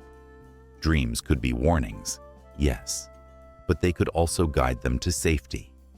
Inspired by the old man's vision, they began to devise a plan, their minds racing with possibilities. The next day brought both action and anxiety. They gathered supplies, reinforcing the banks of the river with stones and brush, working together as a community. Each person deeply aware that they were part of something larger than themselves. As they toiled, whispers of hope and concern intertwined, each person sharing their dreams, their fears, and their hopes for the future. The girl watched as the men and women became a cohesive force, their spirits intertwined like the roots of the ancient trees surrounding them. Days turned into nights, and the river swelled ominously as the sky darkened with foreboding clouds. The villagers, emboldened by the collective energy of their dreams, stood vigilant as the storm approached. That night, the girl found herself once more in the realm of dreams. This time, she was not alone. The spirits of her ancestors surrounded her, their presence both calming and resolute. They spoke to her in soft, echoing voices, guiding her to trust her intuition, to believe in the power of the visions that had come before. As the storm unleashed its fury upon the land, the villagers held their ground, fortified not just by their preparations, but by the dreams that had brought them together. Water surged and roared, crashing against the banks, yet their hearts beat as one, a rhythm of resilience. The girl felt a pulse of energy through her veins, a connection to the dreams and prophecies that had woven the fabric of her culture for centuries. When dawn finally broke, the storm had passed, leaving behind a transformed landscape. The river had risen, but not breached its banks, water flowing safely through the course intended for it. The village had survived, and as they emerged from their homes, the air shimmered with the electricity of triumph. They embraced, tears mingling with laughter, each heart lifted by the power of belief in their dreams. In the days that followed, the girl became a beacon of hope and wisdom in her village. People sought her out, sharing their dreams and fears, eager for her insights. The young girl, now a woman imbued with a profound understanding of the connection between dreams and reality, inspired others to look beyond the surface. Slavic culture thrived on the belief that dreams were not just illusions, but vital threads in the tapestry of existence. Whispers of her gift traveled beyond the village, through the valleys and across the hills, until they reached the ears of a wandering traveler. His curiosity piqued. He would soon arrive, unaware that his own fate was intertwined with the dreams of this community. In the shadows of that ancient land, the legacy of dreams and prophecies awaited, ready to unfurl once more, beckoning the next chapter to begin, where the past and future would entwine and weave new stories yet untold. Beneath the dense, shadowy canopies of ancient forests, whispers of gods and spirits danced on the wind, echoing through time. The air was thick with the scent of damp earth and wildflowers, where every rustling leaf seemed to breathe life into the stories long forgotten. The Slavic world, rich with legends and lore, spun a tapestry of myth that captivated the hearts of many. From the flickering light of a bonfire to the haunting notes of a traditional flute, the essence of Slavic mythology poured into art and literature, leaving an indelible mark on the cultural landscape. In villages, the storytellers, often portrayed as wise old men with eyes that held galaxies, gathered children and elders beneath the stars. They spun tales of Baba Yaga, the enigmatic witch whose hut danced on chicken legs. A shiver ran down the spine as the story unfolded. Baba Yaga, with her wild hair and sharp teeth, was both a fearsome adversary and a potential ally. To encounter her could bring doom, or perhaps an unexpected boon. This duality captivated listeners, igniting imaginations and creating a bond that throbbed with fear and fascination. As the fires crackled, shadows danced, and the flickering light brought to life the heroes of old, like the brave knight, Dobrynya Nikitich. A figure clad in shimmering armor, he wielded a sword that was said to be forged by the gods themselves. His battles against dragons and dark forces became the lifeblood of paintings and epic poems, each stroke of the brush or quill infused with the heartbeat of his courage. The strength of such legends spoke to the very core of human nature, tapping into a primal desire to conquer fear and adversity. Vibrant folk art emerged, filled with intricate patterns and colors that mirrored the tales spun by firelight. Each piece told a story, a silent witness to the divine. The vibrant red of a sunset could represent the blood of fallen warriors, while the deep blues and greens whispered of the eternal struggle between light and darkness. Artists painstakingly crafted their works with reverence, knowing they were not simply creating images, but channeling the spirit of their ancestors. In the hushed corners of libraries, old manuscripts crumbled with age, yet their words sang with life.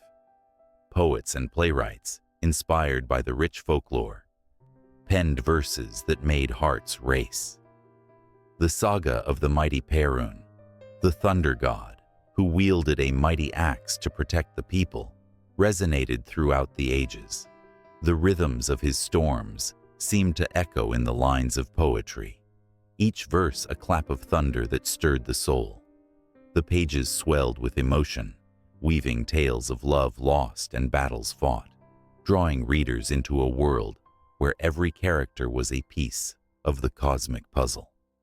Yet, beyond the heroic figures and vibrant landscapes lay deeper, haunting themes, the ever-present struggle against fate. The tales of the Vodyanoi, the water spirit, lured the unwary to a watery grave, a reminder of the thin line between life and death. Artists rendered these chilling encounters with haunting beauty, capturing the allure and danger of the unknown. In their work, the melancholy of lost souls echoed, each brushstroke invoking both terror and reverence. The art of storytelling continued to evolve, spilling into the realms of theater and cinema. Filmmakers delved into the mythic past, crafting narratives that resonated with modern audiences. The character of Koschei the Deathless, a sinister figure whose soul was hidden far away, offered a profound exploration of mortality. His pursuit of immortality, entwined with the lives of heroes and heroines, raised questions that lingered long after the credits rolled. Viewers felt the weight of his curse, a chilling reminder that the quest for eternal life often comes at the cost of humanity. Amidst this rich tapestry, the ethereal music of the balalaika and the haunting melodies of folk songs intertwined with the narratives, adding layers of emotion that words alone could not convey.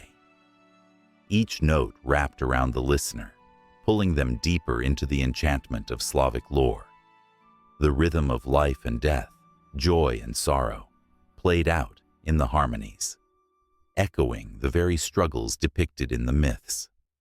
As artists and writers continued to draw from the well of Slavic mythology, a new generation found inspiration in the tales of old. They reimagined the gods and heroes, breathing new life into ancient stories, weaving them into the fabric of contemporary life. The stories of the past became a mirror for the present, illuminating struggles with identity, belonging, and the relentless march of time. Amid the modern reinterpretations, the essence of the original myths endured. The imagery of swirling forests and star-strewn skies remained potent, a constant reminder of the connection between humanity and the cosmos. In art galleries and on the pages of books, the emotions of love and loss, bravery and betrayal continued to resonate. Each piece held a whisper of the past, a call to remember the eternal dance of light and dark. In this ever-evolving narrative, the mythos of Slavic culture wove itself into the very fabric of literature and art, uniting generations across time and space. The stories of gods and spirits, heroes and monsters, pulsated with life, refusing to fade into obscurity. Instead, they blossomed anew, a reminder that the essence of humanity, its fears, hopes, and dreams, was timeless. As the sun dipped below the horizon, casting a golden glow over the land, the ghosts of the past stirred. The air hummed with stories yet to be told, and the heartbeat of Slavic mythology echoed, ever present, waiting for the next artist, the next storyteller, to breathe life into its ancient, enduring magic. The wind howled through the dense forests of Eastern Europe, a chill that whispered secrets of ancient times. Shadows danced beneath the towering pines, and the ground was carpeted with the fallen leaves of countless autumns. In these woods, where the air is thick with the scent of damp earth and decay, the Slavic myths took root, nourished by the very land that cradled them. This was no ordinary place. It was a realm woven with the threads of history, breathing life into tales that still echo in the hearts of those who listen. Geography shaped the Slavic soul in ways as profound as the rivers that meandered through the landscapes. Vast plains stretched endlessly, giving way to rugged mountains that scraped the sky. Each geographical feature was more than just scenery. It was a character in the unfolding saga of the Slavic people. The mighty Vistula and Dnieper rivers, with their winding paths, were not merely waterways, but veins of life, carrying stories of gods and heroes, battles and sacrifices. The cold, bleak winters forged resilience among those who called these lands home. It was in the biting frost that the tales of Morosko, the frost demon, emerged. Villagers would gather around crackling fires, their faces illuminated by dancing flames, sharing tales of how Morosko would test the hearts of the brave and the foolish alike. Those who dared venture into the snowy wilderness would find themselves at his mercy, while those with pure intentions would emerge unscathed, wrapped in the warmth of his hidden kindness. In contrast, the fertile fields of the south painted a different picture. The sun-drenched landscapes bore witness to the joyous celebrations of harvest, where the Slavs honored Koschei, the goddess of fertility. Her laughter could be heard in the rustling of the wheat, and her spirit infused every grain that touched the soil. Festivals sprung to life, filled with music, dance, and the aroma of freshly baked bread.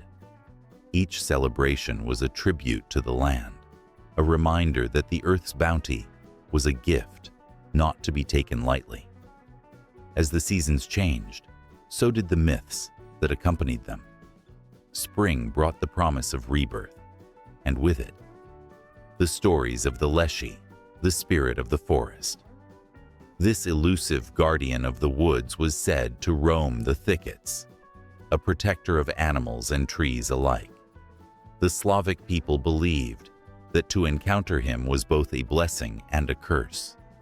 He could lead travelers astray or guide them home, depending on their respect for nature.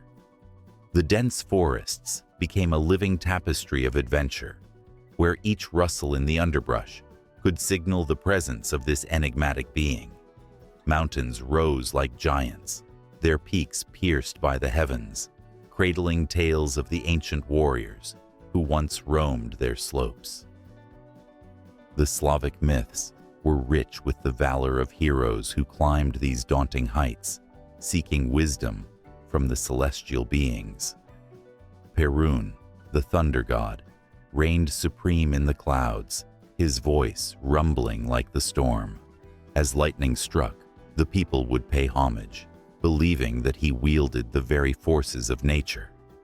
The mountains, steeped in reverence, echoed with the prayers of countless generations, their granite faces worn by the weight of history. Yet, it was not just the physical landscape that influenced these myths, but the very climate that shaped the lives of the people. The harshness of the winters pushed communities closer together, forging bonds that were as strong as the ice that encased their homes. Around every fire, stories unfurled like the smoke that spiraled into the night sky. Tales of love and loss, courage and despair. The Slavic myths were not merely stories.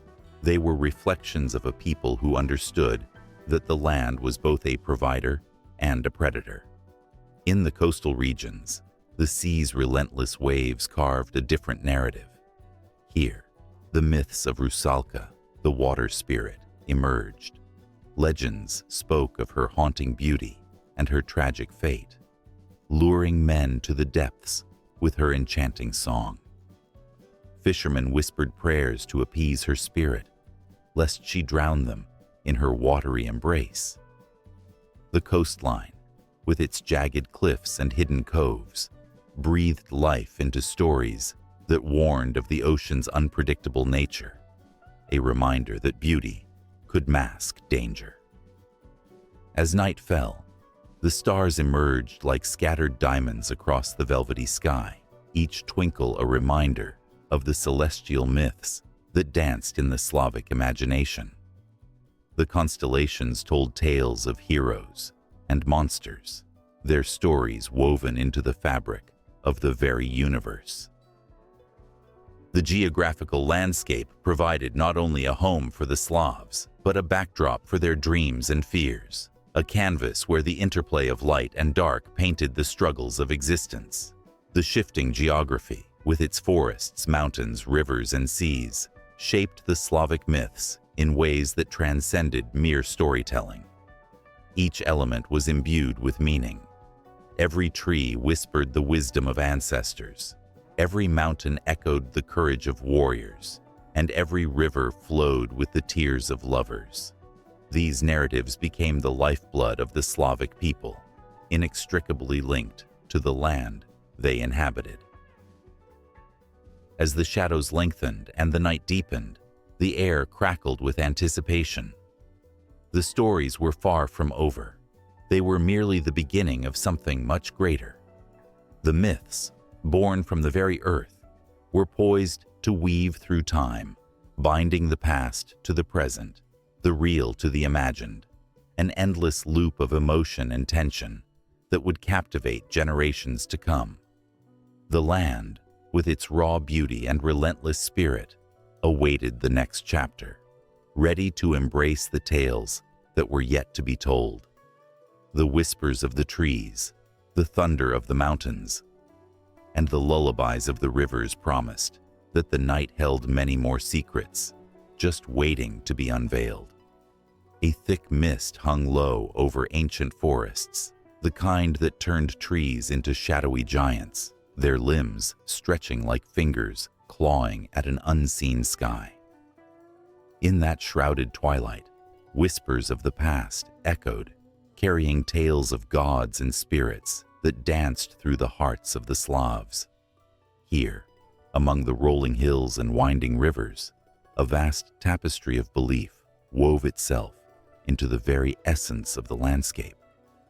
It was a world where every grove, every stream, shimmered with the touch of the divine, and every breeze carried the laughter and tears of the unseen. The Slavic worldview was a vivid canvas where myth and reality entwined seamlessly. The earth was alive, pulsing with energies that influence the lives of the people, their struggles, and their joys. Beneath the soil, they believed, lay the spirits of ancestors, guardians of the land, whispering wisdom to those who dared to listen. Each hill and vale had a name, resonating with stories that shaped the identities of tribes and clans. Those names echoed like sacred incantations, imbuing the landscape with significance and reverence. In the depths of the forest, the trees were not mere timber. They were revered as protectors, sacred in their towering majesty. The Slavs believed that every tree housed a spirit, often called Leshi, a mischievous guardian of the woodland realms. On moonlit nights, stories would be told around flickering fires about how the Leshi would lead travelers astray or reward those who honored the forest with offerings of bread or milk. The forest was a living entity, a place of mystery and danger, yet also a sanctuary that provided shelter and sustenance. Rivers, too, were revered. The Slavs saw them as the lifeblood of the earth, flowing with the essence of life itself. Each river bore a spirit, a Vodianoi, who danced beneath the surface, guarding treasures and secrets. Fishermen would whisper prayers before casting their nets, hoping to appease this watery spirit. They believed the Vodianoi would reward the respectful with bountiful catches while punishing the greedy with misfortune. A dangerous flood or a sudden storm was never just a natural disaster. It was a sign, an omen, a message from the depths of the river. Mountains soared in the distance, formidable sentinels watching over the land. Each peak was said to cradle gods and heroes long forgotten, their stories etched into the very stone. The Slavs worshipped these towering giants, believing they were the thrones of deities who ruled the sky and the earth. To climb a mountain was to tread upon sacred ground, a pilgrimage that could lead to enlightenment or peril. The legends told of Perun, the god of thunder, who hurled his lightning bolts from the mountain heights, and Velas, the serpentine god of the underworld, who lurked in the shadows, waiting to ensnare the unwary. Underneath this mythological geography lay a profound understanding of life and death, of seasons and cycles. The Slavs celebrated the cyclical nature of existence, their festivals aligning with the rhythms of the earth. The spring equinox brought the joyous celebration of Maslenitsa, a time for feasting and bidding farewell to winter's grasp.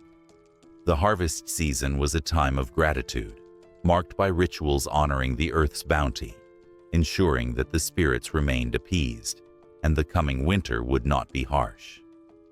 In every home, the hearth was a sacred space, believed to be the domain of Domovoi, the household spirit. This small, protective entity was thought to guard the family, watching over them as they slept and guiding them through life's trials. Families would leave offerings of food and milk on the hearth, hoping to keep Domovoi pleased, for a happy spirit meant a happy home. When a child was born, the Domovoi was the first to be informed, welcomed into the fold like a cherished member of the family. Yet, life was not without shadows. As the sun dipped below the horizon, the Slavs knew that darkness held its own mysteries. Witches, or Baba Yaga, roamed the edges of folklore, embodying both the terrifying and the wise. They were feared and respected, for they wielded knowledge of herbs and spells, capable of both healing and cursing. In their crooked huts, deep in the forest, they were said to guard ancient wisdom, holding the balance of life and death in their gnarled hands. As the stars twinkled above, a sense of tension hung in the air, a reminder of the eternal battle between light and dark.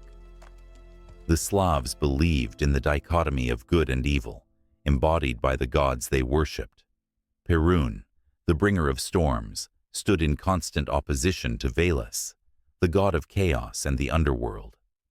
This cosmic struggle played out not only in the heavens, but on earth, manifesting in the lives of the people, shaping their choices, fears, and destinies. In this world, dreams were not just figments of sleep. They were messages from the divine. Divination was a common practice, a bridge to the spiritual realm where the Slavs sought guidance from their ancestors and the gods. They believed that visions could unveil hidden truths, a glimpse into the future that would help navigate the turbulent waters of life. In the quiet of the night, tales were spun about those who ventured too far into the spiritual world, lost to the whispers of the unknown. And as the sun rose again on the horizon, casting golden rays over the land, the Slavs continued to navigate this intricate weave of myth and reality, forever entwined with the spirits of their ancestors and the deities who watched over them. Each day was a chapter written in the language of the earth, echoing the emotions that governed their lives, a vibrant rhythmic dance of existence that ebbed and flowed like the seasons themselves. The air thrummed with the pulse of stories waiting to be told, of spirits yearning to be acknowledged, drawing the curious deeper into the embrace of a world where the mundane and the extraordinary collided in a breathtaking symphony of life, death, and everything beyond. In the shadow of a great birch tree, a whisper lingered among the leaves, a soft cadence of ancient tales waiting to be unfurled. The air crackled with the echoes of long-lost voices, telling stories of gods and spirits that danced in the twilight of Slavic forests. Each rustle of the wind seemed to carry the weight of history, inviting listeners to feel the pulse of a culture woven into the very fabric of the earth. Here, in this enchanted landscape, the threads of mythology entwined with the threads of everyday life, shaping the fate of people through the ages. At the core of Slavic mythology lay the powerful figure of Perun, the god of thunder and the skies. His name reverberated through the ages, a symbol of strength that struck fear in the hearts of evil spirits. Imagine a storm gathering, dark clouds swirling, the crack of lightning illuminating the night sky. In that moment, the ancient Slavs believed Perun was casting his judgment, a reminder of his reign over the chaos of nature. This imagery resonates with echoes from other cultures, where thunder gods like Zeus and Thor wield their power with similar ferocity. The universal fear and reverence for storms connect these mythologies, demonstrating a shared human experience that transcends borders and time. But Perun was not alone. His counterpart, Veles, the cunning god of the underworld, represented the duality of existence. In a dance as old as time, Veles and Perun clashed, their battles echoing through valleys and mountains, a cosmic struggle of order versus chaos. The Slavs believed that every thunderstorm symbolized this conflict, a reminder that both light and dark were essential to the world. This stark contrast mirrored stories from other mythological systems, like the eternal struggle between light and dark in Zoroastrianism, or the yin-yang philosophy of Chinese traditions. Such parallels highlight a fundamental truth of human existence. Within every society, the battle between good and evil stirs the soul, fueling the fires of legend and lore. As night fell, the Slavic people would gather around roaring fires, their faces illuminated by flickering flames that danced like the spirits they revered. Tales of Lada, the goddess of love and beauty, spilled forth, as enchanting as the night itself. Her presence was woven into the very fabric of life, embodying the hopes and dreams of those who sought love and harmony. Lada's festivals celebrated the arrival of spring, her laughter intertwined with the songs of birds returning from distant lands. The joy she inspired echoed in the hearts of lovers. A sensation felt in every corner of the earth. Is it any wonder that cultures worldwide have similar deities, such as Aphrodite or Freya, whose stories also revolve around love and connection? Yet, not all was light in the Slavic landscape. The dark figure of Baba Yaga lurked in the shadows, a fearsome witch who inhabited a hut that stood on chicken legs. She was both a protector and a predator, her frightening appearance striking terror into the hearts of children and adults alike. Baba Yaga taught valuable lessons about the consequences of straying from the path or defying the natural order. Her tales resonate with those found in folklore around the globe, where witches and wise women symbolize the fine line between danger and wisdom. In every cautionary tale, whether told in the snowy woods of Russia or the sun-drenched hills of Greece, the figure of the witch serves as a reminder of the duality of life, the allure of the unknown, and the risks of wandering too far.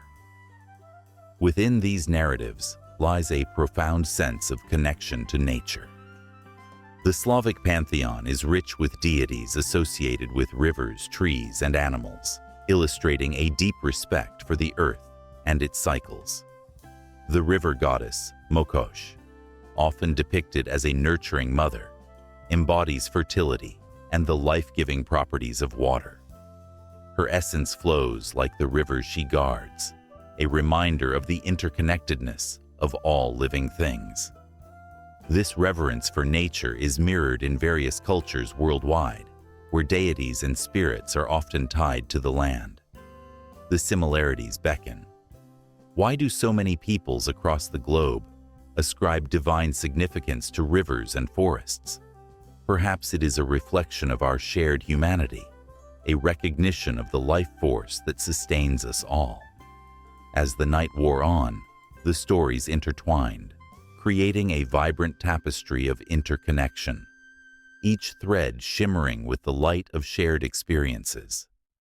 The Slavic myths, steeped in the struggles and joys of life, echoed the myths of others, a universal language born from the desires, fears, and hopes of humanity. The tales of the Slavs find resonance in the epic poems of the Greeks, the heroic sagas of the Norse, and the rich folklore of the indigenous cultures of the Americas. Each culture, while unique, reveals the same truths about love, loss, and the eternal quest for understanding. In this web of myth, the Slavs stood alongside others, their stories a heartbeat in the grand narrative of human existence. Every whisper of the birch leaves carried with it the stories of ancestors long gone, each one a reminder that these myths are not merely tales of gods and monsters, but profound reflections of the human spirit. The emotions ignited by these stories have the power to send shivers down one's spine, evoking a sense of wonder and fear, of joy and sorrow. And as the flickering firelight danced, casting shadows that twisted and turned, like the myriad tales spun through generations, a sense of anticipation hung in the air. The secrets of the Slavic world beckoned, drawing the curious closer, urging them to listen more intently. What lay beyond the stories of gods and spirits? What deeper connections awaited discovery in the myths woven by other cultures, waiting to be unearthed like buried treasure beneath the soil of time? The flickering flames illuminated the path ahead, a promise that the tales would continue, intertwining lives and dreams into a vast cosmic dance that knew no end. The air crackled with excitement as a group of friends gathered around an old bonfire, the flames flickering like the spirits of ancient deities. They shared stories, laughter, and a palpable sense of connection. unaware that the tales they were recounting had roots stretching back to the soil of Slavic lands. As the night deepened, shadows danced between the trees, hinting at the powerful legacy of Slavic mythology woven into the fabric of their lives. In the corner of a dimly lit room, a young artist meticulously painted a scene of a fierce warrior, his eyes blazing with the spirit of Perun, the thunder god. Inspired by the tales of his ancestors, the artist felt a shiver run through him as he added the final stroke to the warrior's axe. A vibrant burst of orange and gold leapt from the canvas, a testament to the mythic tales that had inspired generations. Slavic mythology was not just a relic of the past. It was alive and breathing, influencing the modern world in ways that often went unnoticed. In the bustling streets of a modern city, a small cafe proudly displayed a mural depicting Baba Yaga, the enigmatic witch who lived in a hut that stood on chicken legs. Passers-by paused, enchanted by her wild hair and piercing gaze. A local poet often sat in that cafe, scribbling verses inspired by the legends of old.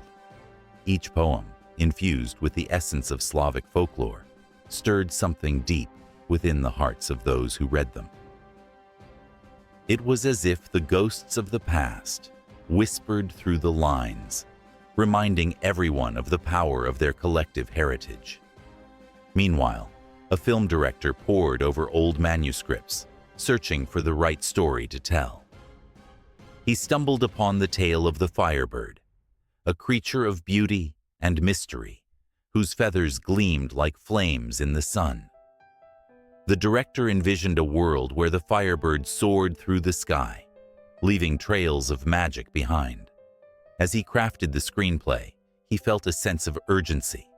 The myths were not just stories to be told, but vital threads in the tapestry of culture that connected people across generations. In a remote village, children gathered around their grandmother, her voice trembling with age, but rich with the power of the stories she told. The children leaned in, captivated by tales of Vodyanoi, the water spirit, and Rusalka, the mermaid who danced beneath the moonlight. Each story was a bridge to their ancestors, a reminder that the spirits of the earth, water, and sky were always present. The children felt a sense of wonder and fear as they listened, their imaginations igniting with every word. In the world of literature, the echoes of Slavic mythology found their way into the works of contemporary authors, who infused their narratives with the essence of ancient gods and goddesses. Readers found themselves drawn into fantastical realms where the lines between reality and myth blurred. The stories of Svarog, the god of fire and forge, ignited dreams of creativity and innovation, inspiring young writers to create their own pathways through the night. At a cultural festival, traditional dancers adorned in vibrant costumes whirled around the stage, their movements mimicking the graceful flight of the swan maidens from folklore. As the drums beat a rhythmic pulse, the audience felt a surge of energy coursing through them. Each performance was a tribute to the old stories, a way to keep the flames of tradition alive. The dancers became vessels of history, their bodies telling tales of love, loss, and the resilience of the human spirit. In the world of gaming, the influence of Slavic mythology surged like a river, flowing through the designs and narratives of popular video games. Gamers found themselves traversing enchanted forests, battling fierce creatures inspired by the very myths that had shaped their ancestors. The thrill of discovery intertwined with the weight of history, connecting players to a rich past that informed their modern adventures. Fashion designers, too, drew upon the vibrant imagery and symbolism found in Slavic folklore. Dresses adorned with motifs of the Firebird or intricate patterns reminiscent of Slavic embroidery graced runways around the world. With each stitch and fabric choice, modern creators honored their heritage, breathing new life into the stories that had once been whispered around fires long ago. In art galleries, visitors marveled at contemporary pieces that depicted scenes from Slavic myths, each brushstroke evoking powerful emotions. A sculpture of a dragon, breathing fire, ignited awe and fear, while a painting of a serene forest captured the essence of nature's spirit. The artists, deeply influenced by their cultural legacy, channeled the magic of their ancestors into every creation, transforming the past into a vibrant present. As the moon hung high in the sky, its light casting a silver glow, a group of friends stood around the bonfire, captivated by the stories that laced their heritage. They felt the pull of the past, a thread that connected them to their ancestors. They carried the weight of their culture, understanding that each myth held a piece of their identity. They whispered the names of gods and spirits, feeling their presence all around them, as if the very essence of Slavic mythology was cradling them in its embrace.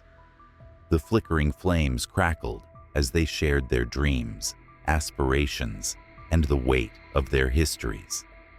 Each story they recounted was not just a tale, it was a lifeline, a way to bridge the gap between past and present, tradition and innovation. The night wrapped around them, a tapestry woven with threads of memory, emotion, and an endless connection to the magic that pulsed through the roots of their culture. With every story shared, every myth brought to life, the legacy of Slavic mythology surged forth, alive and vibrant, a powerful current that coursed through the veins of modern culture, ready to carry them into the future. The forest stretched endlessly, its ancient trees whispering secrets in the wind. A chilling mist hovered just above the ground, wrapping around the gnarled roots like a shroud. Somewhere in that twilight world, an old woman sat on a moss-covered stone, her gnarled hands gripping a bundle of dried herbs. Her eyes flickered like the embers of a dying fire, holding the weight of countless stories, each one a thread in the vast tapestry of Slavic tradition. The air was thick with the scent of pine and something more, magic perhaps, or the faintest hint of fear. This was a place where the boundary between the known and the unknown blurred.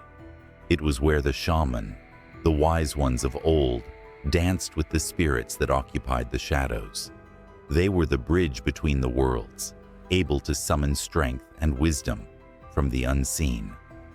The stories of their feats spread like wildfire among the villages. Children listening wide-eyed as their mothers whispered tales of those who could speak to the ancestors and wield the power of nature itself. The shaman was often both revered and feared, a guardian of ancient knowledge, but also a figure wrapped in mystery, capable of both healing and harm. In the quiet of the night, a young girl named Mila, just on the cusp of womanhood, felt the pull of that magic. Her grandmother had told her of the rituals, the moonlit dances, and the sacred fire that flickered with the energy of the universe. Mila's heart raced as she imagined herself, draped in the traditional garments adorned with intricate symbols, stepping into the clearing where the spirits roamed. There was a thrill in the idea of calling upon forces older than time itself. Thrilling, yet terrifying, like standing on the edge of a cliff, ready to leap into the unknown. As the seasons changed, so too did the rituals that marked the passage of time. Spring brought the celebration of Maslenitsa, where families gathered to honor the sun with pancakes and revelry. In those days, folk magic pulsed through the air like a heartbeat. The dance of the fire, the songs sung to honor the earth, and the tales told under starlit skies were threads that connected every person to their ancestors. Each moment was steeped in tradition, a remembrance of the cycles of life and death, of planting and harvest. However, not all of the magic was joyful. The shadowy corners of these traditions held darker secrets. The witch, or Baba Yaga, often depicted as a fearsome figure with her iron teeth and a house that stood on chicken legs, was a reminder that magic came with a price. She could grant wishes and offer guidance, but those who approached her must tread carefully, for the line between help and harm was thin as a spider's web. Many a traveler had crossed paths with her, leaving with either wisdom or misfortune, a testament to the dual nature of folk magic. As Mila grew, so did her curiosity. She would sneak away from her chores and wander through the woods, searching for signs, the fluttering wings of a butterfly, the call of an owl, or the way the shadows danced in the fading light.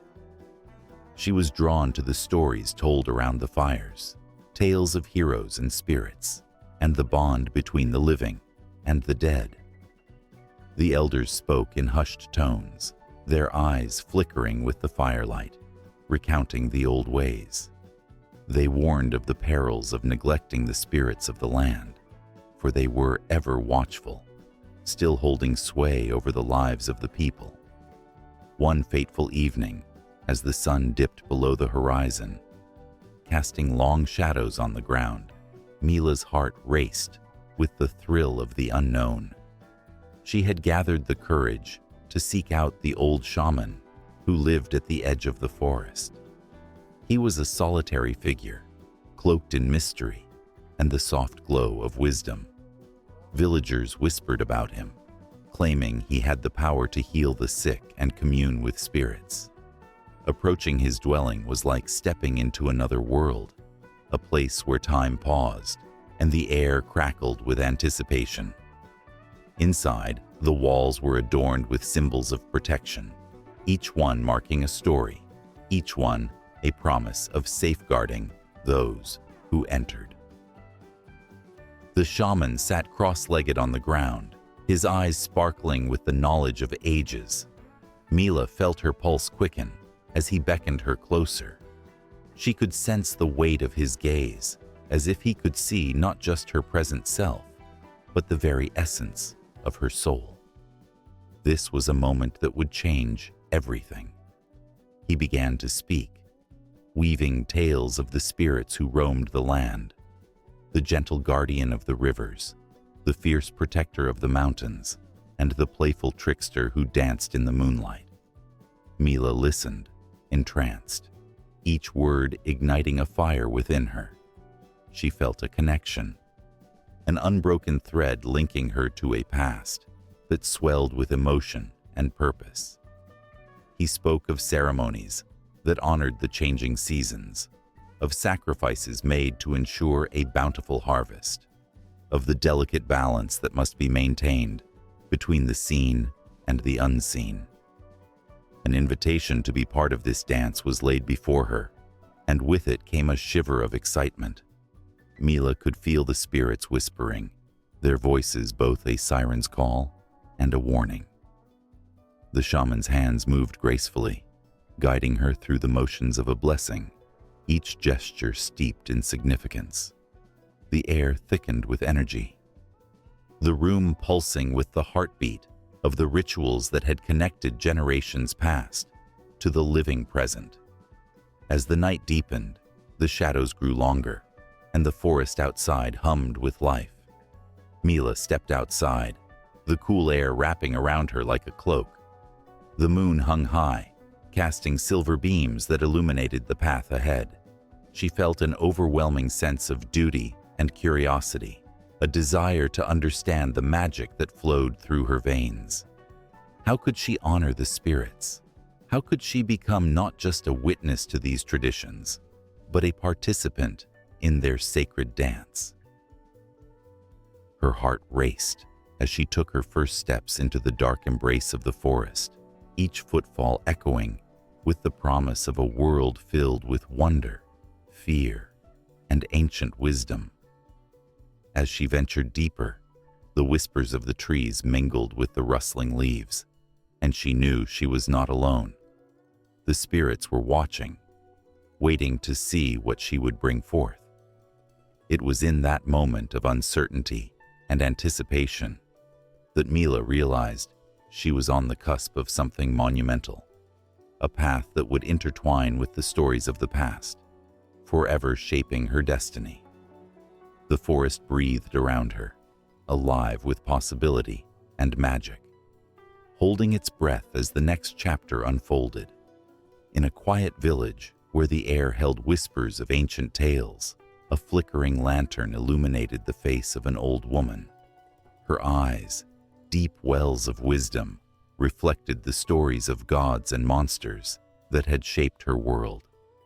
As the wind rustled through the leaves, it seemed to carry the echoes of her words, weaving in and out like a haunting melody. But outside this village, in the bustling cities where skyscrapers reached for the stars, the echoes faded into silence. Once, villages were alive with the vibrancy of shared myths. Every shadowy corner held a story of a spirit guarding the woods or a spirit of the river that demanded respect. Families gathered around fires, wrapped in warmth and belief, their hearts beating in rhythm with the tales spun by their elders. These stories offered comfort, direction, and a sense of belonging. They explained the unexplainable, painted the world in colors of hope and fear, and filled the nights with visions of what lay beyond the ordinary. Yet, as the sun rose on the age of reason, a chill swept through the land. Fact began to replace faith, and the bright hues of mythology faded into dull grays. The powerful grip of traditional beliefs loosened, unraveling like a tapestry frayed at the edges.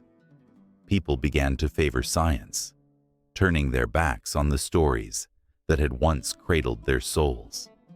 The gods, once worshipped with fervor, were now mere characters in dusty books, their grandeur reduced to nothing more than figments of imagination.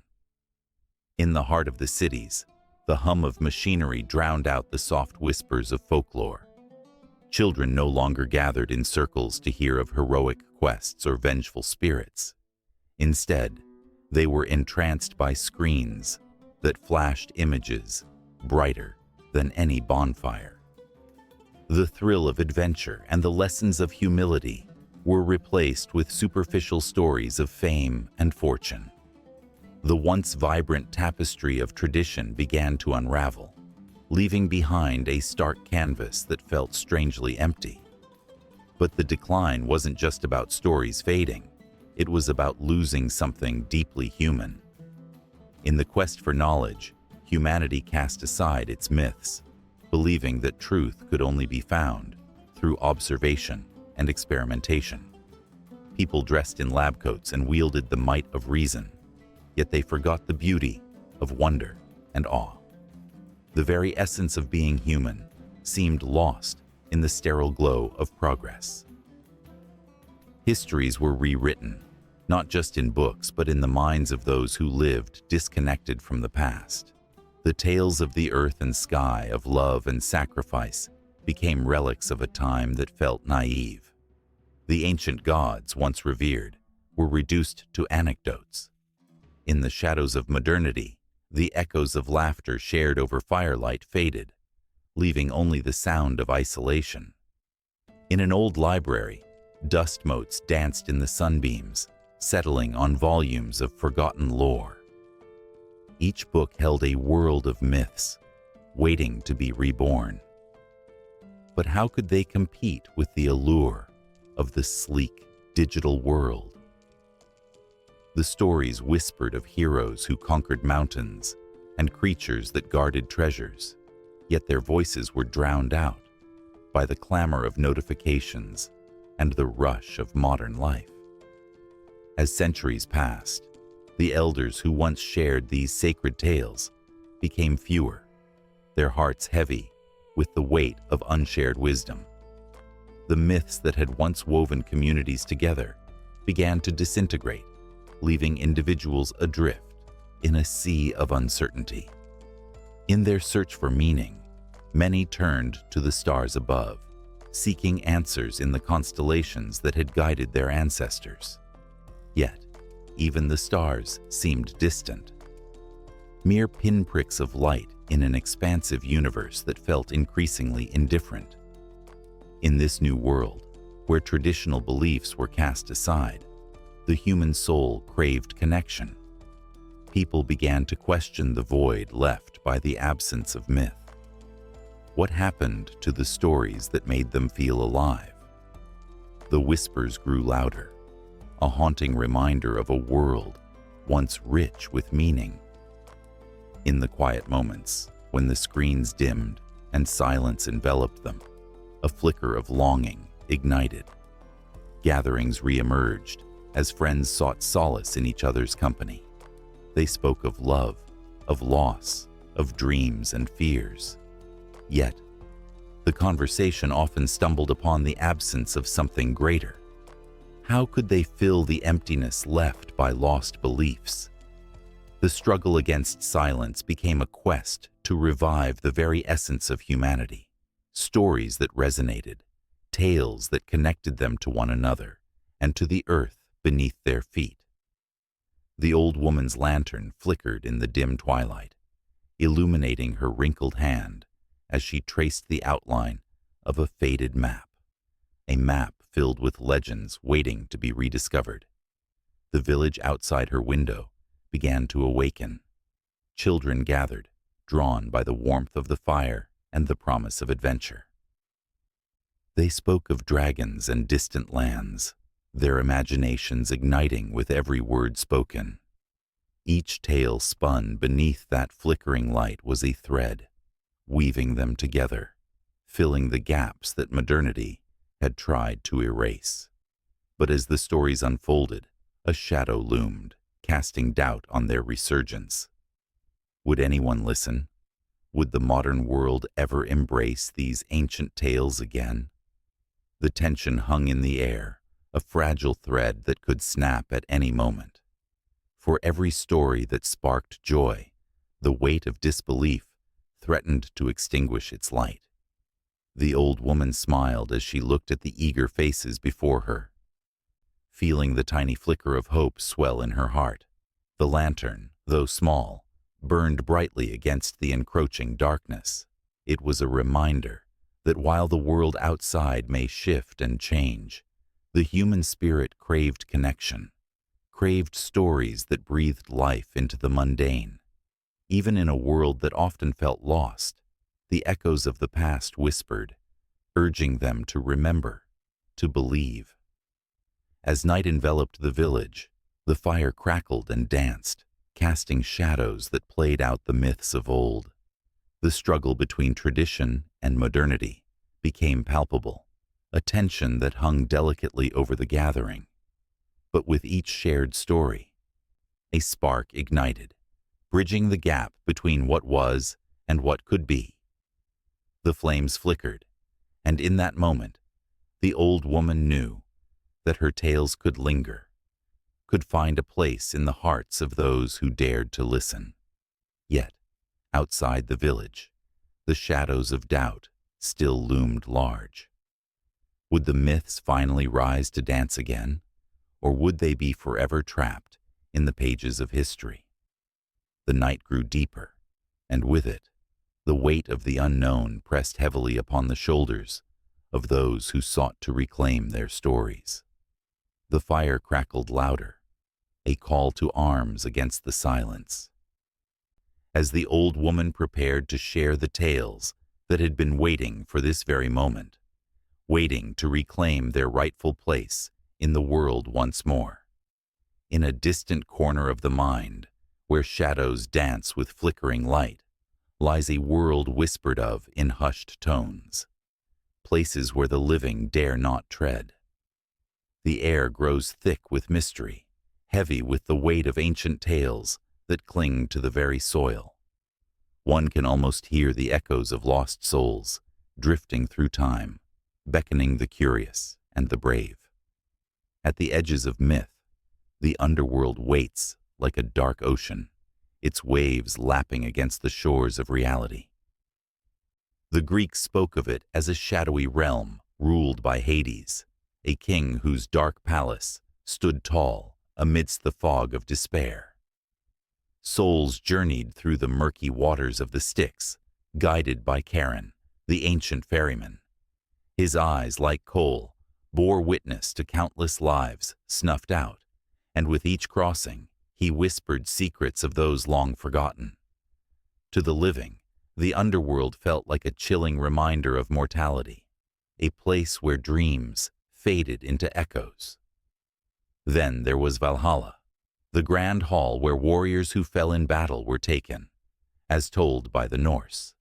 A feast awaited them, a place of glory and honor, where the bravest among men would raise their mugs high, drinking to their valor long after their blood had soaked the earth. Yet, even this hall, adorned with gold and glory, held an undercurrent of sadness.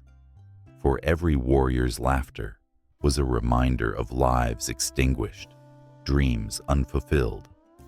They would feast until the twilight of Ragnarok, the time of reckoning, when all good and evil would clash. Moving across the tapestry of time, one encounters the land of the dead from ancient Egyptian lore. Here, the weight of the afterlife was profound, each soul judged by the feather of Ma'at, the goddess of truth and justice. The heart, heavy with the sins of a lifetime, was weighed against her feather in a ritual that sent shivers down the spine. If it tipped the scales, the soul faced a monstrous fate, devoured by Ammit, the soul eater. The Egyptians buried their dead with extravagance, hoping to secure a safe passage to the afterlife, filling tombs with treasures and food, fretting over the fate of the journey beyond.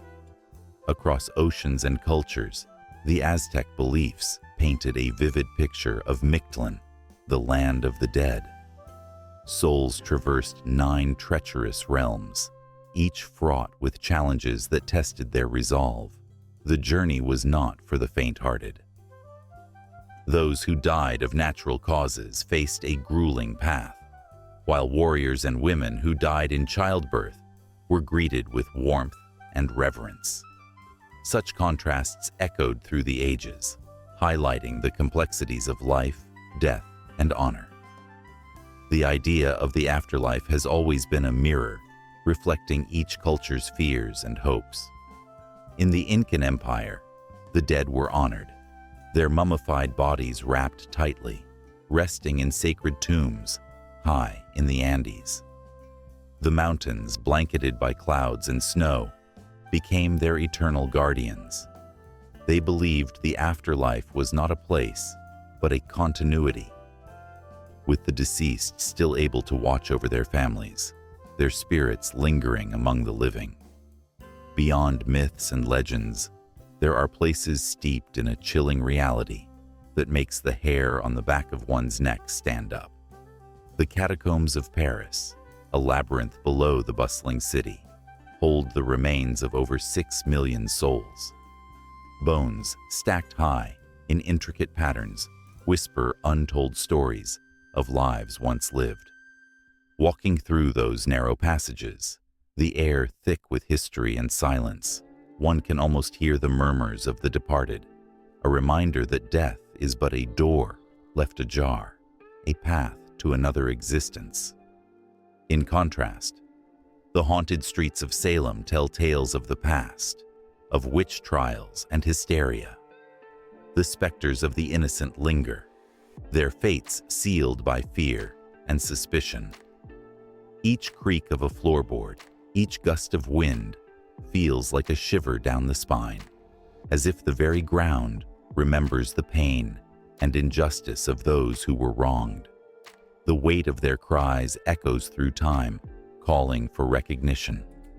On the misty shores of Japan, the Aokigahara forest, often called the Sea of Trees, casts a long shadow over life and death.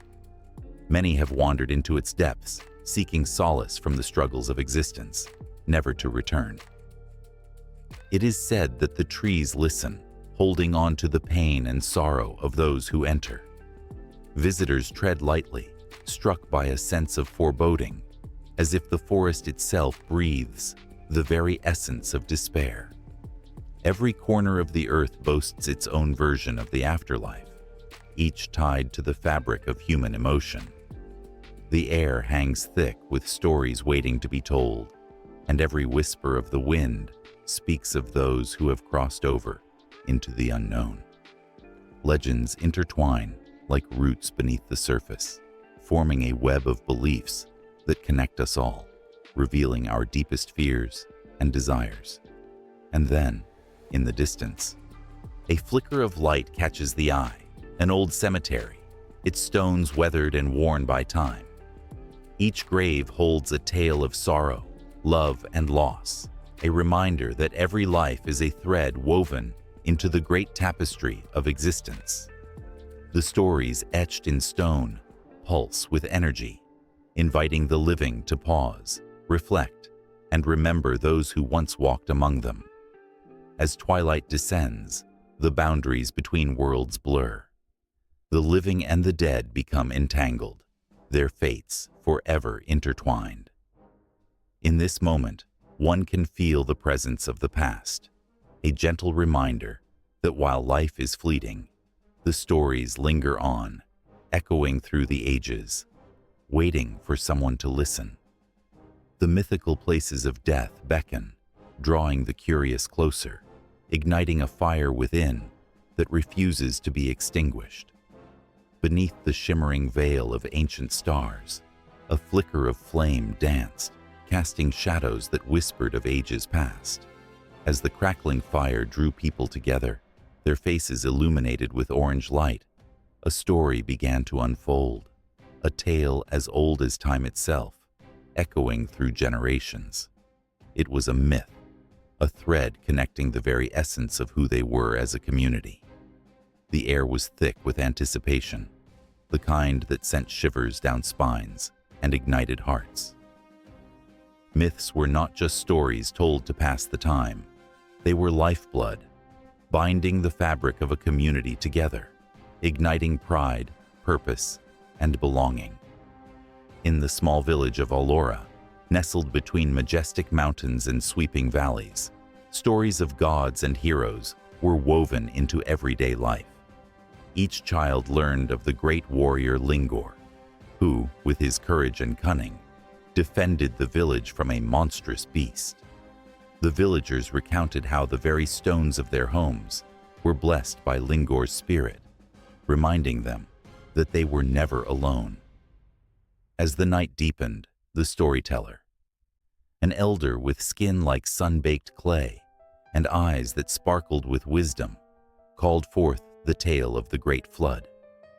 The villagers leaned in closer, their breath caught in their throats as history danced on the precipice of imagination.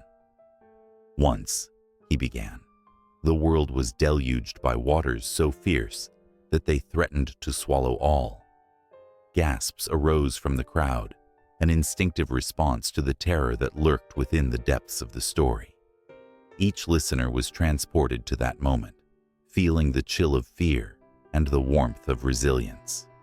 Myths served as mirrors reflecting community values, sacrifice, bravery, love, and the relentless pursuit of harmony. The tale of the Great Flood became more than just a recounting of events. It transformed into a sacred lesson, a reminder of the importance of unity in the face of adversity. The villagers of Allura understood that, together, they could weather any storm.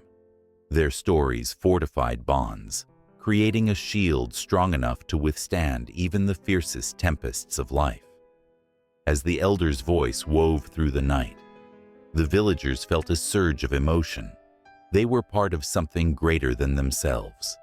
Each story was a thread, drawing together the tapestry of their existence. The walls of their homes echoed with laughter and tears born from these tales. Every festival, every gathering, was infused with the spirit of their shared myths, reinforcing their identity as Aulorans, a people connected by the tales of their ancestors. In a different time and place, the Native American tribes gathered around their fires, sharing stories of the Creator and the earth. The Great Spirit was present in every tale, reminding them of their responsibility to the land. The myths spoke of the balance between humanity and nature, a lesson they instilled in their children.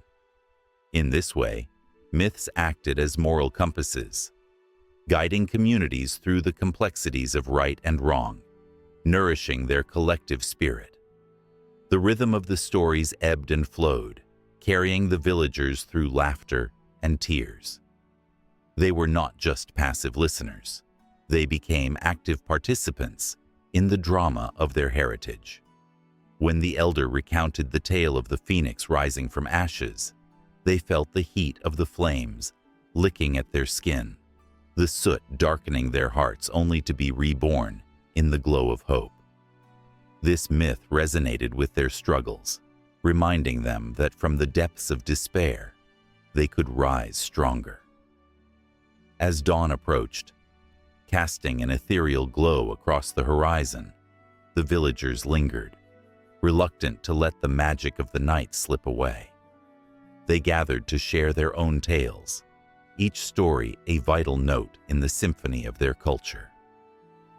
An older woman spoke of her grandmother's bravery during a time of hardship, while a young boy recounted a dream in which he flew with eagles, a symbol of freedom, strength, and vision. These personal myths became part of the larger narrative, reinforcing their bond and identity. But not all was serene. The tension in the air crackled with unspoken fears. What if the stories faded? What if the myths that had once brought them together began to dissolve under the weight of modernity? The villagers felt a deep pang of anxiety at the thought of losing the very essence of their community. They knew that without these unifying tales, the fragile threads that connected them might unravel, leaving them adrift in a sea of anonymity. Then, like a thunderclap, a new story surged forth from the depths of their collective spirit.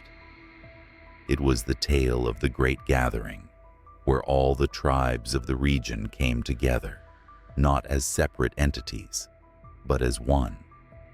This myth spoke of reconciliation, of setting aside ancient grievances to embrace the common good. It became a beacon of hope, igniting a flame within each heart, a promise that they could face the future united. As the last embers of the fire glowed softly in the morning light, the villagers of Aulora understood that their myths were not just relics of the past. They were the lifeblood of their identity, the ties that bound them in times of joy and sorrow. With every story shared, they fortified their community, nurturing a sense of belonging that would transcend generations. But the horizon was not just a promise of sunrise. It hinted at the complexities that lay ahead. As new voices began to emerge, with different tales and experiences, the challenge of integrating these stories into their mythos loomed large. Would they welcome the new while honoring the old? Would their community's identity evolve, or would it fracture under the weight of change? The questions hung in the air, a tantalizing tension that echoed the very essence of human experience. The stories were far from over. They were merely the beginning of a new chapter in the ongoing saga of a community, poised on the brink of transformation, united by the power of myth.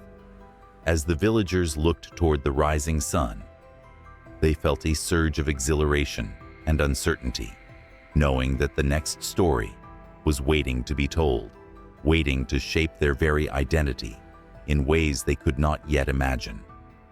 The night hung heavy with the promise of stories yet untold.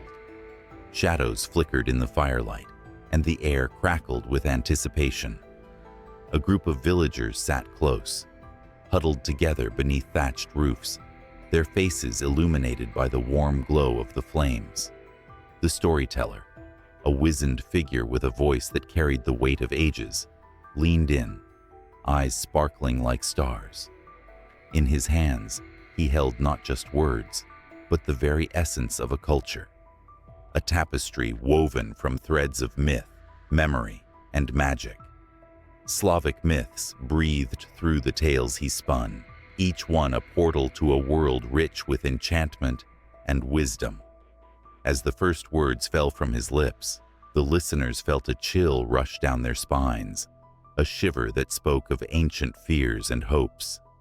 There were whispers of Rusalka, the water nymph whose melancholy song could lead a man to his doom, and tales of Vodyanoi, the river spirit who guarded his watery domain with an iron grip. Each story wrapped around the audience like a warm blanket, cloaking them in the history of their ancestors.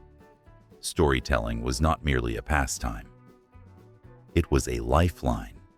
In an era when the written word was a luxury few could afford, these tales were the vessels of culture, carrying lessons of morality, the essence of community, and the whispers of the past. They were living connections to the gods and spirits that watched over them, bridges to a world where the lines between the real and the supernatural blurred like the mist over the morning lake. As the storyteller recounted the trials of Perun, the thunder god who wielded a mighty axe, the air thickened with tension. The crack of thunder seemed to echo in the distance, punctuating the story with drama and urgency. Villagers clutched their children close, eyes wide, as they felt the raw power of the narrative. They knew these tales were more than mere entertainment. They were warnings. They carried the weight of survival, teaching the importance of respect for nature and the forces that governed life. The storyteller's voice rose and fell like the waves of the rivers winding through the Slavic lands. He spoke of brave heroes, like Dobrynya Nikic, who fought against dragons and darkness, embodying the spirit of courage that resonated deep within every listener. Their hearts raced with every victory, their breath caught at every peril. For them, these heroes were not just characters. They were reflections of their own hopes and dreams, their struggles and triumphs. Within these narratives lay the seeds of identity. They echoed the values of community, family, and honor that had defined generations. Each myth carried a piece of the people, preserving their joys and sorrows, leaving a legacy that transcended time. The tales were passed from elder to child, each retelling a gentle reminder of who they were and where they came from, a way to honor the past while navigating the present. Yet, beneath the surface of these fables simmered deeper truths. The storyteller's voice softened as he spoke of the dark forces that lurked in the forests, the malevolent spirits whose tales cautioned against hubris and greed. The villagers nodded knowingly, their minds drifting to the legends of the Leshy, the forest spirit who played tricks on the unwary. Fear mingled with fascination, each story crafting a moral lesson that was as vital as food for the soul. As the night wore on, the fire crackled and popped, the embers swirling like the souls of their ancestors, listening intently. The storyteller's voice transformed into a haunting melody as he recounted tales of lost loves and unfulfilled destinies. The audience was captivated, feeling the weight of every heartbreak as if it were their own. Tears glistened in the eyes of those who remembered their own losses, and laughter erupted in shared joy when the narrative turned toward the whimsical. The rhythm of the evening ebbed and flowed, mirroring the cycles of life itself. Moments of reflection lingered like the twilight, while bursts of laughter rang out like joyous bells. The stories danced through the air, weaving a rich tapestry of emotion that kept the villagers riveted. With every twist and turn in the narrative, a sense of togetherness blossomed, binding them in their shared experience. But the air was thick with the knowledge that time was fleeting. The storyteller's voice took on an urgent tone as he spoke of the dangers of forgetting, the creeping shadows of oblivion that threatened to consume their history. He warned that without the threads of storytelling, the vibrant colors of their past would fade into the gray. The villagers felt the weight of his words sink into their bones, a solemn reminder that they were the guardians of these precious tales. As the night deepened, the stories morphed into a chorus of voices, each one a reflection of the collective spirit of the people. They saw themselves in the tales, realizing they were not mere spectators, but active participants in this living tradition. The fire crackled in agreement, urging them to remember, to share, to preserve. The storyteller paused, allowing the gravity of the moment to settle, his gaze sweeping over the enraptured faces before him. Then, with a sudden lurch, he began to recount a lesser-known myth, one that shimmered with the possibility of hope amidst despair. It was a tale of rebirth, of spring emerging from the grip of winter, reminding the villagers that every ending was a new beginning. The emotions surged, a tide of nostalgia and longing, and the flames danced higher, casting flickering shadows that mirrored the tales being told. In this sacred space, time itself seemed to hold its breath. The villagers sat together, hearts intertwined, aware that the stories they cherished would echo through the ages. They felt the power of their myths pulsate around them, infusing the night with a magic that would transcend their lifetimes. The storyteller concluded, but the energy remained, a lingering melody in their hearts that beckoned them to carry forth the tales, to weave their own narratives into the fabric of history. And so, the night wore on, a living testament to the power of storytelling, an unbroken chain of voices that would continue to resonate long after the fire had died down. Yet the cycle was only just beginning. With every tale, the villagers were reminded that the past was not lost, but perpetually alive, waiting to be breathed into existence once more. The storyteller's final words hung in the air like an incantation, a promise that the stories would live on, whispered from generation to generation, forever entwined with the pulse of the land. The wind howled through the trees, a mournful wail that echoed the whispers of the past. Shadows danced like phantoms in the flickering light of a campfire, where a small group gathered, their faces illuminated by the flames. They leaned in, eyes wide with curiosity, as an old woman began to speak.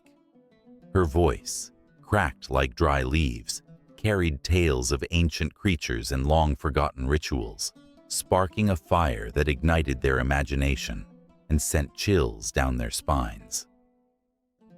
This was no ordinary storytelling session.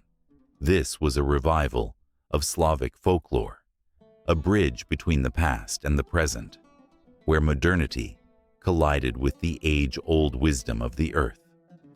In the heart of Eastern Europe, the tales of witches, forest spirits, and monstrous beings that once thrived in the shadows of villages were being woven into the fabric of contemporary life.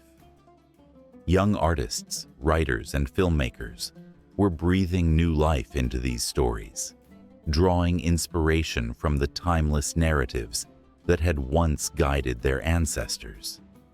The figures of Baba Yaga, the enigmatic witch whose hut stood on chicken legs, and the playful yet vengeful water nymphs known as Rusalki began to emerge from the depths of history. This revival was not merely about nostalgia. It stirred emotions that resonated with the very essence of human experience, echoing the fears and hopes of a new generation. As the flames crackled, the old woman recounted the tale of the Firebird, a shimmering creature that stole the light from the sky. It was said that whoever captured the Firebird could gain immense power, but would also bear the burden of that light. In modern interpretations, artists depicted the Firebird not just as a symbol of unattainable desires, but as a reminder of the fleeting nature of aspiration.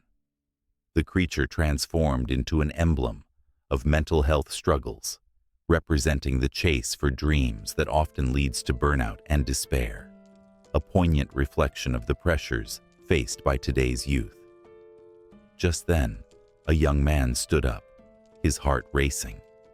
He felt the stories breathe life into his own struggles, and he shared his fears of losing himself in the pursuit of success. The gathering fell silent, each member feeling the weight of his words. They were all searching for something, a glimmer of hope, or perhaps a way to connect with the spirits of their ancestors. The ancient stories seemed to wrap around them like a comforting blanket, reminding them that they were not alone, not just in their struggles, but in their triumphs as well. Meanwhile, a new wave of filmmakers took on the legends of Slavic folklore, creating modern adaptations that resonated with contemporary themes.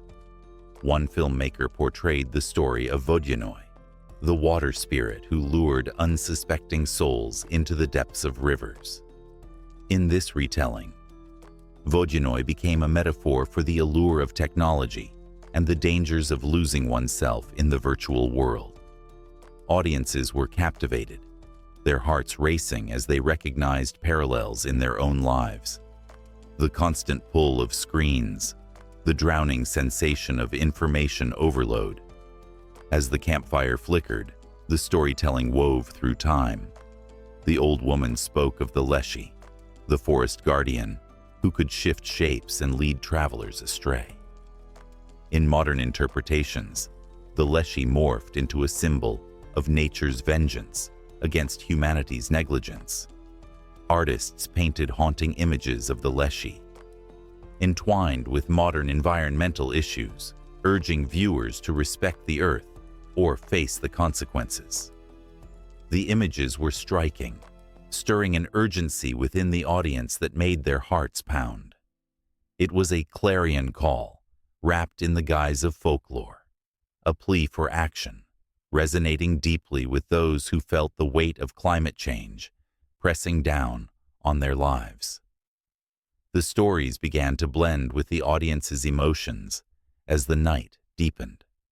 A woman, her voice trembling, recounted her grandmother's tales of the Rusalka, the water nymph who mourned her lost love and lured young men into the depths of lakes.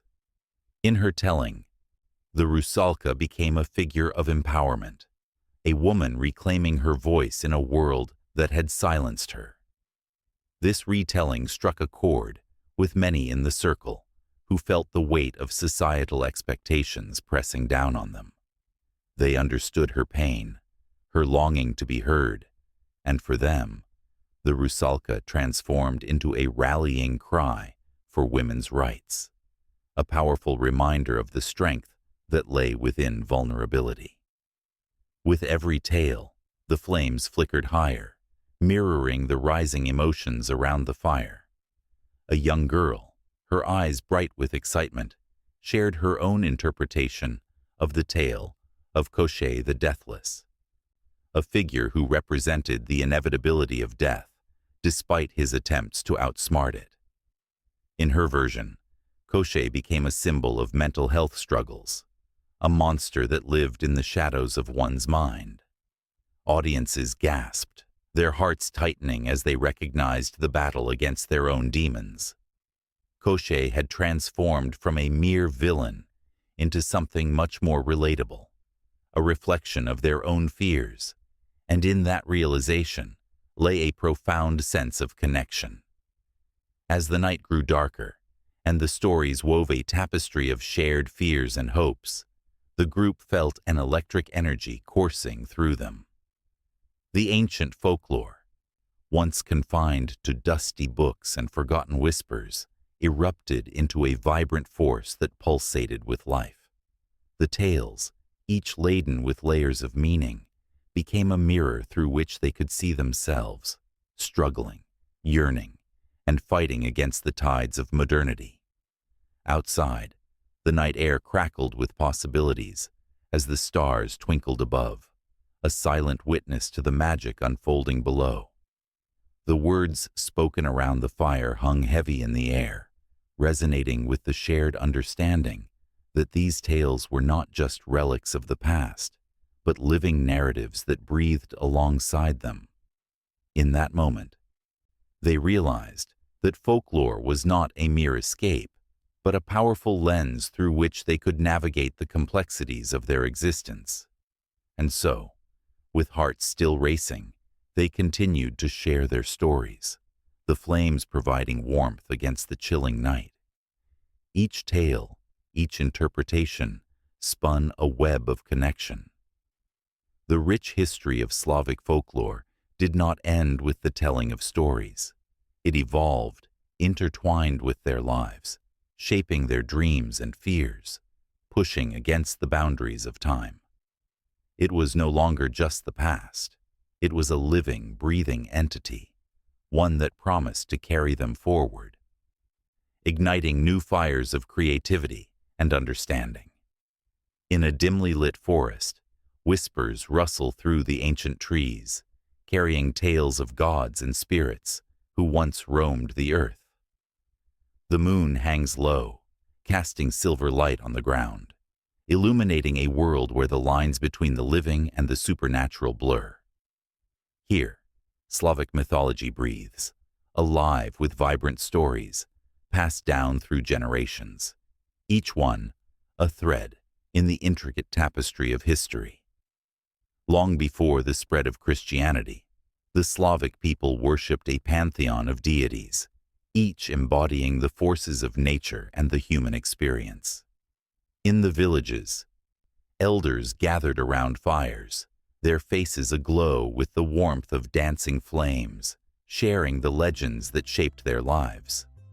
Perun, the thunder god, wielded a mighty axe, sending lightning crashing down to remind mortals of his power. His rival, Veles, the god of the underworld, represented the earth and the mystery of life beyond death. This sacred tug-of-war between Perun and Veles illustrated the eternal struggle between order and chaos, a theme that resonated deeply in the hearts of the people. As time flowed, so did the stories, morphing and adapting as Slavic tribes migrated across vast landscapes. Each region breathed its own life into the myths, giving rise to local spirits and deities. The Rus's people, for instance, revered Koschei, the earth goddess who protected women and their work. Her nurturing presence was felt during sowing and harvesting, a reminder of the bond between the earth and its inhabitants. In the chilly winters, the frost spirit Moroz would descend, wrapping the land in a blanket of white, a beauty tinged with peril. The villagers paid homage to him, fearing his icy touch while marveling at his artistry. The arrival of Christianity brought seismic shifts to the Slavic world. The once vibrant pantheon began to fade, brushed aside by the new faith's insistence on a singular, omnipotent God. Yet, rather than vanishing completely, the old gods cleverly adapted. They became folklore and fairy tales, living on in the stories of babushkas who spun yarns for their grandchildren. Baba Yaga, the fearsome witch with a penchant for mischief, emerged from the shadows of ancient beliefs. She became a symbol of the duality of life, both nurturing and terrifying, a reflection of the wisdom and fear inherent within nature itself. In the chaos of the Middle Ages, Slavic mythology found refuge in secret gatherings where tales were shared in hushed tones. The Slavic tribes clung to their myths as a lifeline, a source of identity amidst the turbulence of encroaching empires. The legend of the Firebird, a creature of pure flame and beauty, soared through the hearts of those who longed for hope in dark times. It represented the elusive dreams and aspirations of the people, a reminder that even in despair, something magnificent could emerge. With each passing century, the Slavic lands transformed, but the ancient spirits lingered, haunting the edges of consciousness. The rise of the Russian Empire saw a revival of interest in folklore, as artists and writers tapped into the rich vein of legends. Fyodor Dostoevsky and Anton Chekhov wove elements of mythology into their works, allowing the whispers of gods and spirits to permeate literature. The Firebird fluttered through their pages, and the haunting figure of Baba Yaga danced in their stories, a testament to the enduring power of these ancient beliefs. As the modern world emerged, the remnants of Slavic mythology found new expression. Folklore blended with contemporary culture, birthing tales that resonated with younger generations. Animated films brought the Firebird to life in brilliant color, while video games invited players to engage with the myths, stepping into a world where gods and spirits roamed once more. The ancient narratives, rooted in the struggles and triumphs of the past, found a new audience eager to embrace their heritage. Yet, the shadows of those ancient gods linger still, waiting for the right moment to rise again. In the quiet corners of the forests, where the moonlight filters through the trees, the stories of Perun, Velas, and Koschei pulse with life, ready to be heard once more. The whispers grow stronger, echoing through time, urging those who listen to remember the past and honor the spirits that shaped their ancestors. With the dawn of each new day, the evolution of Slavic mythology continues, a dance as old as the earth itself. The cycle of life, death, and rebirth spirals onward, intertwining with the threads of modern existence.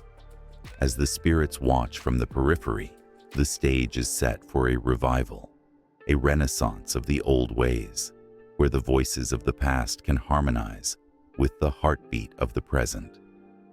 In the heart of Eastern Europe, a gathering begins under the starlit sky, where descendants of the ancient Slavs come together to celebrate. They light bonfires, casting flickering shadows that seem to beckon the old spirits back into the world. Songs are sung, and stories are shared, weaving a spell that transcends time. The Firebird flaps its wings, and Baba Yaga stirs in her hut, the boundary between past and present dissolving before their eyes.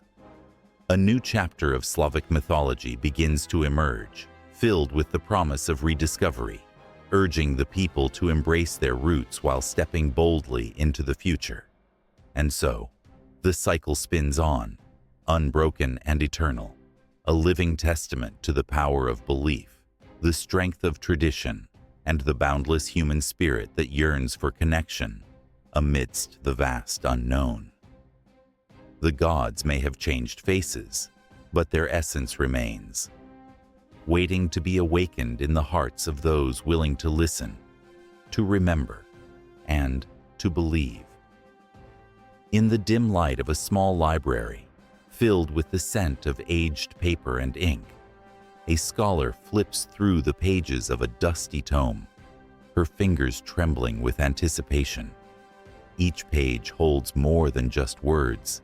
It whispers stories of gods and heroes, of ancient rituals that once gripped the hearts of people long forgotten. Here, amid the shadows of history, Slavic mythology waits, yearning to be reborn in the minds of a new generation. For centuries, the tales of Slavic deities lay buried, overshadowed by the dominant narratives of Western mythology. But now, a revival stirs. Scholars across the globe are awakening to the rich tapestry of Slavic folklore, piecing together fragments of a cultural identity that have long been neglected.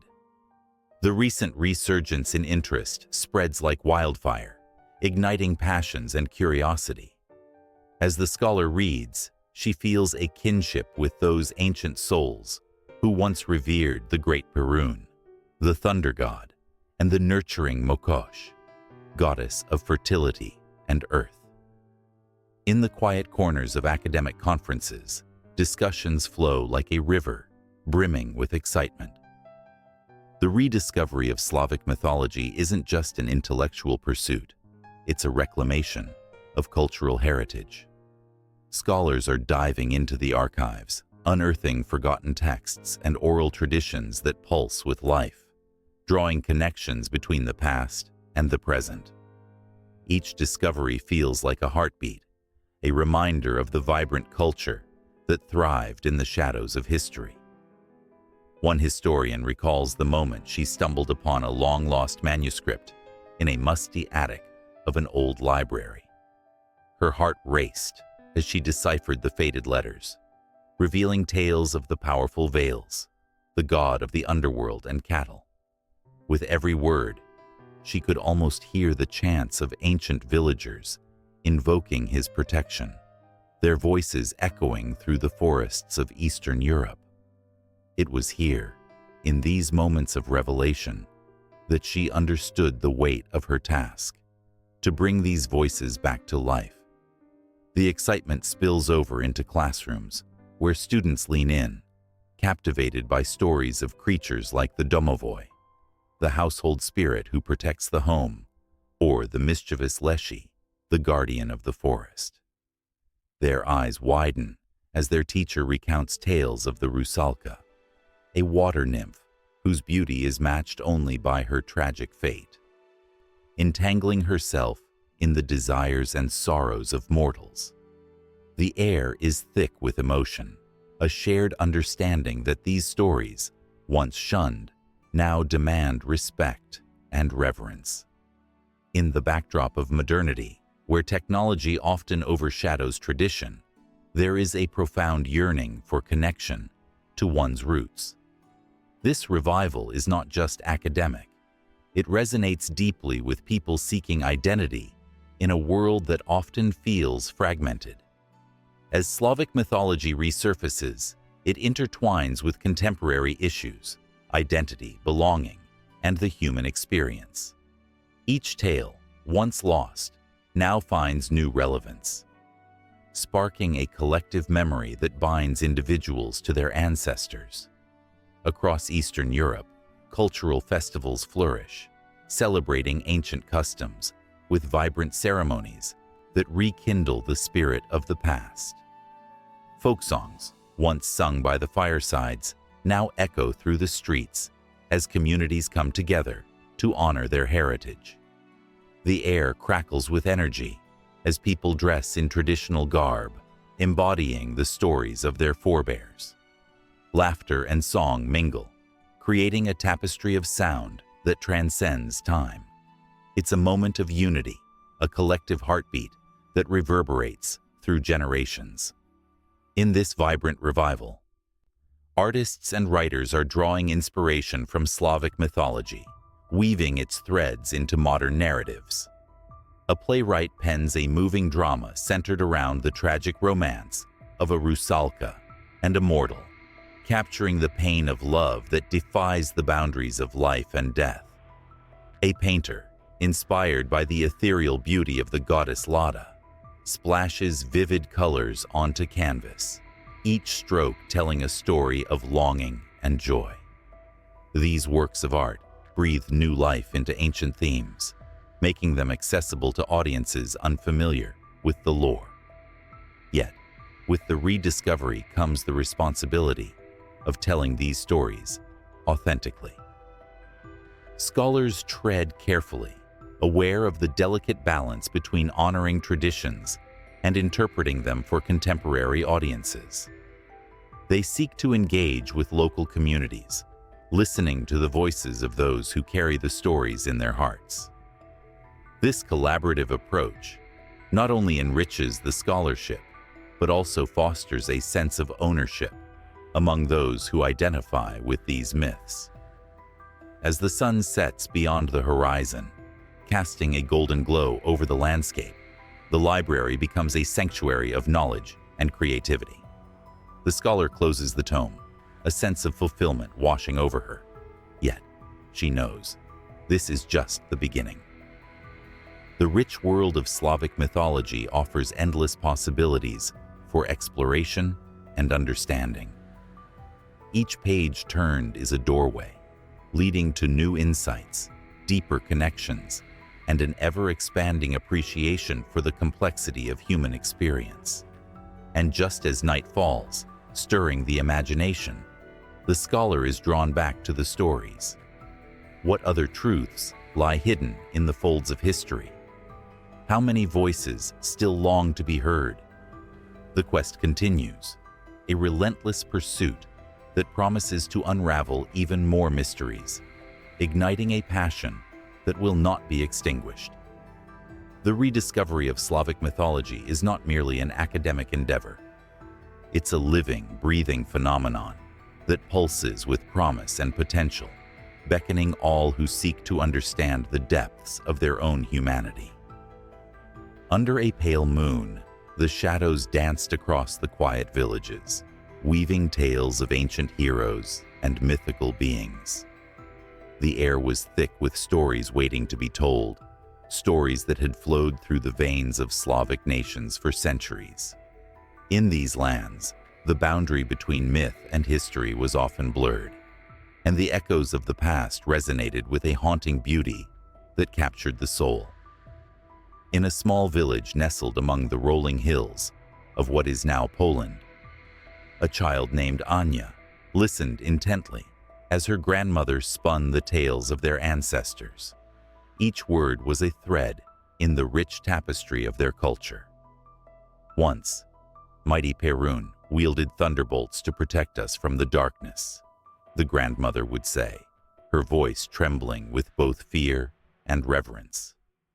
Anya imagined the god standing tall, his fierce eyes burning like embers, ready to defend the Slavic people against the chaos of the world.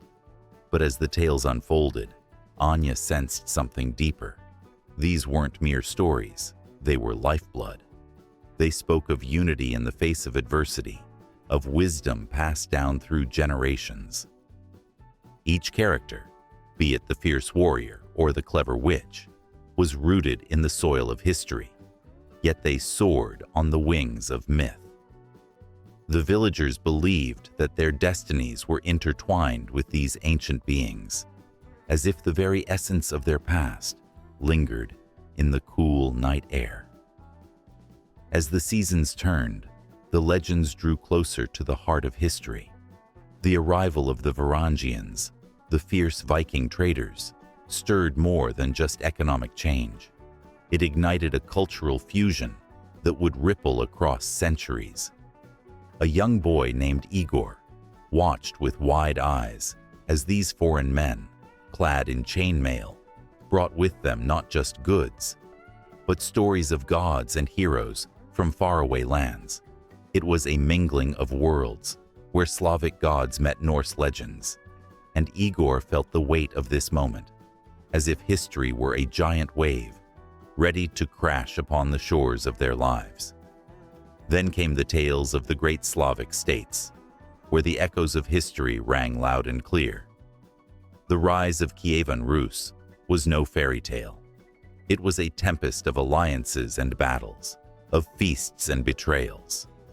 As the Grand Prince Vladimir, baptized in the waters of the Dnieper, sought to unify the lands, the fervor of belief swept through the people. They would tell stories of the divine light that illuminated the night sky on the day of his baptism, blending the sacred with the historical.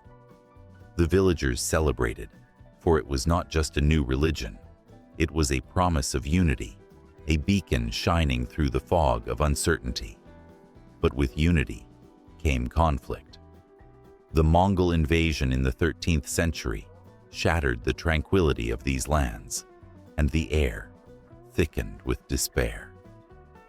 In the darkness of the night, mothers whispered to their children stories of bravery, how the great heroes, like the knight Ilya Muromets, fought fiercely against the odds. The tales of resilience became a lifeline, a reminder that even in the darkest times, the spirit of the Slavs was unyielding. The line between myth and reality blurred once more as Ilya's battles infused the people with hope, becoming a source of strength for those who faced unimaginable trials. As the years progressed, the interplay of myth and history continued to mold the identities of the Slavic nations. A young girl named Mila, born in the aftermath of the war, clutched her mother's hand as they attended the annual harvest festival.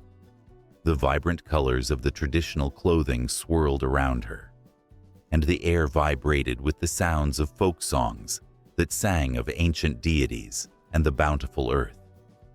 The people danced, invoking the spirits of their ancestors, for they believed that their joy nourished the soil that fed them.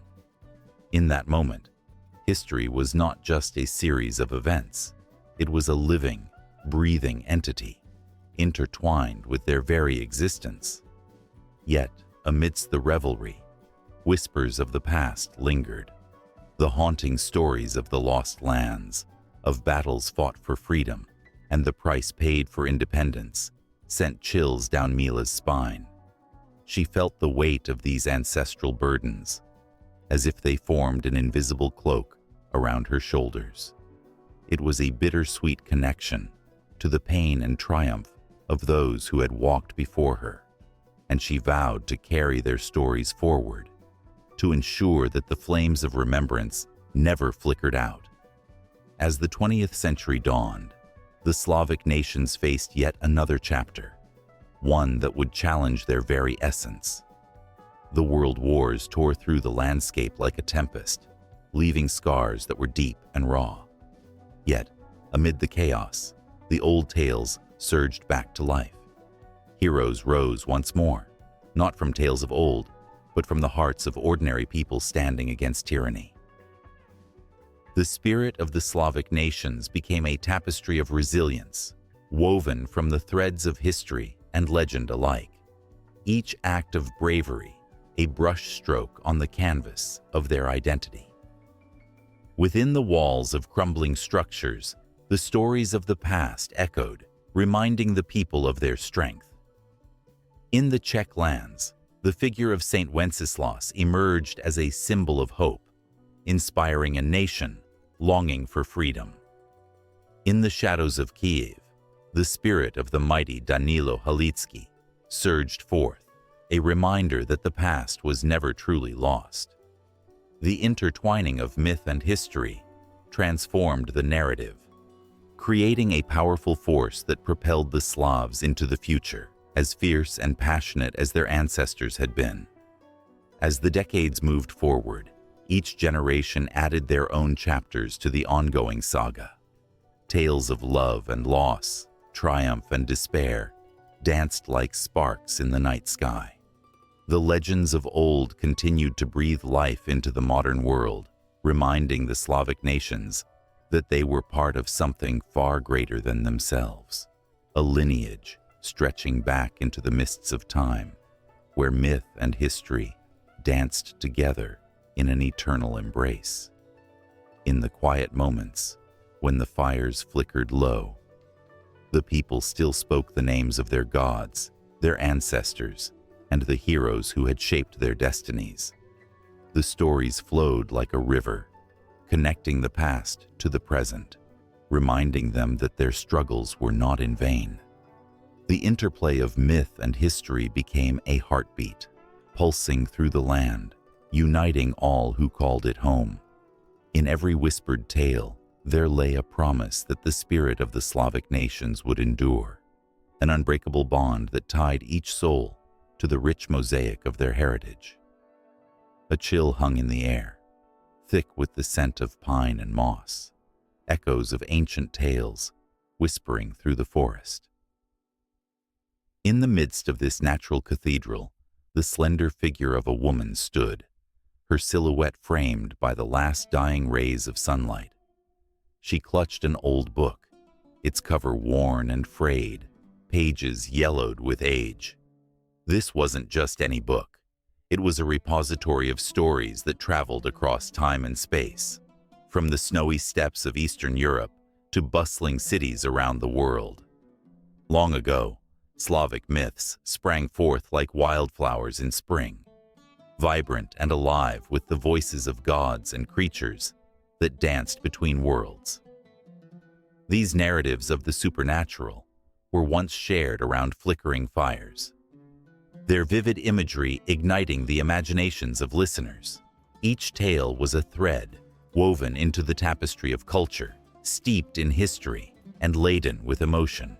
Yet, as the years rolled on, these stories took on new forms, slipping through the cracks of language and adapting to new audiences. Across the globe, they transformed, their essence captured and reshaped. A tale of the mischievous trickster, Leshy, became a symbol of the untamable wilderness in the vibrant streets of Rio de Janeiro. In the bustling markets of Istanbul, the haunting story of Baba Yaga morphed into a cautionary tale for children, a reminder of the shadows lurking just outside their homes. The myths, once rooted in the frostbitten landscapes of Slavic nations, found themselves reborn through translations and adaptations, each echoing the original's spirit while reflecting the culture that embraced them. And in the corners of libraries and bookstores, scholars and enthusiasts alike rifled through texts, desperate to uncover how these stories had evolved. The richness of the Slavic narrative tradition beckoned to be understood not just as a relic of the past, but as a living, breathing collection of experiences that spanned the globe. Each word, each translation, bore the weight of the past, while simultaneously reaching toward the future. One could sense the heartbeat of the myths in the cadence of the words. The tension between the original tales and their new interpretations sparked a fire of debate among scholars. Did the essence of Mother Earth, Koschei, lose her power when her story was reshaped for a modern audience? Or did it gain new life, reflecting contemporary values and concerns? This dance between preservation and innovation was not merely academic, it was deeply personal. For many, these myths were not just stories, they were the voices of ancestors, memories wrapped in the fabric of everyday life. A young girl in a small village in Poland clutched her grandmother's hand, listening wide-eyed as she recounted the legend of the Firebird, a tale that had been passed down through generations.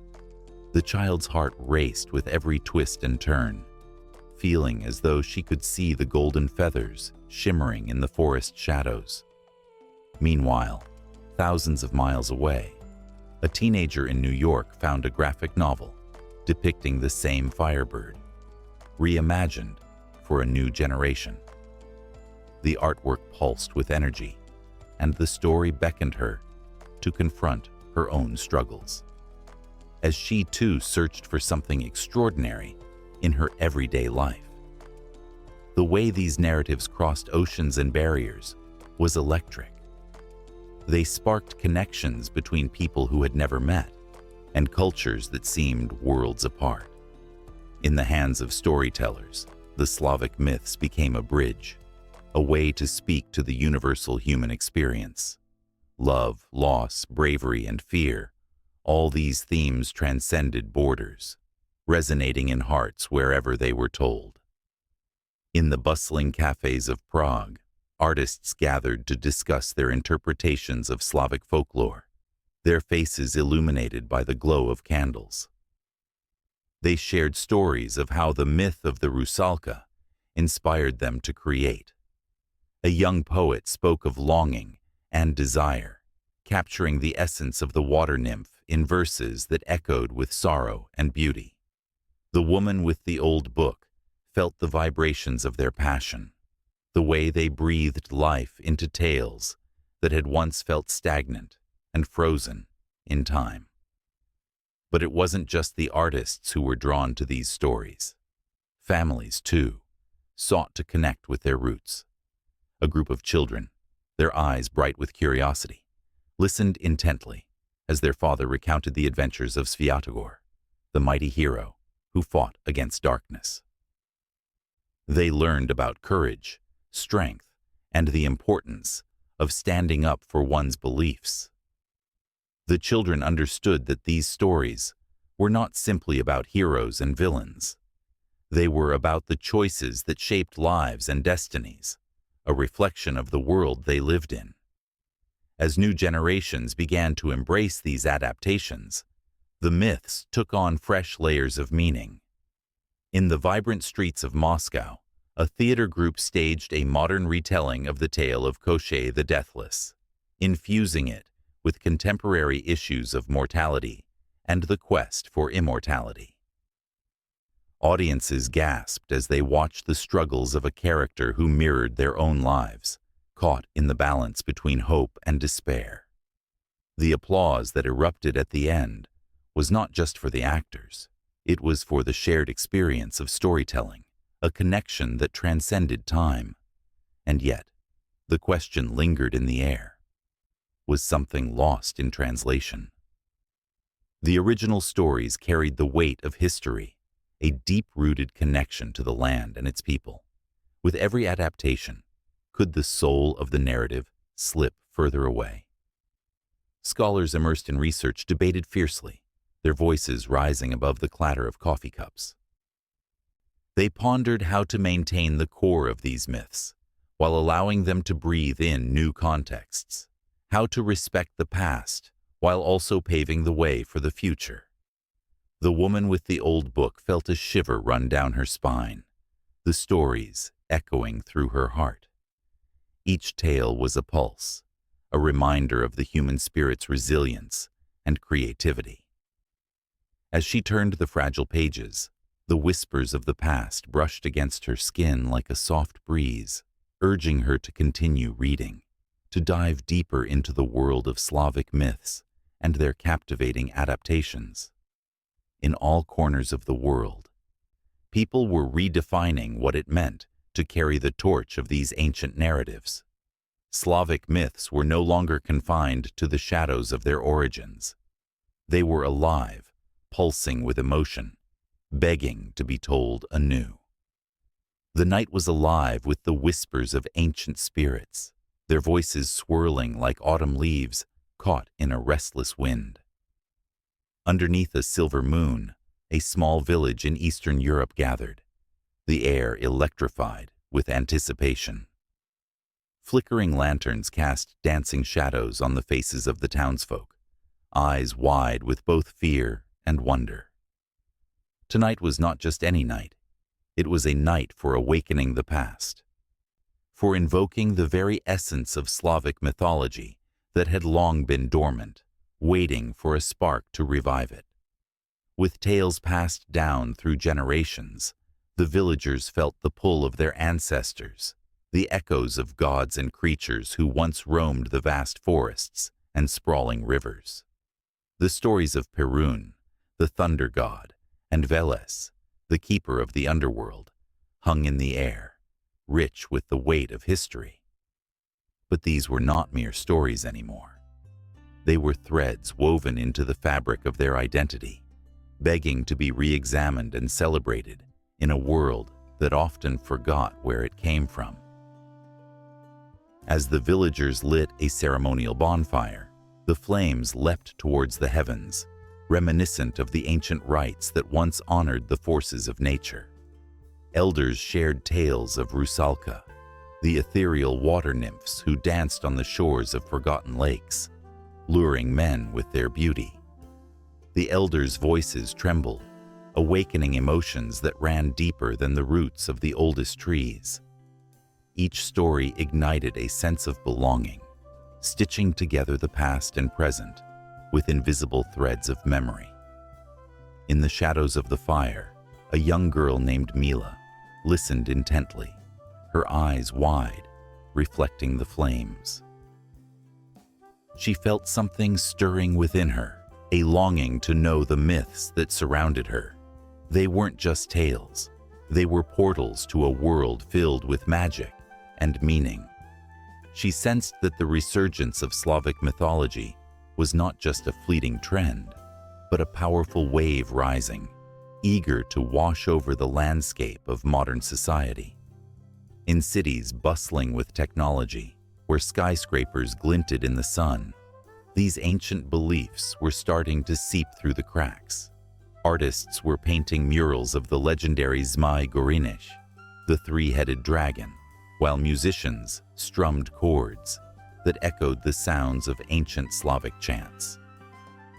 In corners of the world where people once turned their backs on folklore, a revival was gaining momentum. Social media platforms buzzed with hashtags celebrating Slavic heritage, connecting individuals who craved a sense of belonging.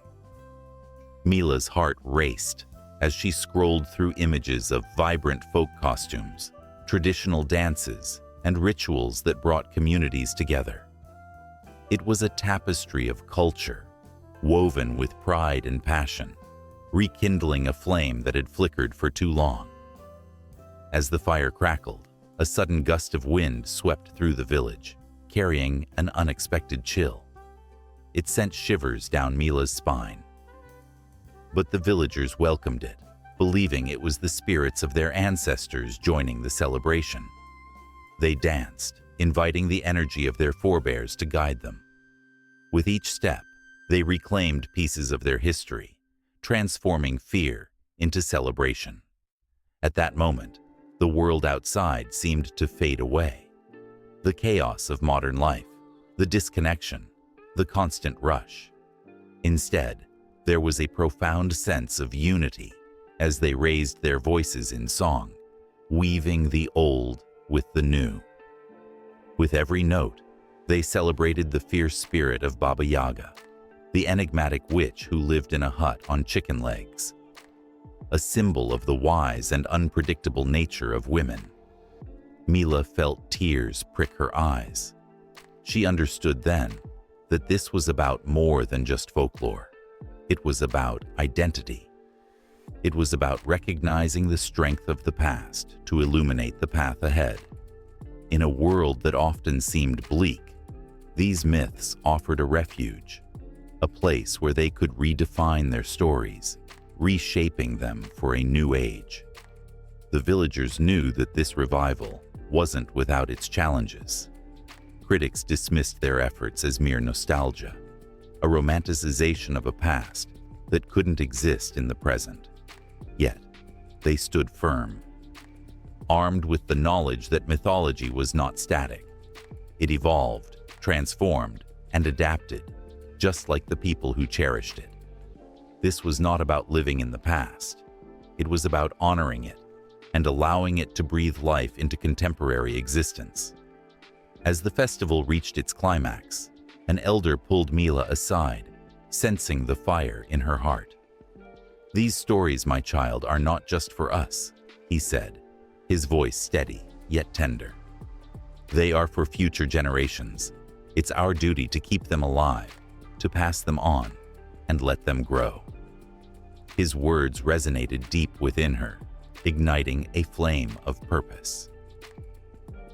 She envisioned a world where children would gather around fires, just as she did, their imaginations sparked by the tales of magical beings and heroic exploits. The night wore on, and the villagers shared dreams of the future, where the allure of Slavic myths would inspire not just their community, but the world. Books would be written, films produced, and art created to bring these ancient stories to life once more. They envisioned a renaissance where the ancient gods would walk again among men, guiding them in a chaotic world. As dawn approached, the first rays of sunlight spilled over the horizon, illuminating the village with a golden glow. The flickering fire dwindled, but the warmth remained, an echo of the night's energy. Around them, the spirits of the past seemed to watch, approving of this rebirth. With hearts full and spirits high, the villagers made a silent promise to carry forth their legacy, to nurture the flame of Slavic mythology, and to ensure that it would never fade away again. In the distance, the sounds of the modern world began to creep back in, cars honking, the hum of machinery. Yet, the villagers stood resolute, knowing that they had tapped into something profound. The stories would thrive, not just as relics of the past, but as vibrant sources of inspiration, guiding them toward a future rich with meaning and connection. And within Mila's heart, the fire burned bright, a beacon of hope for what was yet to come.